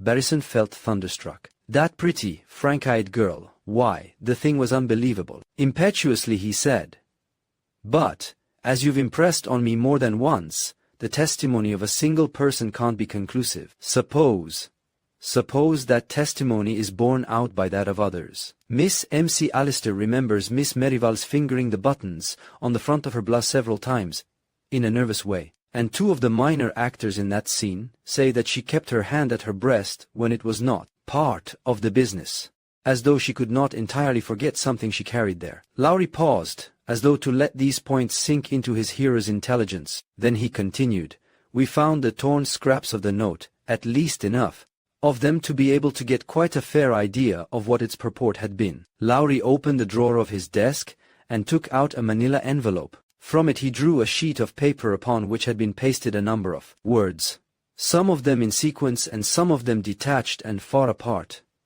He pushed the paper across to Barrison. "Have a look," he said laconically. Barrison read, "How madly you accept no, I may hope you pretend, needn't expect. Scape, you beau, might just as make up render to me. What do you make of it?" asked Lowry, after Barrison had stared at the cryptic mosaic of paper scraps for a moment or two. The younger detective began to fill in and piece together. He evolved the logical complete letter, "You know how madly I love you. If you accept the accompanying I know I may hope. Though you pretend, you needn't expect to escape. You beauty, you might just as well make up your mind to surrender the battle tonight." Lowry read it and smiled. "Quite good," he pronounced. "Here's another answer." And he pushed another sheet toward Jim. This one read with the words of the recovered scraps underlined as follows: "No matter how determinedly, how madly you resist, you accept your fate. You know I may hope. You pretend courage, but you need not expect to escape. You beautiful fiend, you might just as well make up your mind to surrender tonight." Barrison read, and then, with a slight shrug, pushed it back toward the older man. "I see very little difference," he said. "Really? Can't you see that one is a love letter, and one a threat?" "If you choose to put in phrases like 'you beautiful fiend,'" said Barrison, raising his eyebrows. Lowry chuckled. "Doesn't it sound kind of natural?" he queried. "Oh, well, maybe I'm behind the times. I just try to make it natural. But seriously, Jim, there is a difference, and you'd better get onto it quick. That letter, which was from Mortimer, I've had the handwriting verified, might have been a threat to a woman, whom he was dead set on getting, or a billet doux to a girl he was sweet on, and who was acting shy. Isn't that right?" Barrison frowned over the 2 epistles. "You've something else up your sleeve," he declared, watching him closely. "I've a good mind to go and call on Miss Merivale myself." "Do," said Lowry, turning to his desk, with the air of a man dismissing a lot of troublesome business, and glad of it. "You will find that she is too ill to see a soul, utterly prostrated since last night. Will that hold you for a while, you uppity young shrimp?" Chapter 21. Tony's Report. Barrison often dined at a chop house in the 30s, near his own rooms. He repaired thither tonight, after having telephoned his whereabouts to Tony Clay's boarding house, with a message for that youth to come on to join him there if he could. As he sat lingeringly over one of the meals he liked best, he endeavored to forget the problems which had stabbed at him relentlessly all day. He wished that it were only from a professional angle that the business worried him. To his own uttermost disgust, he found an enormous mass of personal worry connected with it. He would like, for instance, to have been able to eliminate Miss Templeton. Or would he? He was alarmed to find his condition so critical that he was not absolutely sure. He glanced up at last, uncertain whether with relief or disgust, to find Tony Clay wending his way toward him between tables. "Hello," he said, with a very fine show of enthusiastic welcome. Tony bobbed an acknowledgment. When he was seated opposite Jim, he growled, "How doth the little butterfly improve each shining hour, by sending other folks to spy, and bring to him more power. What pretty things he learns to do, what merry games he beats, he lets the other fellow stew, while he sits still and eats." Barrison could not help laughing, as he greeted him. What do you suppose I've been doing? Sitting here ever since we parted? What are you going to eat? Oh, faithful, good, and seemingly hungry servant. I want all the ham and eggs there are in the place, and the ham cut thick, and the eggs fried on both sides. You half-baked little ass, remarked Jim affectionately. Give your own order, Tony ordered, with a vague yet spectacular carelessness which made Barrison roar. Not awake yet, Tony? He queried, when his young friend had committed himself to mushrooms and guinea hen after the ham and eggs. Eh? Sure I'm awake. Say, you didn't give me a job at all. Oh, no. The point is, did you get it? Get it? You bet your life I got it. But Jim, your hunch about that Golden Arms business was punk. There's nothing doing there. No? Said Barrison. He tried to sound cool and casual, but it wasn't much of a success. He felt a bit flat about it all. Go ahead, Tony. Suppose you tell me about it, eh? Tony nodded, and straightened up at sight of the ham and eggs. Well, first off, you wanted a line on the maid. I got that, all right. She was one of those musical comedy sorts. I spotted her from the beginning, and I guess you did, too. She wasn't able to get away from her lady much, but she was supposed to eat like anybody else. And Tony, if you tell me that you gave up your sleep to go and fix her at lunch, and that, I don't, and I didn't tell you anything. But, as a matter of fact, I'd have bust, if I hadn't got a chance on this thing, Jim. You know that. Maybe I seem a bit slow sometimes, but, take it from me, I'm there with the goods when the time comes. Anyway, the maid's story is perfectly straight, and I'm certain she's telling the truth. It seems that she isn't supposed to knock at Miss Legay's door until half after 11. She sleeps in a room on top of the house, connected by telephone, and only comes down at special times, or when she's phoned for. Last night, she didn't expect Miss Legay in early, so didn't come downstairs to her door till about 20 minutes past 11. It being a first night, she really didn't imagine Miss Legay would be in much before midnight, but at 11:20 Maria, that's the maid, came and knocked. She saw that the lights were turned up inside the room. Miss Legay called out to her, Maria, don't bother about me tonight. I'm tired, and I'm going to bed right away. Come at about 8 tomorrow, please. Maria went up to bed then, and didn't come down again until 8, the hour she was expected. That was about 15 minutes before you and I turned up this morning. Well? Demanded Barrison. Not so much eagerly as savagely, for he was hot on what he thought to be a trail of some sort, even if not a criminal trail. Well, what else does she say about when she came in to Miss Legay's rooms this morning? She says that she came to the door and knocked, as was always her rule, before using her key. She had a key, but was not expected by Miss Legay to use it unless there was no answer. This time she didn't get any answer, so she opened the door and went in. She went into Miss Legay's bedroom and found her half awake and half asleep. She said she had had a bad night and had had to take her sleeping medicine. She looked pale. Maria says that the thing that upset her, Maria, most was the sight of Miss Legay's fine opera coat on a chair near the window, where the rain had made it all wet. She said she had barely hung it up and made Miss Legay comfortable when we telephoned up. Barrison thought a moment. That sounds all right, he admitted. Get ahead, Tony, to the rest of your investigation, for, of course, you must have got at someone else. Yes, said Tony, as he munched fried ham. I got at the night clerk of the Golden Arms. The night clerk? But he wasn't on duty. Tony buttered a piece of bread with a glance of scorn. And would that make him inaccessible to you, you pluperfect sleuth? He demanded caustically. To me, it merely meant that I would have to dig up his address and call on him when he was not on guard, so to speak. He is a very nice, pleasant youth. You would not get on with him at all. You would hurt his feelings. I have feelings of my own, so we were delighted with each other. You do neglect your opportunities, you know, Jim. Did you find out when Miss Legay got in last night? Asked Barrison, but Tony's answer was disappointing. I did not, he rejoined. I found that my night clerk had not seen Miss Legay at all last night. Barrison jumped and stared at him. Not seen her? Ejaculated he. No, she had not come through the office at all. But he says that she often avoids the crowd in the hotel office by going up to her apartment by the back way. He says she hates publicity. Oh, Barrison was thinking. Is there, then, No one who would have seen her if she came in the back way and went up to her room. I can't see how anyone could have seen her. You see, Jim, it's this way. In the Golden Arms Hotel, there is a side door, which is kept open and unguarded until after 11 o'clock at night. Lots of people, women especially, who don't want to go through the crowded office at that hour, prefer to slip in that way. It's a regular thing. They all do it.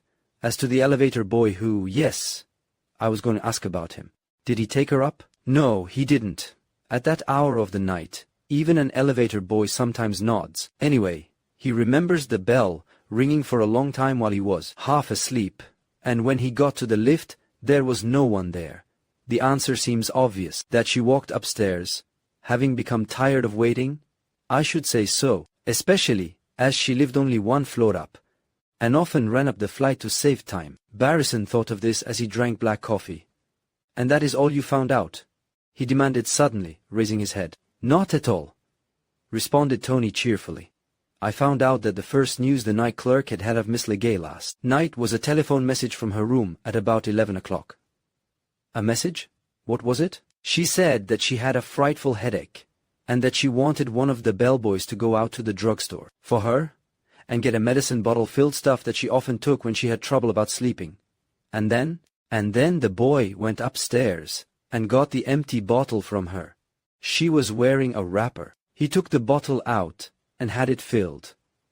That's all. It establishes the fact that she was in and undressed at 11. Barrison called for the check and paid it. Then he still knitted his brows over the thing that troubled him. Tony, he said suddenly. Well? Could she have gotten upstairs into that hotel without being seen? I can't believe it. Why not? I thought there were maids or guards on every floor. Quite so, said Tony. You remind me. There is a maid stationed on every floor of all decent hotels.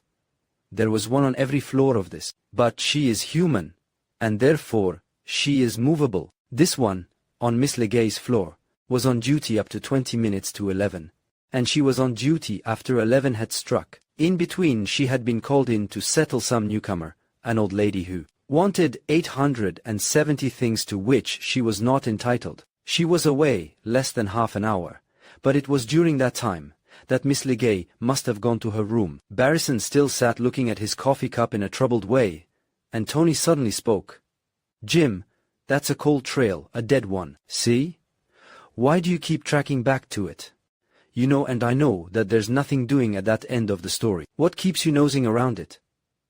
I can't tell you, Tony, said Barrison, low and not too certainly. It isn't exactly evidence that keeps me following that trail. It's... Say, broke in his subordinate sharply. Shall I tell you what it is? It's that woman, it's Miss Grace Templeton, that's what it is. You're dippy about her. And because she's tipped you that there's something queer about Miss Legay, you believe it. I thought you admired Miss Templeton yourself, said Jim Barrison, rallying his forces. Tony Clay surveyed him in surprise. Admired her? He exclaimed. Of course I admire her.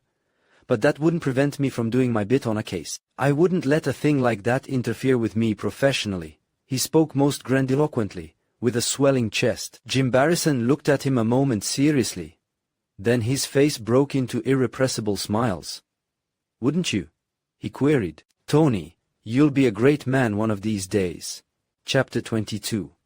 Rita the Daredevil. Promptly at 8 o'clock, Barrison presented himself at the entrance to Coyne's Theatre, where he had agreed to meet Teddy Lucas of the Blaze. The house was of the flagrantly cheap variety, to judge by the people then going in. On either side of the glaringly illuminated doorway were vivid lithographs of ladies with extremely pink cheeks and tights and gorgeously yellow hair and jewelry. Also, of prodigiously muscled acrobats performing miraculous feats in impossible positions. Barrison found his own eyes attracted, almost at once, by something which stood out, oasis-like, among the more lurid and obvious sheets. A large frame containing 3 photographs, under the plainly printed title, Rita the Daredevil, late of the world-famous Blankley Daredevils. Then this was the girl who had been playing in the riding act with Mortimer, when Duquesne came upon him first. Now, if by any chance Jim could connect that girl with Wren's disagreeable daughter, whom Miss Templeton remembered, he was eager for a sight of her. Would that rather dim snapshot he had seen prove sufficient to identify her? He wondered. None of these pictures looked particularly like that nondescript smudge of a woman in the corner of the Kodak picture which had been shown him that day. He examined them with close interest. One was of Rita the daredevil, sitting a vicious-looking, rearing broncho, with a nonchalant air, and huge, ornamental, spurs. Another was of Rita, the daredevil firing with a rifle at an apple held up by a fat man in evening clothes. The third was, presumably, a likeness of Rita the daredevil herself, doing nothing, in particular but scowl at the world, from beneath a picturesque sombrero. She certainly looked disagreeable enough to justify Grace Templeton's unpleasant recollection of her, of a markedly Spanish type, with the faint Indian cast, which is so prevalent. In South America, she was in no sense beguiling or prepossessing. It would be hard to vision those glowering black eyes soft with any tender emotion. Her mouth was as hard and as bitter, in line as that of some fierce yet stoical young savage, brooding over a darkly glorious nightmare of revenge. Fascinated, even while repelled, by the odd, forbidding face, Barrison started as he was roused from his momentary trance by the cool, rapid tones of Teddy Lucas. "Awfully sorry if you've been waiting. I don't imagine we're late for our act, though. Have you a cigarette? We can smoke here." "Righto, come along." They went in, and took the places reserved for them in a stage box. Jim was glad to be so close to the stage. He wanted to study this woman as minutely as he could. As they settled themselves, an attendant changed the cards giving the names of the acts. With a real thrill Barrison saw that they read, Rita the Daredevil. "Good stuff," murmured Lucas critically. "They don't say what she does, nor what makes her a daredevil. They just say it, and wait for her to make good. Of course, she probably won't." He took the evening newspaper from under his arm, and on the margin of the first page scribbled a short enigmatic note in pencil. On the stage was a small table decorated with a .44 rifle and several small weapons, a target painted in red and gold instead of black and white, and a large mirror. Almost immediately Rita, the daredevil, made her entrance. She was dressed in the regulation cowgirl's outfit: short skirt of khaki, sombrero, heavy leather belt, high-laced brown boots, embroidered gauntlets. As though to give a touch of daintiness to her costume, she wore a thin white shirtwaist and a scarlet tie. Also, the buckle on her belt was of gold, and there was a golden ornament in the band of her broad felt hat. Daintiness, however, seemed out of place. There was about the young woman an absence of feminine coquetry that set her apart from most vaudeville performers. Sometimes she forced a smile, and made a little bow to the house, but conciliatory measures were plainly foreign to this woman's temperament. She was there to do certain things. One would be safe to wager that she would do them well. And she did. She was a marvelous shot, cool and steady, and the men in her audience were genuinely enthusiastic. A good many of them could appreciate straight and clever shooting when they saw it. She shot bullseyes, tossed glass balls, shot apples on the head of her meek partner, the smiling man of the photograph. She shot over her shoulder, looking in a mirror. She shot, after sighting carefully, with her eyes blindfolded. She shot with guns of every size and caliber. In everything she did was apparent the same crisp, grim efficiency. She did not do her work at all gaily, nor as if she enjoyed it. There was something resentful about her whole personality. Doubtless, she grudged the entertainment she gave, and would have preferred to earn her salary, if possible, by making herself unpleasant to people, instead of diverting them. Barrison gave many glances to the man who so patiently and self-effacingly assisted her. He was, in spite of the professional smile, not a happy-looking man. There were moments when, for all his creases of flesh, he looked positively haggard, and his eyes were very tired. He was a man who for some reason lived under a shadow or a burden of some sort. This belief came suddenly to Barrison. She herself suffered from the same handicap. These two people were the victims either of a heavy trouble, a grievous disappointment, or a gnawing wrong. You could see the pinches and rakings of suffering in both faces.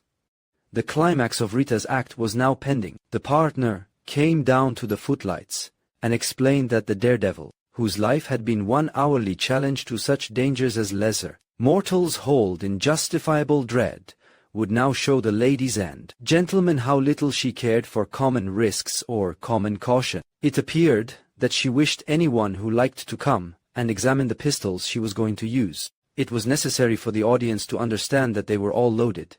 Did anyone care to examine them? Yes. To Teddy Lucas's surprise, Barrison did. He leaned over the side of the box, and had the satisfaction not only of noting that they were all loaded, 6 chambers each, but that each one of the 3 that she intended to use was marked in precisely the same way as the one which was now locked up in his safe at home. I thought she did the stunt with 4, said Ted, arching his eyebrows. She was advertised to, another point. Until recently she had done her trick with 4 pistols, all exactly alike. Where was the 4th? Jim knew where the 4th was. Naturally, there had not been time to have another made, and marked in precisely the same way. He handed back the weapons, saw them examined by several other curious people, and settled back to see what she was going to do with them. The stunt itself turned out to be disappointing. It was a mere juggling trick, the old 3-ball affair, done with loaded pistols, that was all. To be sure, there was a certain amount of risk about it, since even a clever shot cannot always be responsible for what will happen to a trigger when it is caught in the lightning manipulation of juggling, but it was not nearly so dangerous as it was advertised to be. Now, it's safe to assume, remarked Teddy languidly in Barrison's ear, that she never fired one of those things off yet, in that stunt, and never will. And then 2 things happened. It was difficult even for Jim Barrison's trained mind to tell him which had happened first. His eyes caught sight of someone in the box opposite, a gray-haired, dignified figure, of middle height, not sitting, but standing with his look fixed sternly upon the stage. It was Max Dukan, the great manager, and Barrison, in a great flash of intuition, knew why he was there. He had come either to warn or threaten these people who knew him since the days when he had discovered Mortimer in the show known as Blankley's Daredevils. And at the selfsame instant, it seemed, the pistols which Rita was tossing, so composedly and surely, experienced a hitch in their methodical orbits. 1, 2, 3. They rose and fell, and she caught them neatly each time, and sent them whirling as though they were tennis balls instead of loaded guns. But something had happened. There was a faint cry. Barrison was near enough to hear it. And then a shot. The detective's hair seemed to rise. It was so soon after that other tragedy. Was it possible? But nothing had happened, it seemed, except a flesh wound for Rita herself. She was holding her hand against her arm, and staring in front of her in a dazed and frightened way. Her partner was tearing away her sleeve to investigate, and the house was wildly excited. It was superb advertising, of course, only Barrison knew that it was not advertising. She had been frightened by Duquesne's sudden appearance, and even her sure hand had lost its cunning for a second. He looked toward the other box sharply, at the very moment, as he thought, when Rita had sunk down wounded. But even so, he was too late. Duquesne had gone. "Shall we go behind now and have a talk with her?" suggested Teddy Lucas, rising. Really, that was quite well staged. Everyone will be twice as ready to believe her a daredevil after they have seen her wounded. Ready? They made their way behind. Barrison's blood was thrilling with that excitement of the chase which keeps a good detective alive on this earth, and without which one can scarcely imagine him contented. Chapter 23. Twixt the cup and the lip. Rita received them in her dressing room, which was frankly a utilitarian apartment. Since she had to share it in turn with other performers, she had not much chance to impress her individuality upon it. And for that matter, she was not the type of woman, probably, who would have thought it worth her while to take the trouble. She scorned frivolities. When they saw her at close range, they were both struck by the fact that she was scarcely made up at all. Doubtless, if she had taken the trouble, she could have softened her face and expression, and made herself less hard and repellent. Not that she was ugly. She was not. Her features were regular enough, and her black eyes quite splendid in their smoldering sort of way. If she had not bound up her hair so tightly, its masses and luster would have been a sensation, and her figure was good, in a lean, wiry style all its own. The truth was that she was uncompromising, unyielding, ungraceful as she was ungracious. If Rita had really experienced a shock during her act, she certainly had recovered from it, so far as the eyes of outsiders could determine. After greeting them, she eyed her visitors coldly and sharply. "Wanted to talk to me?" she demanded, in rather a metallic voice. Please, for the blaze, said Teddy Lucas, in his most insinuating tone. But Rita the Daredevil shook her head with a slight scowl. Waste of time, she stated. We aren't playing here after next week, and, I beg your pardon, slid in Teddy smoothly but firmly. You are not playing at this theater, but you have time at. I tell you, she began hotly, but another voice made itself heard. It was, as they were somewhat surprised to find, the voice of Rita's subservient partner, who had appeared just behind them, and who now confronted them with a curious little air of authority, in spite of his plump body and his very ancient evening dress. If you will excuse me for interrupting, he said courteously, and made them a bow which was quite proper and dignified. It was the bow of what was it? Jim tried to think. Was it the bow of a head waiter, or a floor walker, or a ringmaster? That was it, a ringmaster. This man was used to the exacting proprieties of the circus. No one else could be so perfect. Instantly, Jim placed him as blankly himself. If you will excuse me for interrupting, he repeated gently, our plans have changed. Vaudeville performers live, unfortunately in a world of changes. We had expected to play in and around New York for some weeks. Our expectations have not materialized. We leave New York tonight. Tonight, repeated Teddy Lucas, sitting up and opening his eyes. Isn't that rather short notice? It is, said the fat man, and Jim saw his hand shake as he raised it to wipe the perspiration from his forehead. But he was firm enough, for all that. It is extremely sudden, but it is advisable. More advantageous time, I suppose, said Teddy, watching him with seeming indifference. Yes, yes, said the fat man eagerly, and his hand shook more than ever. More advantageous time.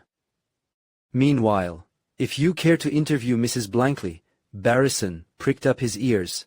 Mrs. Blankley, we would be glad to be mentioned in your paper, went on the fat man hurriedly. You could hardly give your space to a more scintillating amour, Nick, said Rita the Daredevil shortly. I don't want to be interviewed. You arranged with Coyne for this gentleman to come, representing his paper, but I don't stand for it.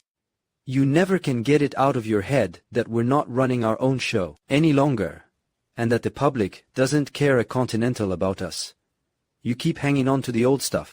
You keep thinking that, because you used to be a big noise in your own little gramophone, you're loud enough to take in Broadway nowadays. It doesn't get across, Nick. If these gentlemen want a story, and her voice was keen and bitter, they'd better get after something else. Mrs. Blankley, said Teddy, weren't you hurt when that bullet exploded tonight? She changed color.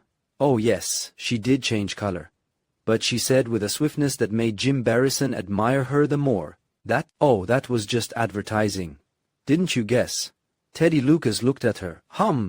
He said, deliberating. I confess I did think it was advertising at first, but Rita looked strange. For a moment it seemed that she was going to strike the newspaper man. Then she let her heavy, dark eyes sink, and turned away with a muttered remark that none of them could catch. It was Jim's moment.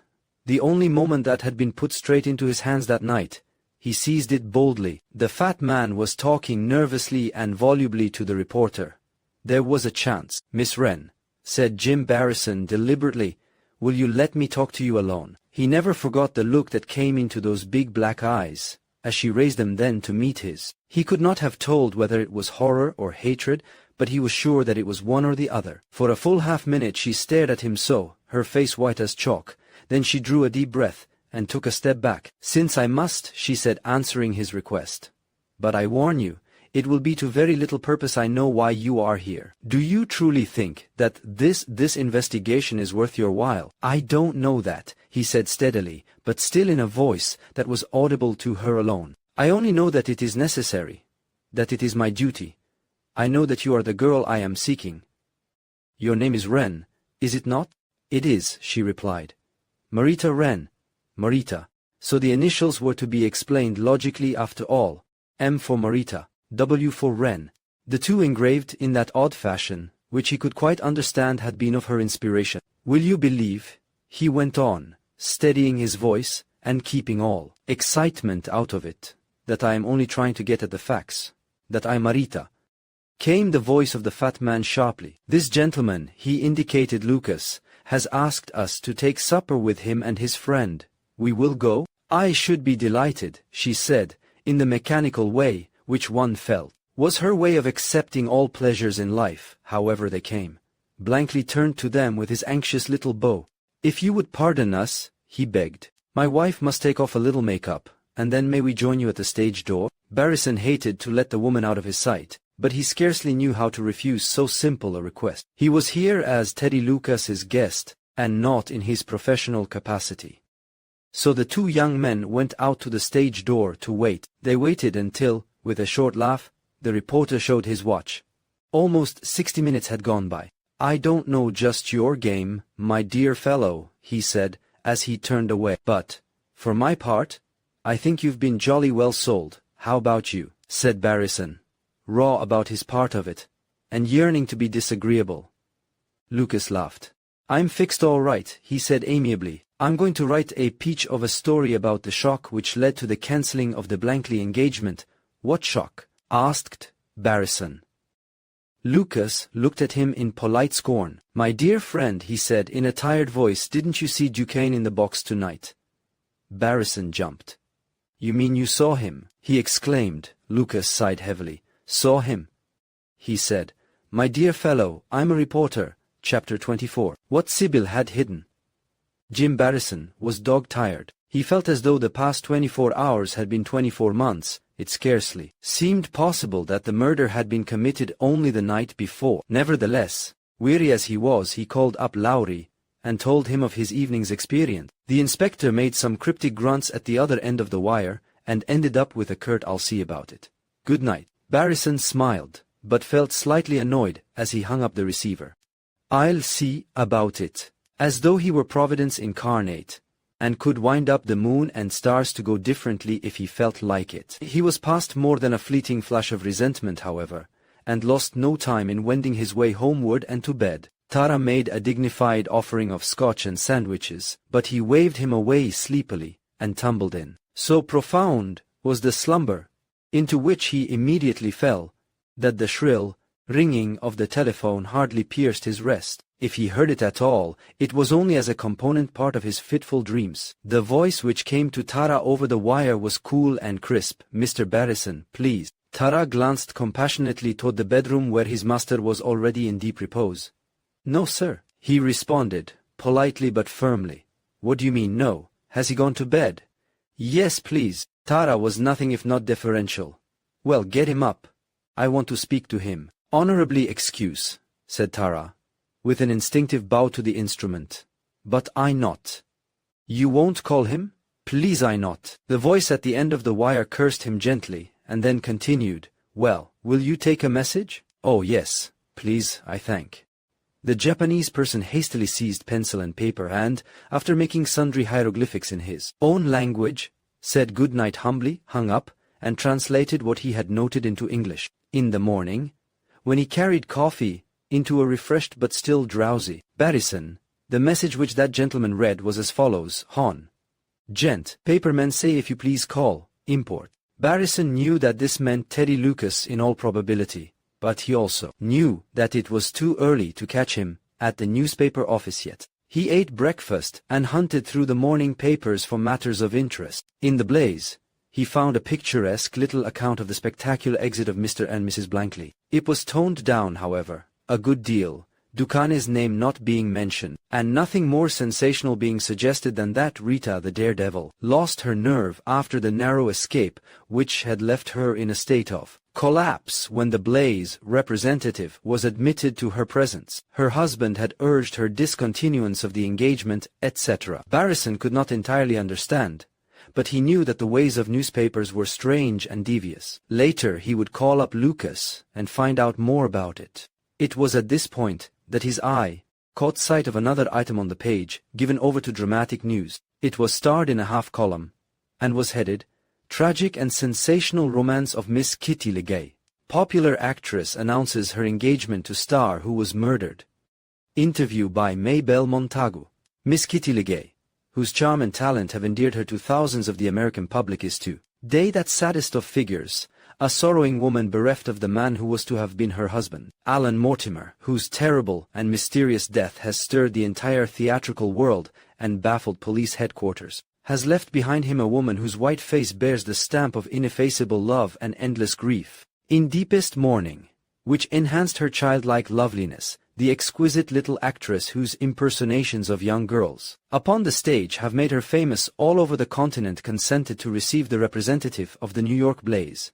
It was with a touching simplicity that she said, "We had intended to postpone the announcement of our engagement until later, but he has been taken from me, and why keep silent any longer? It is, in a way, a comfort to let the world know that we were to have been married, that, at least, I have the right to mourn for him." Her sweet voice was choked with sobs, and in the eyes of even the seasoned interviewer there were tears. Barrison shook his head, and smiled a wry, cynical smile. "Not so prostrated that she can't make capital out of it," he commented to himself. "Lost no time, I must say.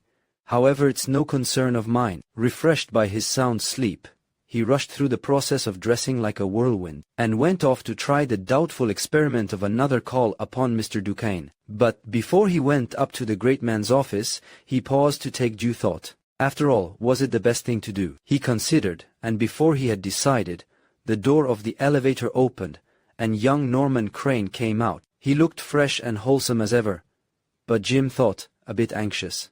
He greeted the detective cordially. "Hello," he said. "Beastly mess it all is, isn't it? Were you going up to see the old man? Because you won't. Not unless you've an awful drag at court. Everyone in the world is waiting in the outer office, all the poor old boots and saddles bunch, and everybody in town that's left over." "I hadn't made up my mind whether I was going up or not," admitted Barrison. "Now I have, I think. I'll walk along with you, if you've no objection?" "Rather not. He hesitated. "I'm going to inquire for Sybil. How is Miss Merivale? I was sorry to hear that she was so ill." "Who told you?" "Oh, it would be Lowry, of course. I can't get used to the idea of having Sybil watched and spied on by policemen." "Beg pardon." He flushed boyishly. "I don't mean to be offensive, Mr. Barrison, and you never strike me like that quite, but you must know what I mean." "Naturally I do," said Jim, who liked the lad, "and, if you don't mind, I'll come with you when you go to inquire, not in a professional capacity," he added hastily, seeing the glint of suspicion in the other's transparent eyes. Crane laughed a little awkwardly. "I'd be very glad to have you," he said frankly, "and for that matter, in your professional capacity too. Mr. Barrison, am I right in thinking that that man suspects Sybil?" "Suspects is rather a plain term, and rather a strong one. I don't think he absolutely suspects her. But there are things that will need a bit of clearing up." "I thought so." The young man's manner expressed a sort of angry triumph. "Now, Mr. Barrison, you must come. Sybil must talk to you, whether she feels like it or not. You know, the whole idea is too absurd. I think it is absurd myself," said Barrison kindly. "But, you know, it's just those ridiculous things that make such a lot of bother in the world. Miss Merivale, I'm convinced, is the last person in the world to have committed any sort of a crime. Heavens! I should say so. And yet, what was it that she hid in her dress that night?" Norman stopped and stared at him. "Why should you think she hid anything in her dress?" he demanded in unfeigned astonishment. "I'll tell you by and by," said Barrison evasively. He saw that Crane was really surprised by this, and he was debating with himself just how far it was politic and wise to go in this direction. In another few minutes they were at a boarding house where Sybil lived, a quiet house in the upper 40s, kept by a gentle, grey-haired woman who seemed of another day and generation, and who called Norman "my dear boy," with a soft southern drawl. Miss Merivale was better, she said, so much so, in fact, that she had her removed into her own parlour at the front of the house, where she could have more cheerful surroundings and see her friends. The sweet lady added, smiling, if she felt strong enough, if the gentleman would take the trouble to walk upstairs, she was sure they would do Miss Merivale good. She was better, but not so bright as one could wish. The boarding-house keeper and Norman Crane ascended first, and shortly after the former came back to tell Barrison that they were expecting him, if he would go up. "I thought," she added softly, "that they would want to see each other, and so I had her couch fixed in my place, where I can be in and out, so to speak. Not that I'd have the time," she added, gently humorous, "but it's the idea. You know, I'm from the South, sir, and I have my funny notions about the proprieties." Sybil, on the landlady's old-fashioned sofa, looked rather pathetically wan. But she made an effort to greet Jim with some animation and cordiality. It was plain that she was still very shaken and depressed, and that her fiancé was much worried about her. She went at once to the matters that were in all their minds. It was characteristic of the girl that she did not shrink from approaching even the subjects responsible for her recent collapse, and she was very fair to look at. In her soft blue dressing gown lying back among the faded chintz cushions, with her ash-blonde hair in 2 long braids upon her shoulders. Kitty Legay should have seen her now. "Miss Barrison," she said at once, "it is awfully good of you to have called. Norman and I know that you are here as a friend, and not as an officer of the law, and we are both grateful. Mr. Barrison, you surely don't think I had anything to do with that horror the other night?" "No, I don't," said Barrison, speaking as briefly and frankly as she was speaking herself. "Well, will you tell me on what grounds they are watching me?" "You are sure they are?" he said, to gain time. "Sure, of course, I am sure. Look at that man over there, reading the paper, and occasionally glancing up at the sky to see if it is going to rain. Isn't he watching this house?" Barrison smiled. "Probably he is," he admitted. He had noticed the man himself as he came in, but he had not imagined that the girl herself knew of her situation. "Well," she insisted, and a faint spot of feverish color came into either cheek. "What is it that they expect to find out?" "What is it? I know that I was there, on the scene.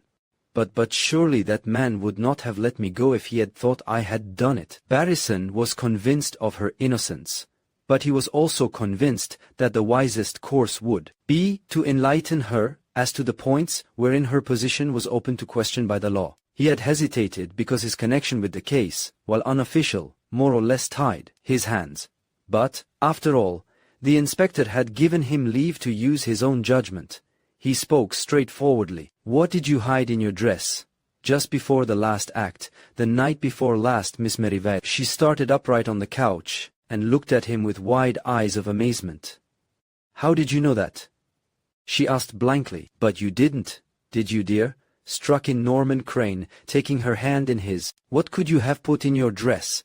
It's absurd, as I told Mr. Barrison." She thought for a moment, and then said quietly, "I put into my dress something that I wanted to hide, chiefly from you, Norman. I knew that if you saw it, you would be angry." Norman Crane looked as though she had struck him. "You did hide something, then?" he exclaimed. "I certainly did, and would again, under the same condition. Only, I can't see how anyone knew of the fact." "Who was it, Mr. Barrison?" "Your dresser, the woman Perry." "Of course." She nodded slowly. "She was always a meddlesome old thing. And I know that she was consumed with curiosity when I got the package and the note that night." "The package and the note," repeated Norman Crane.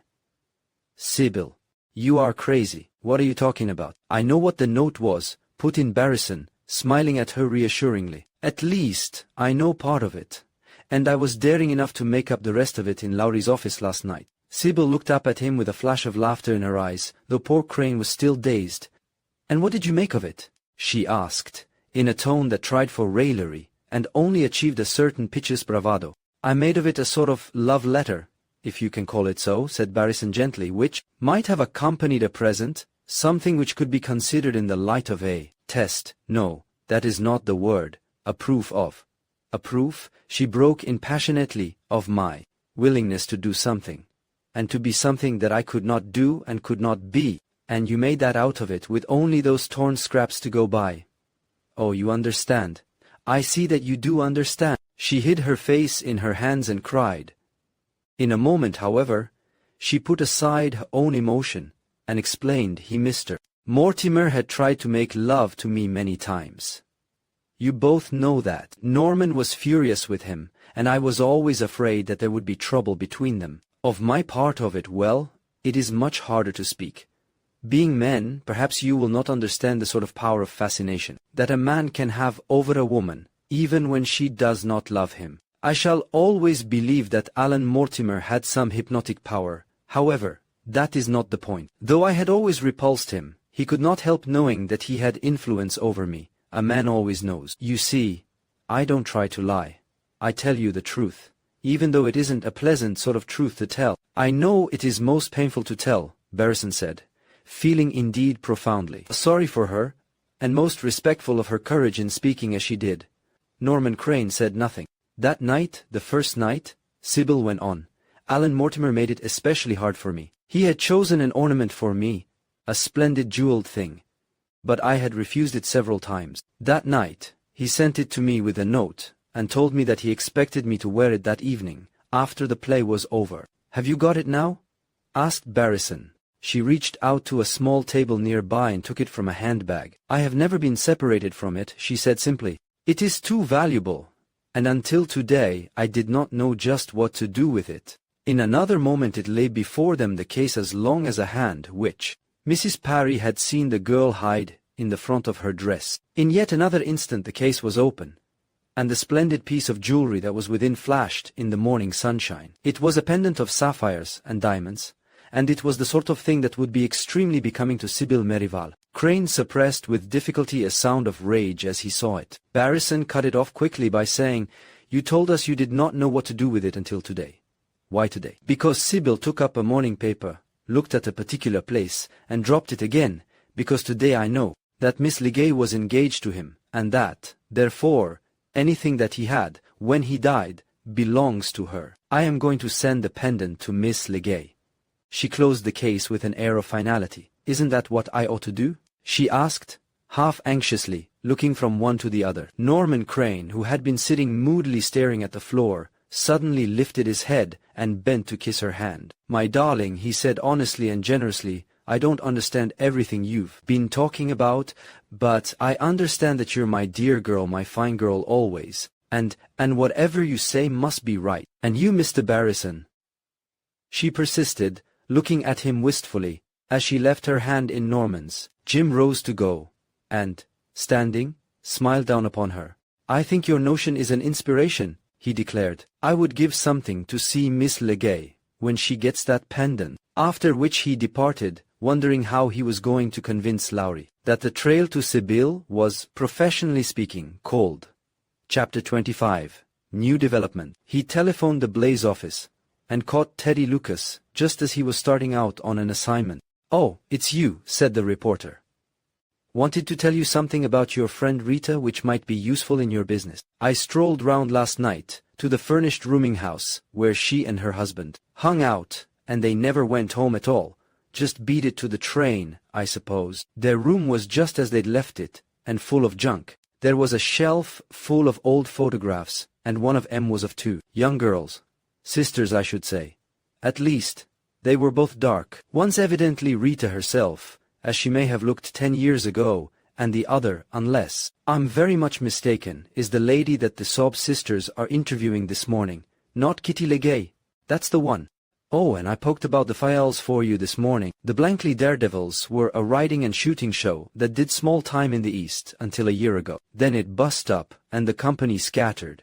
Blankley seems to have been a crook, for the reason for the smash-up was that he was arrested and sent to jail for 6 months. Quite a nice, snappy little story, what?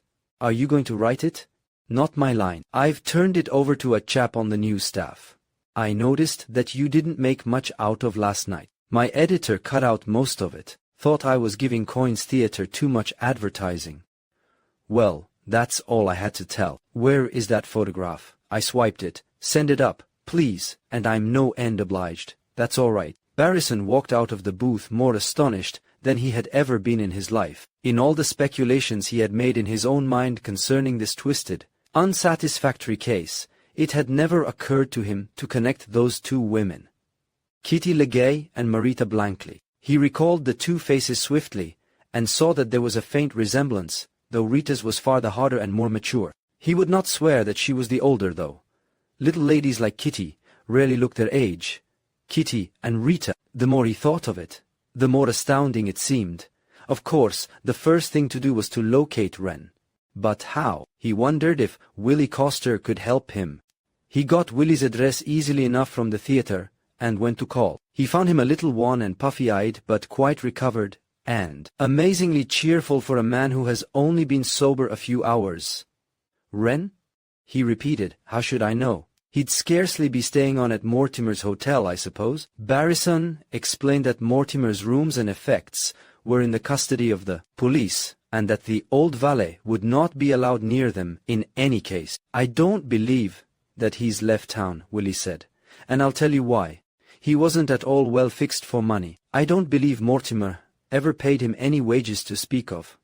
Whatever it was that held them together, it wasn't cash. He's touched me more than once, poor old beggar. You? Why you? I don't know, said Willie simply. People always do. Good little fellow.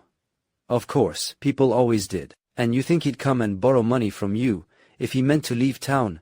I'd not be surprised. And, as a matter of fact, he did come that very day, and for that very reason.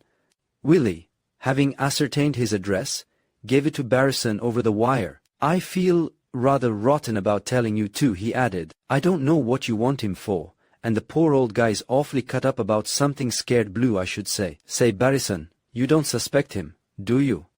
Lord, no. But I think he knows who did it. Willie grunted uncomfortably. Well, treat him decently, he urged. I'm not exactly an inquisitor in my methods, you know, Jim told him. How much money did you lend him, Willie? Only a 10 spot, said Willie innocently. Barrison laughed and said goodbye. Within the hour, he was at the address given him by Coster. It proved to be a shabby, dingy little lodging house east of 2nd Avenue, and the few men whom the young man met slouching in and out were as shabby and dingy as the place, and had, he thought, a furtive look. Sized up roughly, it had a drably disreputable appearance, as though connected with small, sordid crimes and the unpicturesque derelicts of the underworld. In a dreary hall bedroom on the 3rd floor, he finally found Wren. The old man opened the door with evident caution in response to Barrison's knock, and when he saw the detective, his face became rigid with a terror which he did not even attempt to conceal. Mutely, he stood back and let the visitor enter, closing the door with trembling hands. Then, still speechless, he turned and faced him, his anguished eyes more eloquent than any words could have been. Jim was touched by the man's misery. He could guess something of what he must be suffering on his daughter's account. Don't look like that, Wren, he said kindly. I've only come to have a talk with you. The old man bent forward with sudden eagerness. Then, he faltered, you've not come to tell me of her arrest, sir? No, said Barrison. I don't even know where she is. Sit down, man, you look done up. Wren sank onto the bed and sat there, his wrinkled face working with emotion. I was afraid you'd arrested her, sir, he managed to say, after a moment, in broken tones. You had been expecting that? He nodded. I've known that the police were bound to find out sometime that she'd been in the theater that night, and I knew what that would mean. She would come, though I tried so hard to prevent her. She would come. Wren, said Barrison deliberately, it's a pretty tough question to put to you. But did she shoot Mortimer? Wren looked at him with haggard eyes. Before God, Mr. Barrison, he said earnestly, I don't know. I didn't see her shoot him, but I know she meant to. You know that, exclaimed Barrison. I know that she had threatened him more than once, and it was her pistol. You knew that, sir? Yes, I knew that. Go on. I'd better tell you the whole story, sir. I'm getting old, and it's weighed on me too long. If you don't mind, sir, I'll go back to the beginning. Chapter 26.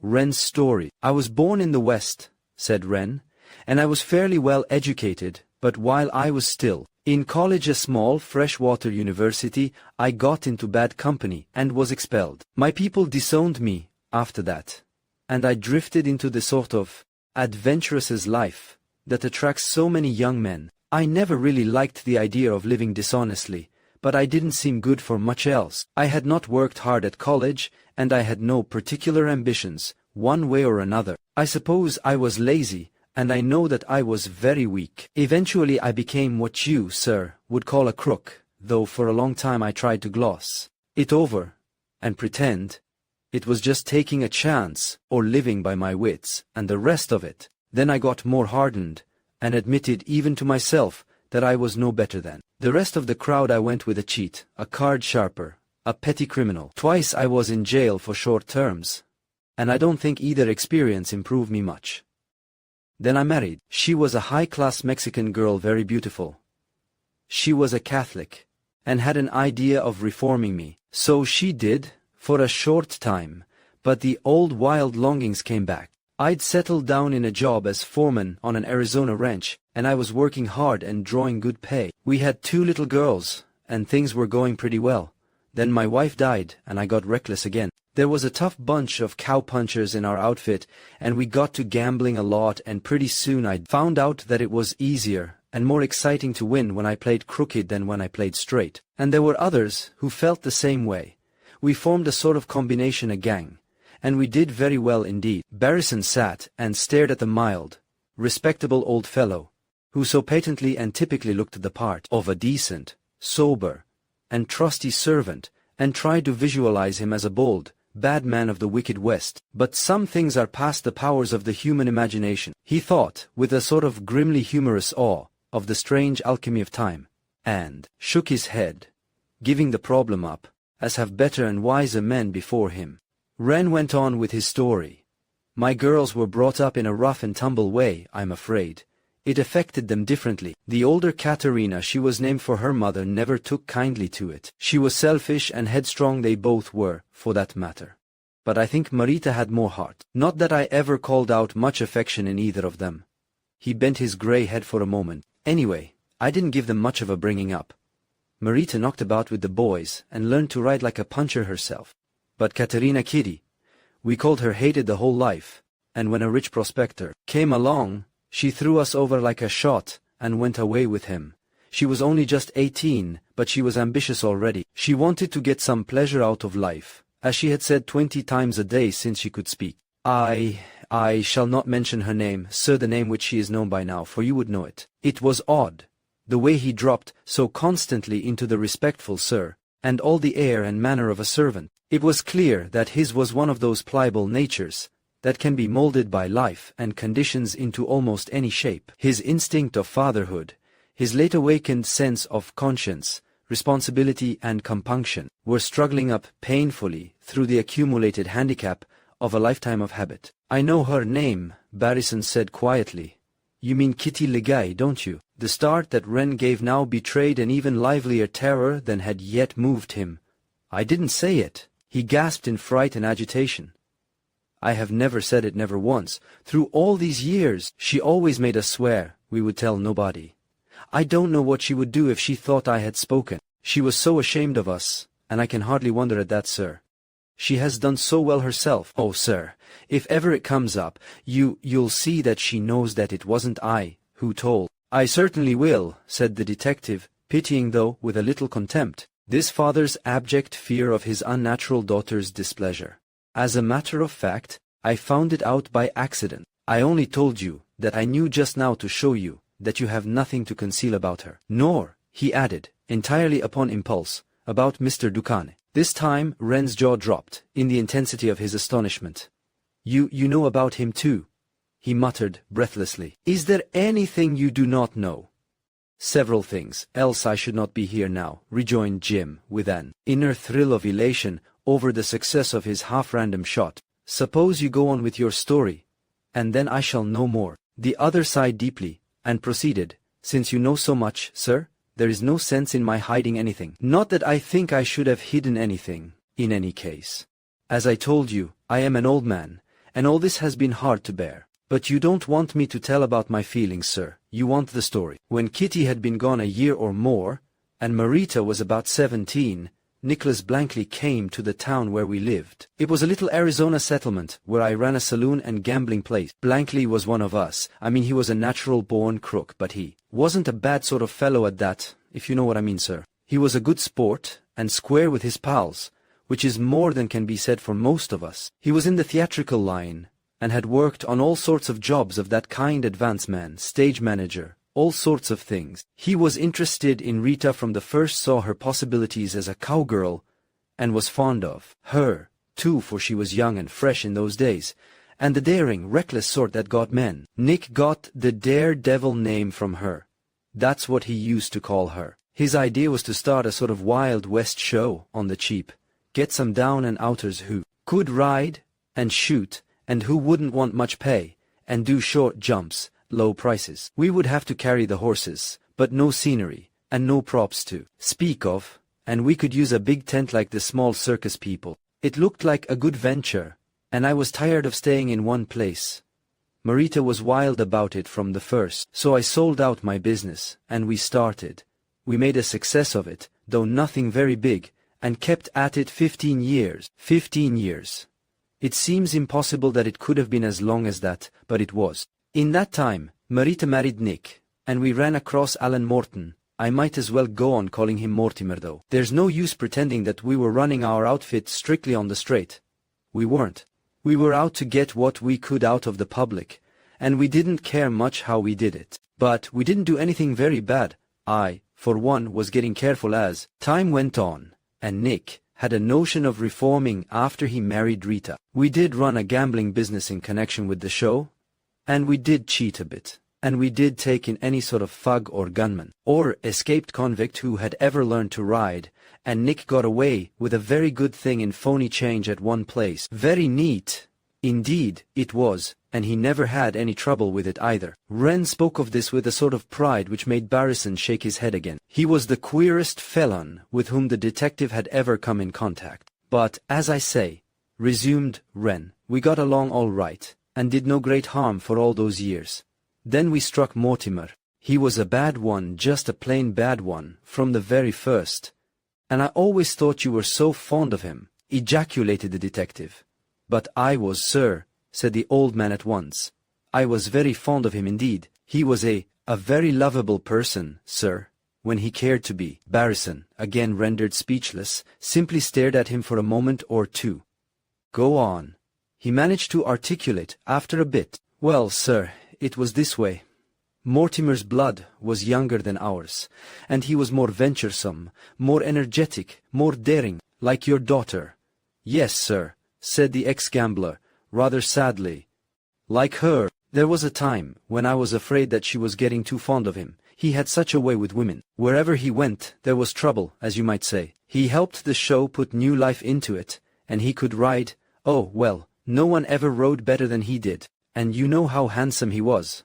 Strangely enough, the old man's voice choked a bit just there. I don't know why I always felt just the way I did about him, he went on quietly. He was often very rough and careless in his ways, but I was as fond of him as if he'd been my own son, and that, sir, is the gospel truth. Mortimer had a scheme to branch out bigger and get a sort of organized company together, with capital. And a circus arena somewhere with the right sort of scenery and music and that sort of thing. Mr. Ducane had seen our show once, and had taken an interest in it at least, had taken an interest in the lad, and Mortimer wrote to him for a loan to back the new plan. Wrote Ducane for a loan? Repeated Jim, in admiration. Yes, he did. I felt just as surprised as you, sir, when he told me what he had done. And to this day, I'm not sure whether it was just plain, pure nerve on his part, or whether he had in mind what the result might be. Result. Yes, for the first time the old scapegrace's utterance was slow, and troubled, hardly audible. He would not meet Barrison's eyes. What he said now seemed to be dragged up from the depths of his sinful and unwilling soul. You must know, sir, he said, in those new and halting accents, since you know so much about the deal with Ducane. I know something, said Jim, truthfully, but very cautiously. His heart was beating hard. I know that there was a deal at all events. It doesn't sound very well put into words, does it, sir? Poor old Wren's tone was tired and appealing. But there, I said I was going to make a clean breast of it, and I might as well. Ducane and Mortimer fixed it up between themselves. Ducane and Mortimer only? Interrupted Barrison, with a sudden intuition. Wren's poor, weak, tragic eyes met his piteously, shifted, and fell. Ducane and Mortimer and I fixed it up, sir, he confessed humbly. We were to double-cross Nick blankly, and Ducane was to star Mortimer. He must have had a pretty high opinion of him, exclaimed Jim Barrison wonderingly, for the great manager, while a shrewd gambler, was no plunger. He knew that he had the makings of a favorite, sir. Anyone could see it. Mr. Ducane wanted him the way the owner of a racing stable wants a fine horse. He knew there was money in him if he was put out right. And Ducane was the man to do that. Anyway, that was the idea. We were to get blankly out of the way, and Ducane would take care of us afterward. How do you mean get him out of the way? Oh, not kill him, sir. Wren's tone was virtuously shocked. You wouldn't think that, surely. It was just my way of putting it, as it were. No. He'd done a number of shady things, Nick blankly had. And so had you. Interpolated Jim Barrison, rather cruelly. "Oh yes, sir. But we had, if you'll pardon the expression, got away with it. There it was, the point of view of the born criminal. If you weren't found out, it was all right." Jim looked at the wretched creature before him, and mused on man as God made him. "Well?" he demanded, somewhat impatiently. Mortimer told Duquesne something that Blankley had done. It wasn't very much, just a fraud. And Duquesne lent himself to this. "He's a businessman, sir. He suggested it, I believe. At least, Mortimer said so." No wonder the manager did not care to talk about it. "Anyway," continued Wren, "it was on Mortimer's testimony that Blankley went to jail for 6 months. You know that, sir? But it was 8 months. He got pardoned for good behavior. He stumbled over this. We hadn't expected it yet a while." "Great Scott," said Barrison, looking at him. "And you tell all this? You mean that you double-crossed, betrayed your pal, your partner, got him out of the way, so that you could be free of him, while you got rich in the new venture? It comes to that, sir. I told you it didn't sound well when you put it into words, but it's the truth, and I don't care any longer who knows it. I'm tired. And, anyway, I think it's more Duquesne's fault than ours." Barrison thought so, too, but he said nothing, only waited in silence. "I came as Mortimer's valet, because there wasn't much of anything else that I could do, and I swore I'd stick to him, and then he liked me, and wanted me round him. And I did stick to him. I was fond of him, and I took care of him, as well as I knew how. No one could have looked out for him better, no one, sir. I believe that. It's queer, but, no matter, I believe it. What were you to get out of it?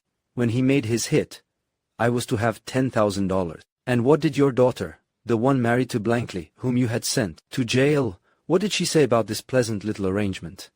Wren's head drooped once more. "Marita was always hard to manage, sir," he said in a faint voice. "She turned against me her own father, and I should think she might. And she turned against Mortimer, and against Mr. Duquesne, who offered her money. She said she would wait for Nick to come out of prison, and would spend the rest of her life in getting even." "Well, I sympathize with her," said Barrison sincerely. "So that was the meaning of the tragic and haggard lines about her mouth, and the weary look in her eyes. Well, Wren," he went on quietly, "I don't know just how the blame is to be divided in all this, but I imagine you've had almost your share of suffering, and Mortimer is done for. Duquesne will get his eventually. I shall be sorry, personally, if your daughter Marita has to pay the penalty for the death of a rotter like the man who died the other night.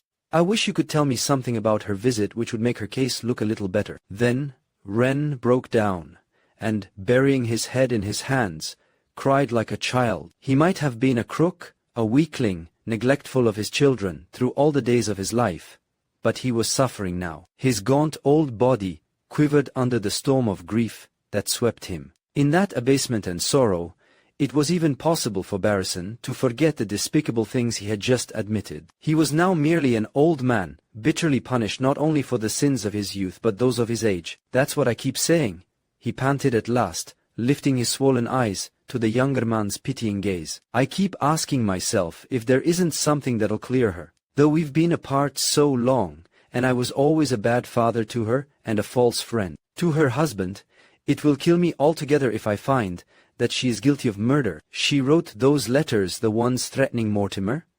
"Yes, and she took advantage of the time, permitted her by the hours of her act at Coins, to come to the theatre that night." "Yes, sir. Let me tell you just how it was. She slipped in while Roberts was out getting the taxi for Kitty." He spoke his daughter's name shyly, and with embarrassment. "She came straight into the dressing room, though why no one saw her I can't see. She was dressed just as she had come from the theatre, in a khaki skirt and a white waist, and she pulled a pistol out of her dress as she came in. I knew the pistol, because it was always a fad of hers, in all her stunts, to carry guns like that, very small, and very much decorated, and with a letter that might be either an M or a W, according as you looked at it. The moment she and Mortimer saw each other they flew out like two wild cats. I'd always tried to keep this from happening, because I knew that they were both past controlling when their blood was up, and they both had a lot to fight for." "Both?" repeated Barrison. "I can't see that." "Your daughter had something to fight for, because of the wrong done to her husband and incidentally to herself. But where was Mortimer's grievance?" "Well, sir," said Wren slowly, as though he were seriously trying to express something rather beyond the intelligence of his hearer. You see, maybe it hasn't struck you, sir, but if you've risked a great deal on a thing, and find that something is going to interfere with it, after all, at the last moment, well, sir, you are apt to lose your head over it, aren't you? Barrison laughed a trifle grimly.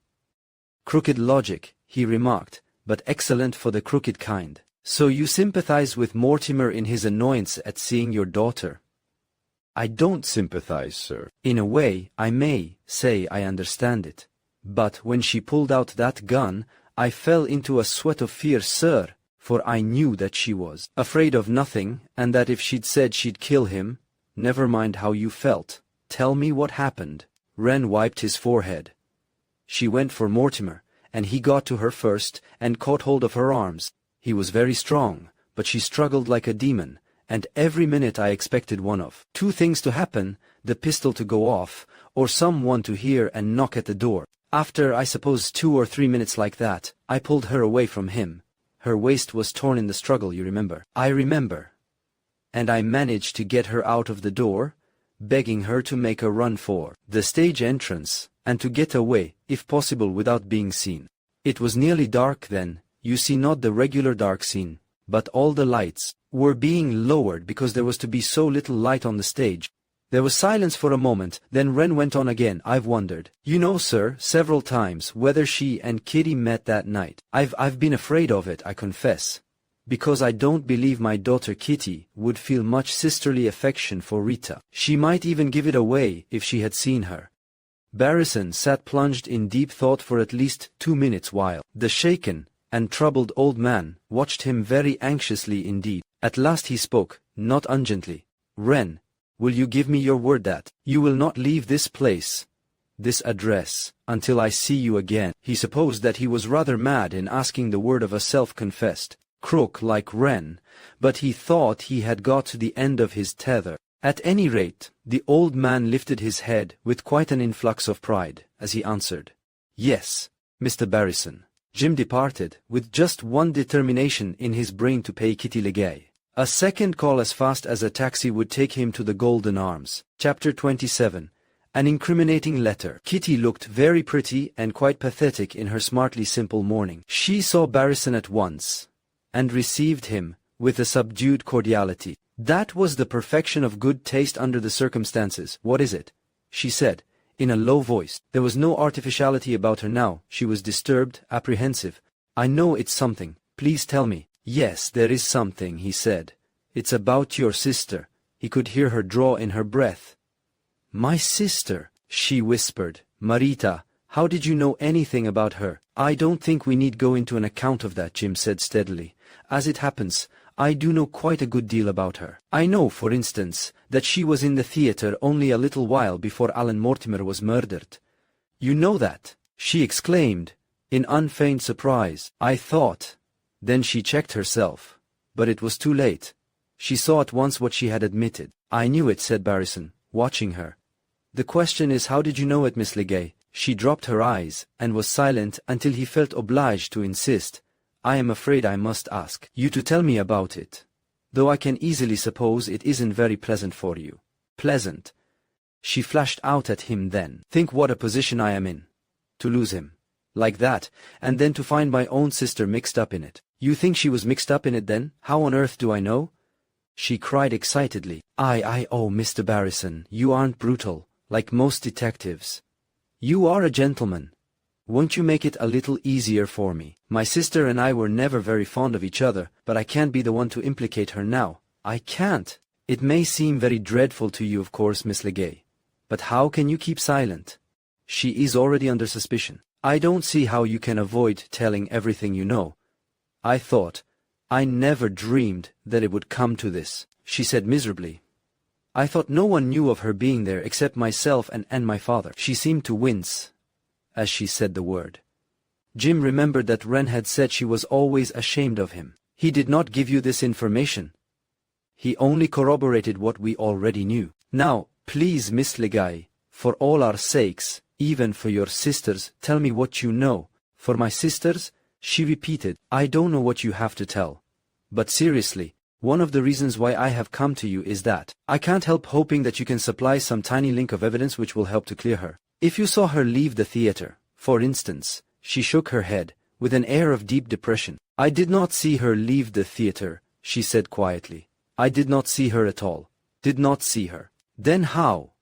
Wait, Mr. Barrison, and I will tell you just exactly what happened, and you must believe me, for it is the truth. I did not see my sister, but I heard her voice. Now that she had made up her mind to speak, the words came in a rush, as though she could not talk fast enough, as though she were feverish to get the ordeal over with. When I left you to go home, I had to pass his Alan's door, as you know. Just as I reached it, I heard voices inside, not loud, or I suppose they would have been stopped by someone, for the whole stage was supposed to be quiet while the act was on. But there was rather a noisy scene going on then, the bandits quarreling among themselves over the wine, you remember. Anyway, the voices inside the dressing room could only be heard by someone who was standing very close to the door. I stopped for a moment, instinctively at first, and then I heard my sister's voice, panting and excited. All this tallied with Wren's story. Could you hear what she said? Asked Barrison. Only a word or two. What words? She flashed him a glance of deep appeal, then went hurriedly on. I heard her say, coward and cad, and end, you ought to be shot and you know it. That's all. All. It was quite enough. Barrison looked at her with faint pity, though he had felt at first that she was not sincere. She had a way of disarming him by unexpected evidence of true feeling, just when he expected her to play act. He could see that she was finding this pretty hard to tell. What did you do, Miss Legay? Do I? Nothing. What was there for me to do? I went home. Didn't it occur to you to try to see your sister? To interfere in what seemed to be such a very violent quarrel? She shook her head vehemently. No, it did not. Why should it? My sister and I had nothing in common. I had not seen her for many years. I did not want to see her. For the rest, I knew that she hated Alan Mortimer, and if she was talking to him at all, it seemed quite natural that she should talk to him like that. You did not feel afraid, then did not look on those chance phrases you heard as well, a threat? She shuddered. Oh no, how could I? I thought she was just angry and excited. She always had a frightful temper. How could I guess that she had anything else in her mind? So you went straight home, without waiting? Yes. She bent her head, and added, in a low, troubled tone, you will think me very selfish, very much a coward, Mr. Barrison, but those angry voices made me want to get away as fast as possible. I hate scenes, and quarrels, and unpleasantness of all kinds. I was thankful to get out of the theater, and to know that I had not had to meet Marita, especially in the mood she was in then. I see, said Barrison, not without sympathy. And is that all, really, and absolutely all that you know about the matter? Kitty hesitated, and then she lifted her head and faced him bravely. No, she said clearly, it is not all. If you will wait a moment, I have something I ought to show you. She rose and went to a desk, returning with an envelope. She sat down again and took a letter from this envelope, which she first read herself slowly, and with a curious air of deliberation. Then she held it out to Barrison. I am going to trust you, she said, meeting his eyes proudly, not to make use of this unless you have to. Wait, before you read it. When I knew of the horrible thing that had happened at the theater that night, I thought of my sister. I am afraid it is scarcely enough to say that I suspected her. I remembered the angry words I had heard her say inside the dressing room. I knew her ungovernable rages and the bitterness she had for Alan. And I knew that she was a wonderful shot, and that she had never got out of the habit of going armed. I felt very sure what had happened. She was breathing quickly and speaking in a hoarse, strained tone. I knew that there was more than a chance that someone else knew of her presence, and I could not bear to have her arrested. I won't pretend that it was all sisterly affection, but I think it was that too, in a way. I couldn't forget that, after all, we were of the same blood, and had been children and young girls together. I sent her money. I had seen in the paper that she and her husband were playing in New York, and I sent it to their theater, and with it I sent a note, begging her to lose no time in getting out of town. Do you think it was very wrong? She asked him rather piteously. It was at all events very natural, Jim answered. a little surprised and touched by what she had told him. "And may I read this now?" "Yes, read it." "It is Marita's answer to me. She accepted the money and sent me this letter." With an odd movement of weariness and sorrow, she turned and laid her hands upon the back of her chair, and her face upon them. The note was in the same scrawling hand that had made all the threats against Mortimer, that he knew to be that of Marita Blankley. And it ran thus: "Kitty, I am glad that you have some feeling as a sister left in you. I did not suppose that the day would ever come when it would be you who would help me get out of trouble. I dare say at that it was only your hatred of having our names linked together, or having anyone know you knew me even. Of course I was a fool to go to the theater last night. I might have known what would happen. Now I am going to try to forget it all. I shall live only for my husband, and we shall get out of town as soon as possible. I can trust you not to talk, I know. There was never much love lost between us, Kitty. Your sister, Marita." Barrison sat very still after reading this. At last he noticed that Kitty had lifted her head, and was watching him with an anxious face. "Well," she demanded. "You told me not to use this unless it were necessary," said Barrison very gravely. "It is necessary now, Miss Legay. I must take it to headquarters at once." She gave a little cry. "Oh, I was afraid," she exclaimed. "You think it looks bad for her?" "I think," said Jim Barrison, "that it is practically conclusive evidence." Chapter 28. A Strange Summons. It was barely an hour later, and Lowry and Barrison sat together in the inspector's office. Before them lay the letter which Kitty Legay had given Jim, side by side with the threatening letter which had come to the Mirror Theatre. The handwriting, as was to be foreseen, was identical. There, too, lay the photograph swiped by the reporter Lucas, showing the two young faces, so easily recognized now as the likenesses of Rita Blankley and Kitty. There was the pistol with its odd, non-committal initial, which had been identified as Rita's. A telegram was handed to Lowry, and, after reading it, he passed it to Jim. It was signed with an initial only, obviously one of the inspector's regular men, and came from Indianapolis. It read, "Got your friends, all coming back on next train." "Gee, the Blankleys?" asked Barrison. "Sure, they'll be here tomorrow, and then I guess the case'll be over." Just as Barrison was leaving the office, the inspector said casually, "By the by, Jim, if you want to take a look at the place where the Blankleys lived, here's the address on a card. I'd like you to go round there and have a look. You're the sort of fellow who gets on with people better than the regular officers, will you?" "Rather." Jim went off with his card, wondering just what the inspector meant. The sort of fellow who gets on with people. That sounded as though there were people on the premises whom the inspector had failed to pump satisfactorily. He decided to take a look without delay. It turned out to be quite the usual type of furnished rooming house kept by a faded, whining woman with hair and skin all the same color. It seemed that she had a boy 13 he was, though he looked younger. He went to school mostly, but he was a good deal more useful when he stayed away. "And what was the good of schooling to the likes of him?"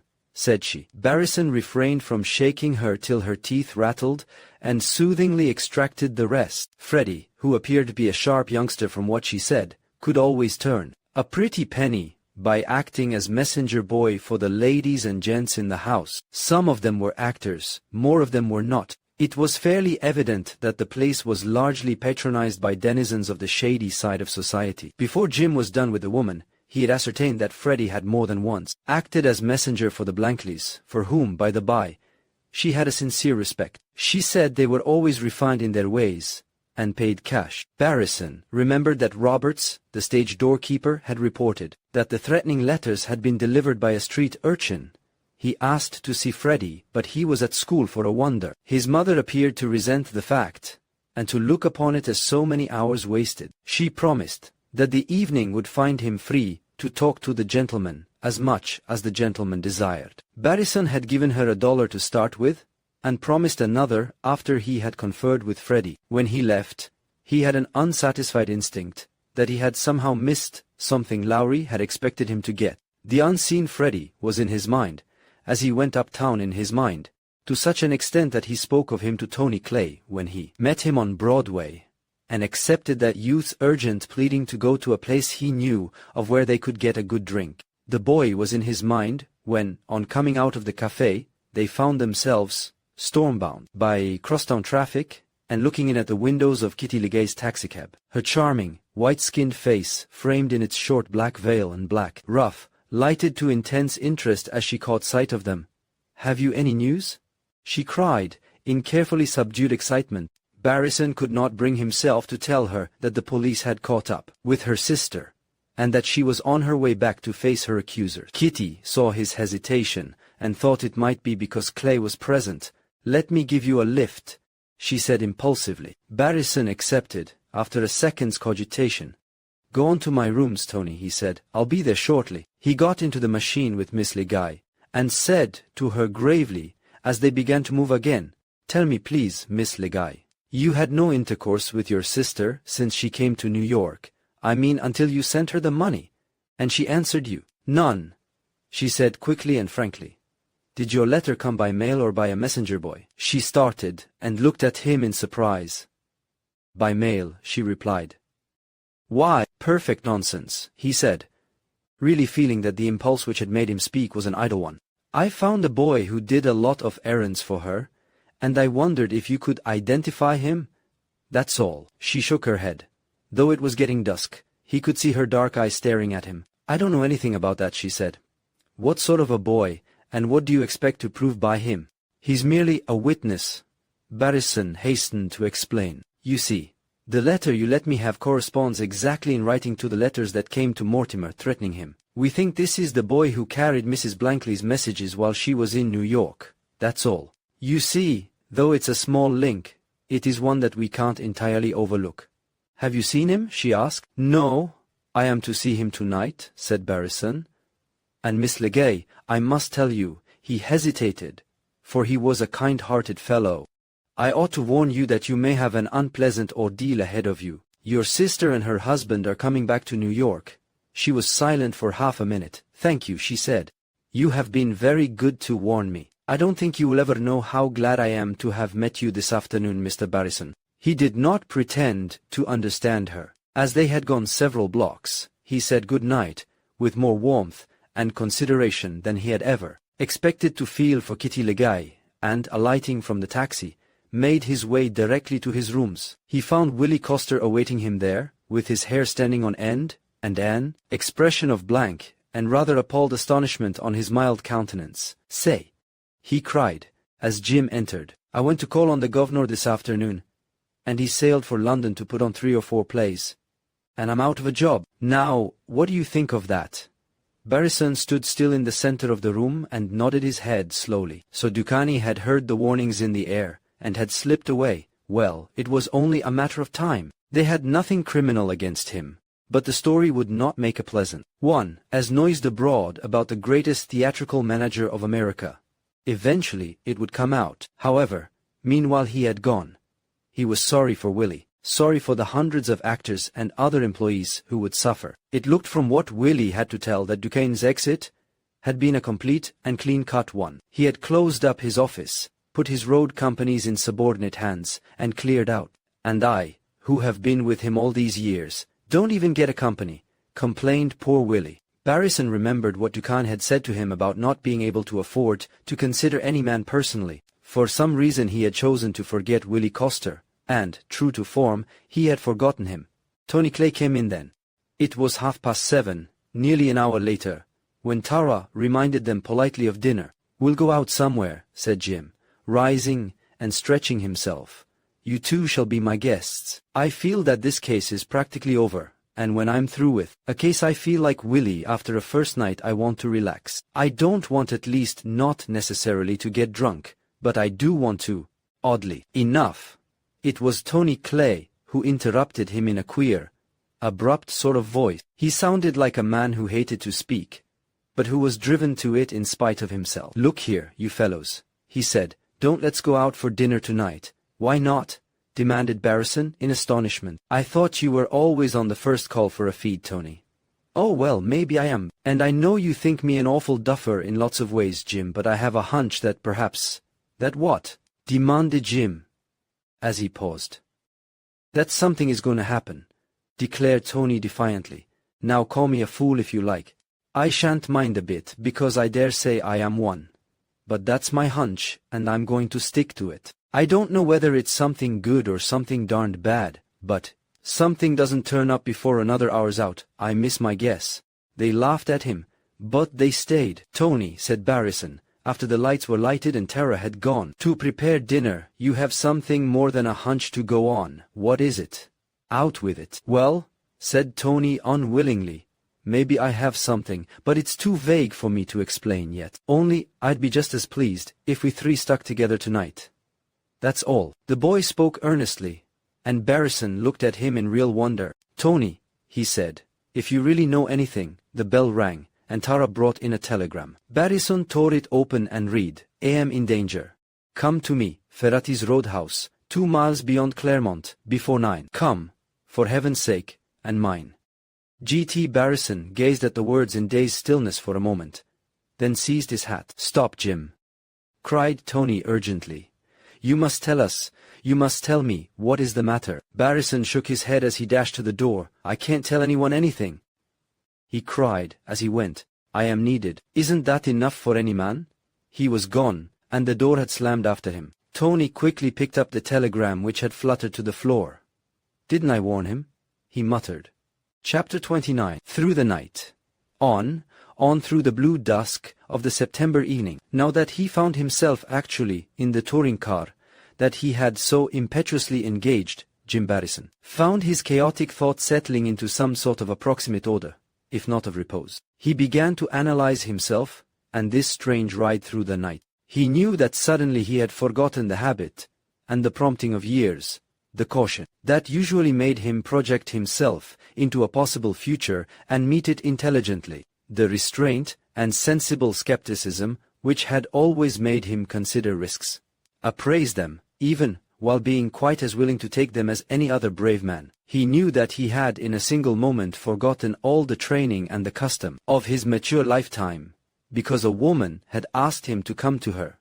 A woman that would not have been enough, he knew, in any other case. He was as chivalrous and as plucky as most men, a gallant gentleman in all ways, but his discretion would have aided his valor in any ordinary enterprise. As it was, he had been deaf and blind to any and all promptings save those that pounded in his ardent pulse, and all because a woman had sent for him. A woman, say rather, the one woman in the world who could so move him, change him, separate him from himself, for the first time. But, with characteristic honesty and thoroughness, Jim Barrison acknowledged to his own heart that he loved Grace Templeton. He loved her, and he was going to her. The fact that she wanted him was enough. It was strange some day, when he was sane, perhaps, he would see how strange. The chauffeur slowed up and turned to say over his shoulder, "I guess it's here, sir. There's a sign that says Fur something, and that's a roadhouse in there, all right. Shall I drive in, sir?" "Yes, go ahead." The big car crept in slowly around the curving drive toward the low row of not too brilliant lights, for this roadhouse was set far back from prying eyes. There were a few trees in front, too, which further enhanced the illusion of privacy. Barrison could not help noticing that, unlike most roadhouses, this one seemed bare of patrons for the nonce. There was not another automobile to be seen anywhere about. He had heard of Ferrati's before. It was one of those discreet little out-of-town places, far away from the main road, hidden by trees, vines, and shrubbery, and known only to a certain selection among the elect. Whatever its true character, it masqueraded as modestly as a courtesan behind a cap and veil. Proper to the last degree was Ferrati's. Anyone could go there. The tone was scrupulously correct if you frequented its main rooms, and the authorities saw nothing wrong with it. Ferrati himself saw to that. But there were stories, Barrison had heard a few of them, which suggested that the resort, like some people, had a side not generally known to the public. It was even said that it was a headquarters for a certain blackmailing concern, much wanted by the police, that all manner of underworld celebrities could be sure of a haven there in off hours, and that the bartender was nearly as skillful at knockout drops as he was at mixed drinks. How, Jim asked himself, had Grace Templeton ever got into these surroundings? Of course he sensed something queer about it all, and he could not help wondering despairingly whether that unquenchable thirst for adventure to which she had borne witness had been the means of bringing her inadvertently into such an unsavory neighborhood.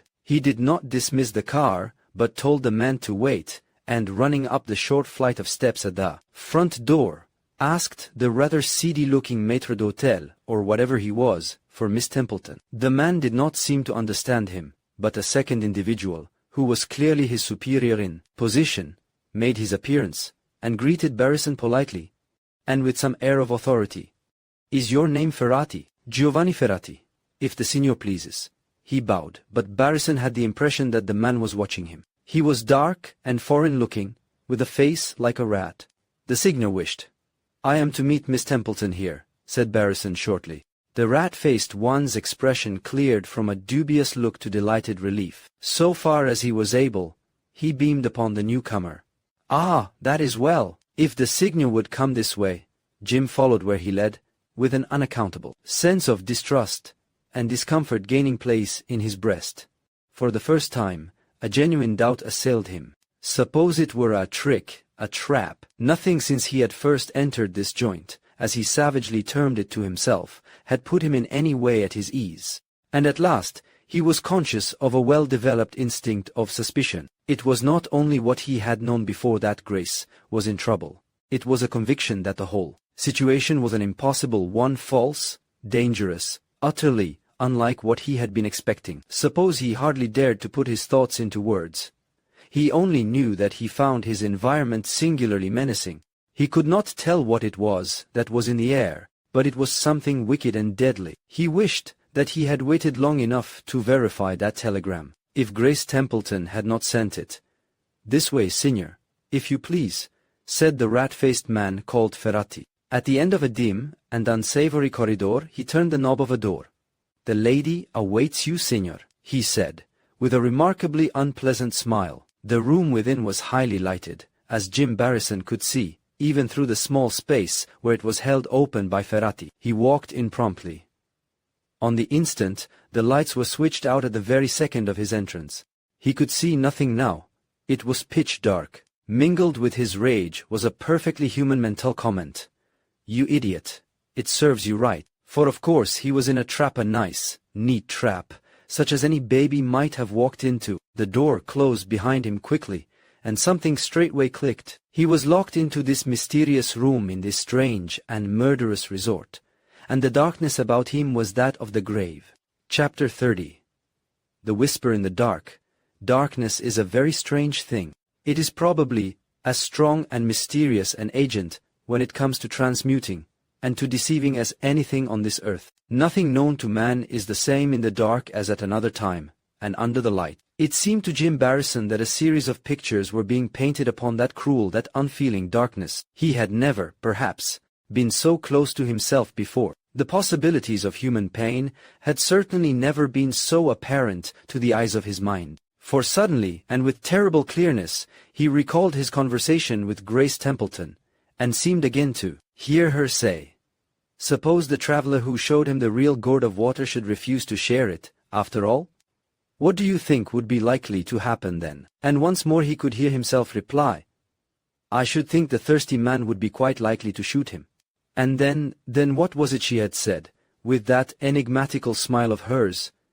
"Yes, that's just what might happen. Yes, that's just what might happen." She had said that. How much had she meant by it, and how much had she meant it? He did not know. But, though he was not willing to apply it too closely as a key to his present position, he could not bring it to mind without a strange chill, for, if there were women of that kind, he was sure that she, lovely and idealistic as she was one of them. He stood still, perfectly still, straining his ears, since it would have been utterly vain to have strained his eyes. For a time he even heard nothing. Yet he was poignantly conscious of another presence there whose, he was afraid to permit himself much in the way of conjecture.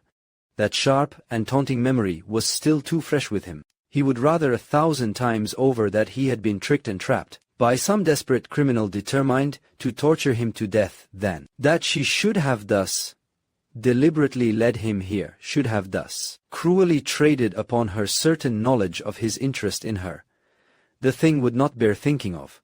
It could not be. He scarcely breathed as he stood there, motionless, waiting for that other's first movement. He was so tensely alert that it seemed strange to him that the other could even breathe without his hearing it. He wished for a revolver, and cursed himself for the precipitancy which had carried him off without it. And then he heard what he had dreaded most of all to hear, the faint, almost imperceptible rustle of a woman's dress. It was the veriest ghost of a rustle, as though the very lightest, thinnest of fabrics had been stirred as delicately as possible. But it was a woman then. "Who is it?" he demanded, and his voice to his own ears seemed to resound like an experimental shout in one of the world's famous echoing caverns.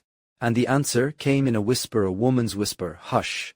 Then there was a long, blank, awful silence, and then the rustle once again, and again that sibilant breath voiced, "Can you tell where I am standing?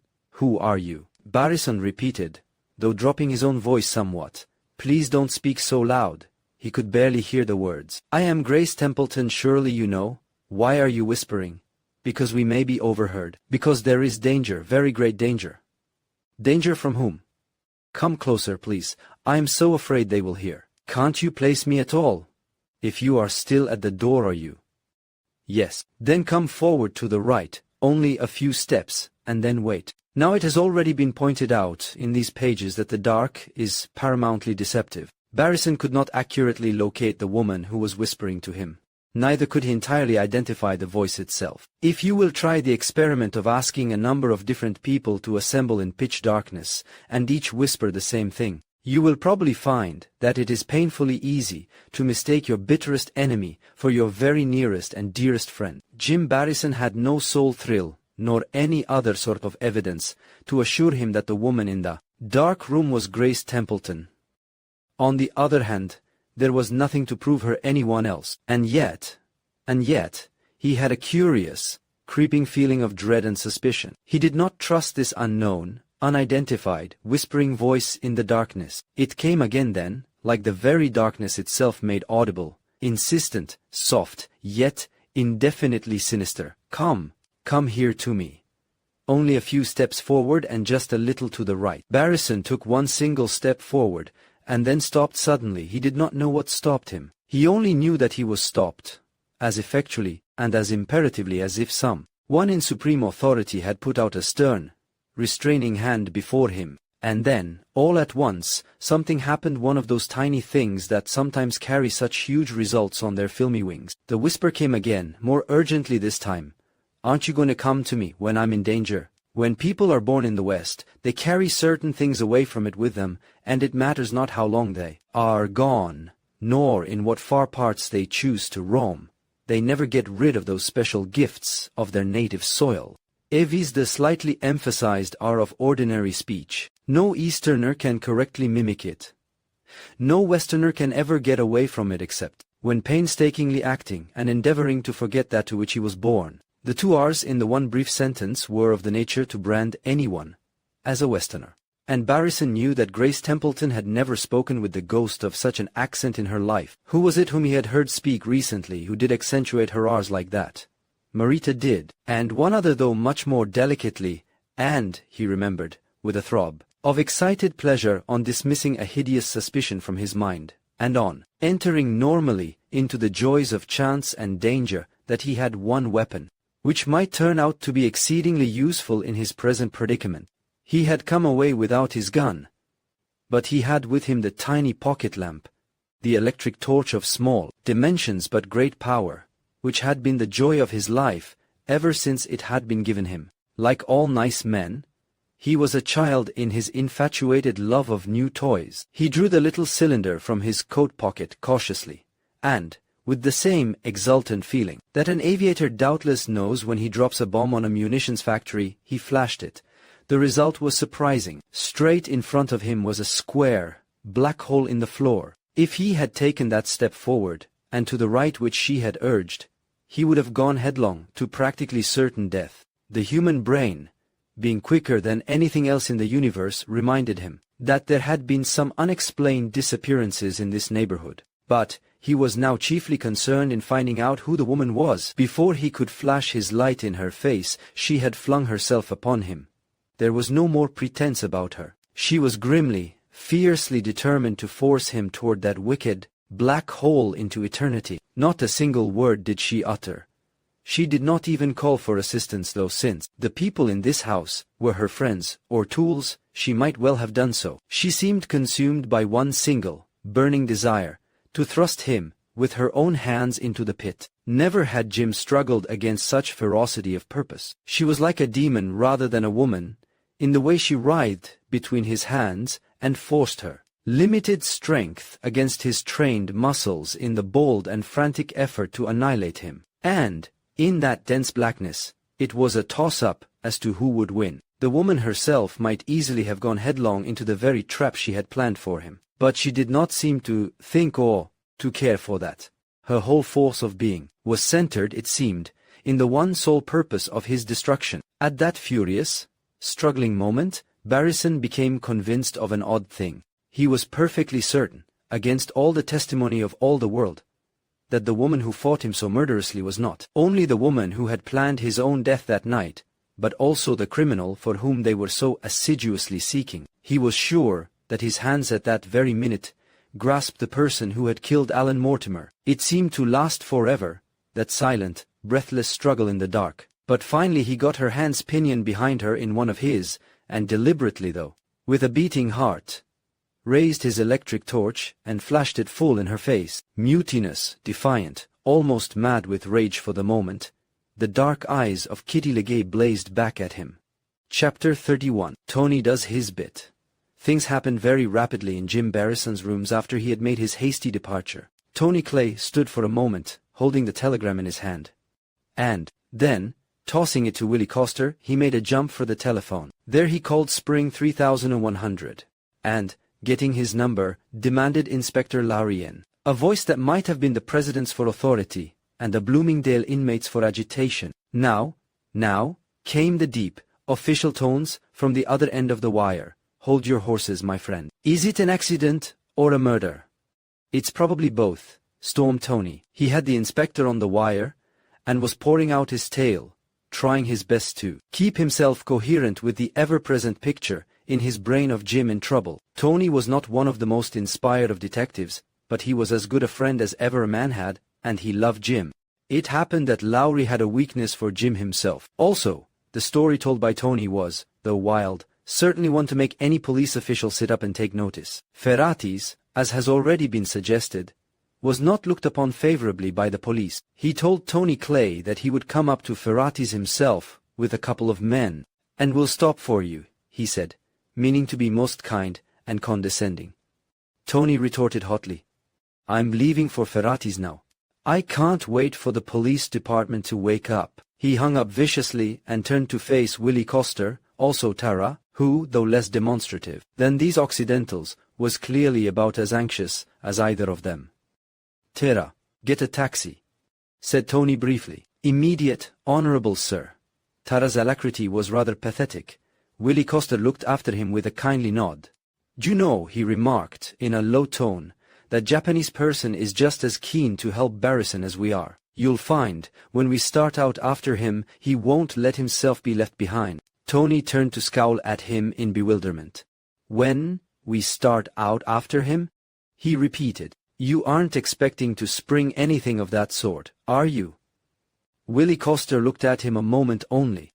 Then his small, pinched face blazed suddenly into fiery red. Say, he snapped, do you think you're the only he-man on the premises, and do you suppose that no one else is capable of a friendly feeling for Barristan, and a natural wish to help him out of a mess? Except just your blessed self, because if that's what you think, you forget it quick. Tony felt abject, and would have apologized too, but a snorting arose in the street below them, and Tara announced the taxi which, in some inscrutable way, he had maneuvered there in more than record time. Tony recalled what Willie Coster had said. Tara, he said abruptly, you are fond of Mr. Barristan, I know. Yes, sir, Tara said. We think Mr. Barristan is in danger. We are going to see what we can do for him. Now remember, there isn't a reason in the world why you should come too, only. The Japanese person spoke in his elaborately polite way. Honorably pardon, sir, there is reason. But... Tony was beginning, but he never finished. He saw the reason too plainly. Tara, like himself and like Willie, was too fond of Barristan to stay away. That was reason enough. "All right, Tara, you come along," he said, turning away, and his voice might have been a bit husky. "Where first?" said Coster, as they entered the taxicab. And there were 3 of them too. Tony gave the name of the hotel where Miss Templeton lived, which was not so far away. Once there, he left his companions in the taxi, and went up alone to interview the lady. In his hand, tightly crumpled with the vehemence of his intense feeling, he kept the telegram which had come for Jim Barrison, signed with her initials. He penciled a note to Miss Templeton which made her send for him as soon as she received it. They knew each other, but she was so excited that she did hardly more than acknowledge his hasty bow. "Mr. Clay," she exclaimed, "what does it all mean? I know you would not have sent me this message without a reason. You say Mr. Barrison is in grave danger because of you. Will you help me to save him?" She confronted Tony with pale cheeks and wide eyes. "Now, Mr. Clay, you know that such a thing is impossible. How could Mr. Barrison be in danger on my account without my knowing it? And I swear to you that I can think of nothing in all the world which could subject him to danger because of me. Nevertheless, I cannot let a thing like this go. No woman could. If there is danger to Mr. Barrison, I should know it. If it is, in some way, connected with me, I should know it all the more, and care about it all the more. What is it?" Suddenly she dropped the rather haughty air which she had assumed, and clasped her hands like a frightened child. "Oh, Mr. Clay, you know that I would do anything to help him. What is it? What is it?" By way of answer, Tony handed her the telegram. After she had read it, she held it in rigid fingers for a moment. It seemed they were not able to drop it. She looked at Tony Clay. "And receiving this," she murmured faintly, "he went?" "He went," answered the young man, "so fast that we could not stop him. Though I, for one, suspected something shady, and had warned him he must be on his guard." It is probable that in all his life Tony Clay never understood the look that flamed in the woman's face before him now. In that strange combination of emotions was pain and fear, but there was also joy and triumph. "So he cared like that," she murmured. And then, before Tony Clay could even be sure that she had uttered the words, she had changed again to a practical and utilitarian person. She seized a long raincoat from the back of a chair, and said immediately, "I am ready." "Shall we go?" Tony glowered at her. "Another one?" Aloud he remarked, "If you will merely testify that you did not send that telegram." She looked as though she would have liked to slap him in her exasperation. "Of course I didn't," she raged. "But what has that to do with the situation? I thought you said he was in danger." "I am afraid he is." "Very well, ma'am. If you must come, you must. We have rather a larger crowd than I had expected at first." It was impossible for him to avoid an injured tone. However they felt about it, Miss Templeton went with them. When the light of passing street lamps fell upon her face, it had the look of an avenging angel. On the way, she insisted that Tony should tell them what had made him suspicious as to danger awaiting Barrison that night. And after a little hesitation he told this.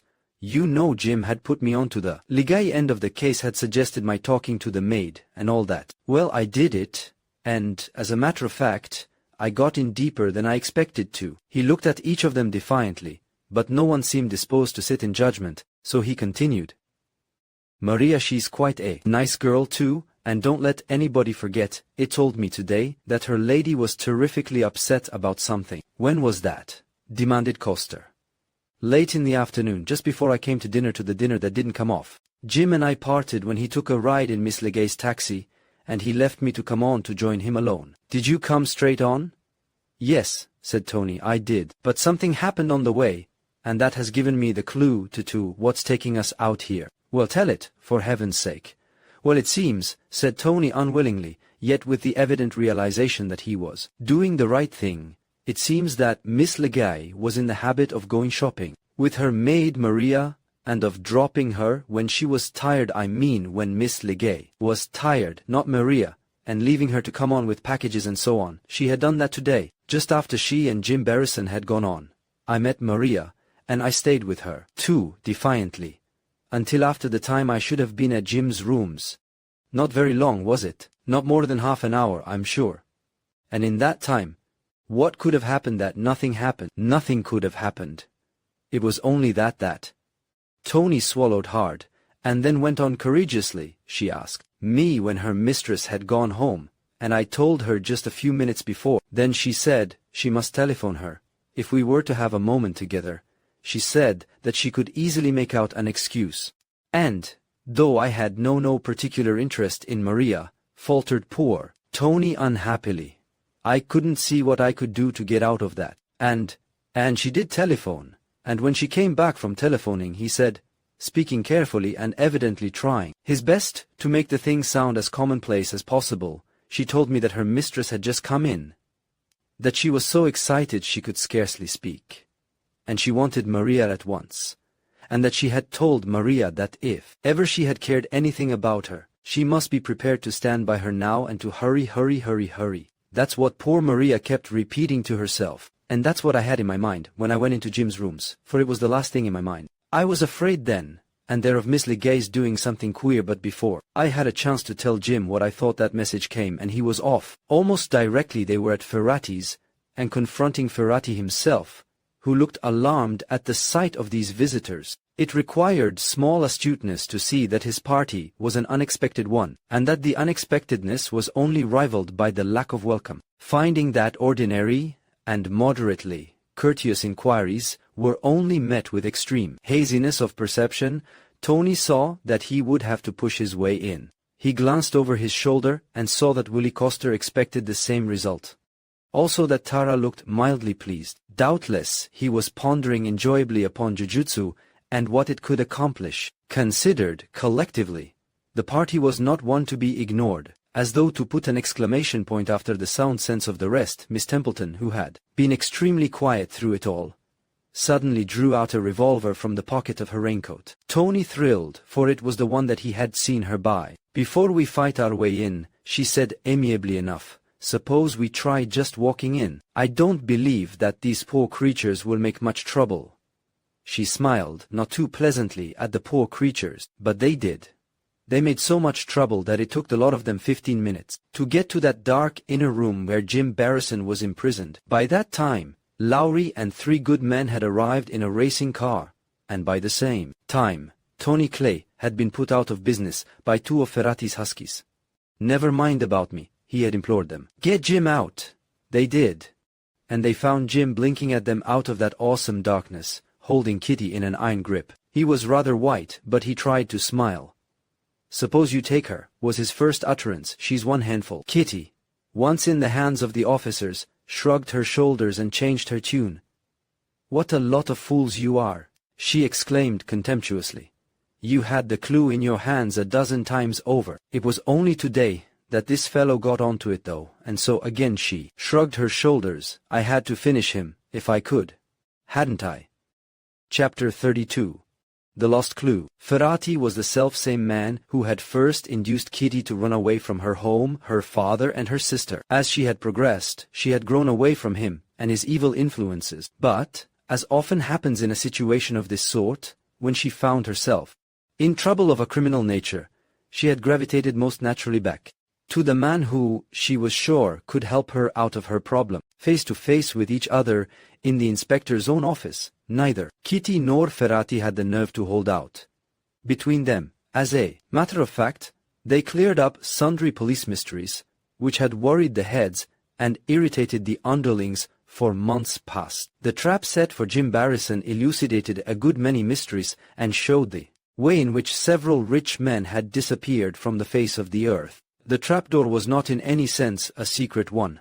It had been seen by half a dozen policemen during the energetic investigations of Ferrati and his establishment, which had gone on from time to time ever since it had become generally known that men who subsequently disappeared had been last seen dining at Ferrati's. But the explanation had been so simple, and there had been so little attempt, seemingly at subterfuge or evasion, that the law had been put off the scent so far as that trapdoor was concerned. The room in which it was situated was a kind of pantry, and directly under it was a part of the cellar. Like many restaurant keepers, he had bought an old country house and made it over into a resort. Thrifty Italian that he was, he had made as few and as inexpensive alterations as possible in the actual structure of the building, and had found it cheaper to put in a trapdoor and a ladder than to build a complete staircase reaching to his cellar. This was the explanation that he gave the police, and it was probably true, and was assuredly logical.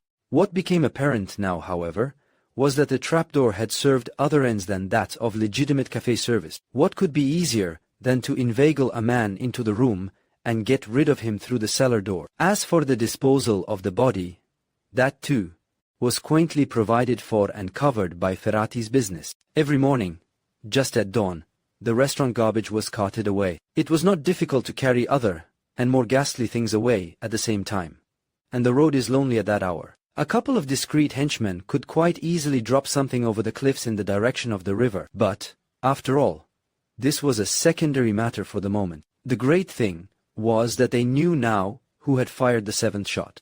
It only remained to find out how it had been done, for even after Kitty had admitted, the thing seemed impossible from the facts which they had securely established. She did not in the least mind telling them about it. She told her story with simplicity and directness. In her curious, calculating little head there was not the slightest trace of regret or remorse for what she had done. Barrison, watching her, remembered his talk with Wren, and seemed to descry in the daughter the same strange bias he had noted in the father, the same profound selfishness, the same complete absence of conscience where her own wrongdoing was concerned. It also appeared clear that only one person had ever sincerely touched the heart of either of them, and that was the man who was dead. There was one thing that Kitty did truly grieve for, and that was Mortimer's death. Whether it was because she had loved him, or because in losing him, she had lost the chance of marrying, and so, squaring her somewhat twisted and clouded past, would never be known to anyone but herself. That she did grieve, however odd it might appear, was certain. The detectives exchanged glances of wonder as they realized how simple the case had been from the very first, once given the clue. As for the clue itself, Barrison had had it once, but had lost it. It was, as he had at one time suspected, that red evening coat. It had left the theater exactly when it was supposed to have left. Only, it was not Kitty who had worn it. It was the morning after the episode at Ferrati's, and Lowry was holding an informal inquiry. None of them who were present would ever forget it, nor the enchanting picture, which the self-confessed murderess presented as she sat there with a poise that her situation could not impair, looking exquisite in the swathing black which she wore for the man whom she had herself killed. Inspector Lowry was, for once in his life, totally at a loss, absolutely nonplussed. To Barrison, and the other men who knew him well, his blank amazement in the face of the phenomenon represented by Kitty Legay was, to say the least of it, entertaining. At last he remarked, still staring at her as though hypnotized, "It is a most remarkable case, Miss Legay. If you feel the loss of this man so deeply, and I am convinced that you do, in spite of the paradox it presents, why, if you don't mind, did you shoot him?" She flashed him a scornful glance. "Shoot him?" she repeated vehemently. "You surely don't suppose for one moment that I meant to shoot him." But, the inspector was beginning. "Shoot him," she rushed on, with a different emphasis. "Of course I didn't. It is the sorrow of my life that it turned out in that horrible manner. No? It was that Merivale woman whom I meant to shoot. He was making love to her, and I couldn't stand it. I aimed at her. But I suppose he was closer to her than I thought, and it happened." She bit her lips and clenched her small hands. They could all see that it was only with the greatest difficulty and by the most tremendous effort that she was able to control the frenzy of her rage and despair over that fatal mischance. "At that, I hadn't planned to kill even her," she went on, after a moment or two. "Not then, at any rate, but when the opportunity came, sent straight from heaven as it seemed," said this astounding, moralist woman most earnestly, "I simply could not help it." "Suppose you tell us what actually happened." "Why not, now?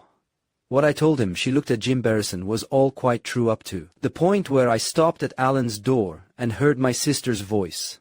The rest of course was different. What I really did then was to wait, listening to the struggle and quarrel inside, until I could make out that my father was succeeding in separating them. The door opened, and Marita almost staggered out, with her waist all torn and her hair half down. She looked dreadful, and I was so afraid someone would see her.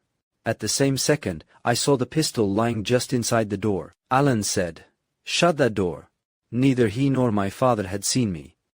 I bent down quickly and reaching in picked up the pistol. The next second, my father had shut the door very quietly and quickly, for no lights were to be shown in the theater. I still had no real intention of using the thing that night. I just picked it up, acting on an impulse. Besides, I didn't think that my sister was in any state to handle it then.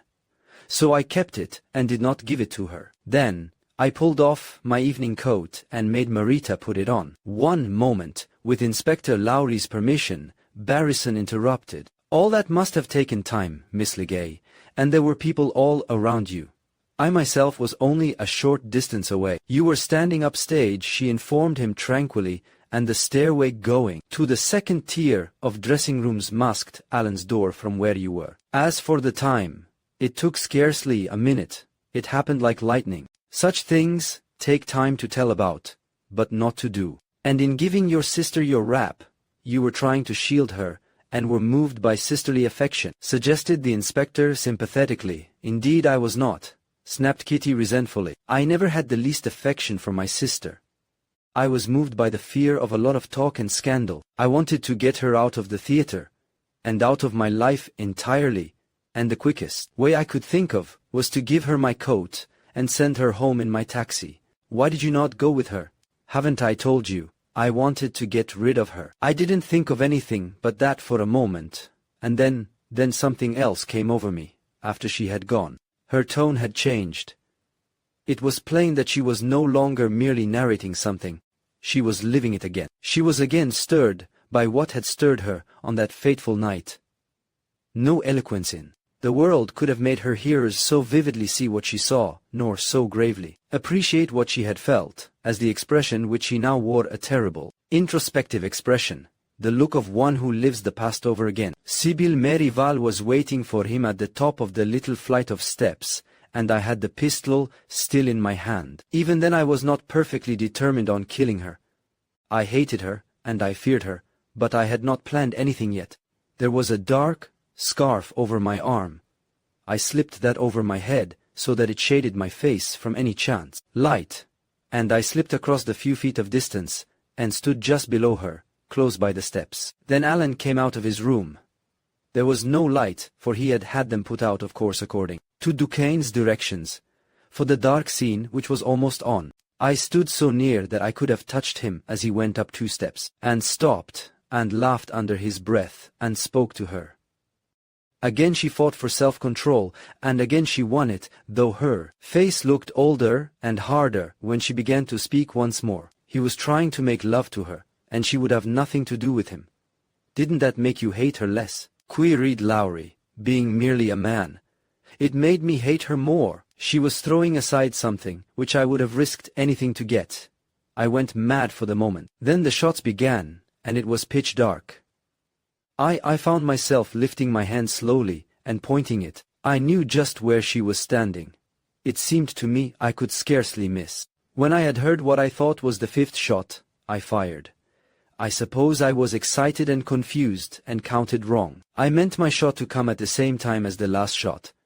That would have given me a longer time to get away. As it was, she screamed, and I was sure I had hit her. And I was very glad, but I had no time to make sure. There was commotion and confusion, and I had to get away. I did not dare to go out through the stage entrance where there was a light. I knew my way to the communicating door, and I took a chance that the lights would not go up until I was through it. I brushed past the man who was supposed to guard it, in the dark, but I suppose he was too excited to notice. I got through, and ran down past the boxes to the front of the house. People were already beginning to come out, and there was a lot of confusion. I had my dark scarf over my head, so I easily passed for one of the women in the audience who had turned faint and wanted air. I walked quietly out of the lobby and hailed a taxi. That's all. What did you do then? I went home to my hotel. I didn't go in by the front way, but through the side entrance, and slipped into my room, without meeting anyone. I sent out for some chloral, for I knew I could not sleep without it, but I would not let my maid see me, for she would have noticed that I was without my coat. And the coat? Marita sent it back to me in the morning before Maria came to the door. I put it on a chair by the window so that it would seem to have been rained on that way. When the boy brought it, it was pouring outside, and the wet had soaked through the paper wrapping. There was a short silence. The mystery was solved. It was curious to think that this small, black-clad figure was the criminal. Yet when one looked deep into Kitty's eyes, one might discern something of her Mexican mother's temperament, and her time-serving father's selfishness, which could explain her part in this tragedy. "And did you still believe that it was Miss Merivale that you had killed?" asked Inspector Lowry. "Yes. I believed it until that man, again, indicating Jim, came to me in the morning and told me of Alan's death. It was a frightful shock." "I should imagine that it might have been," remarked the inspector thoughtfully. "And when did you decide that it was advisable to get rid of him?"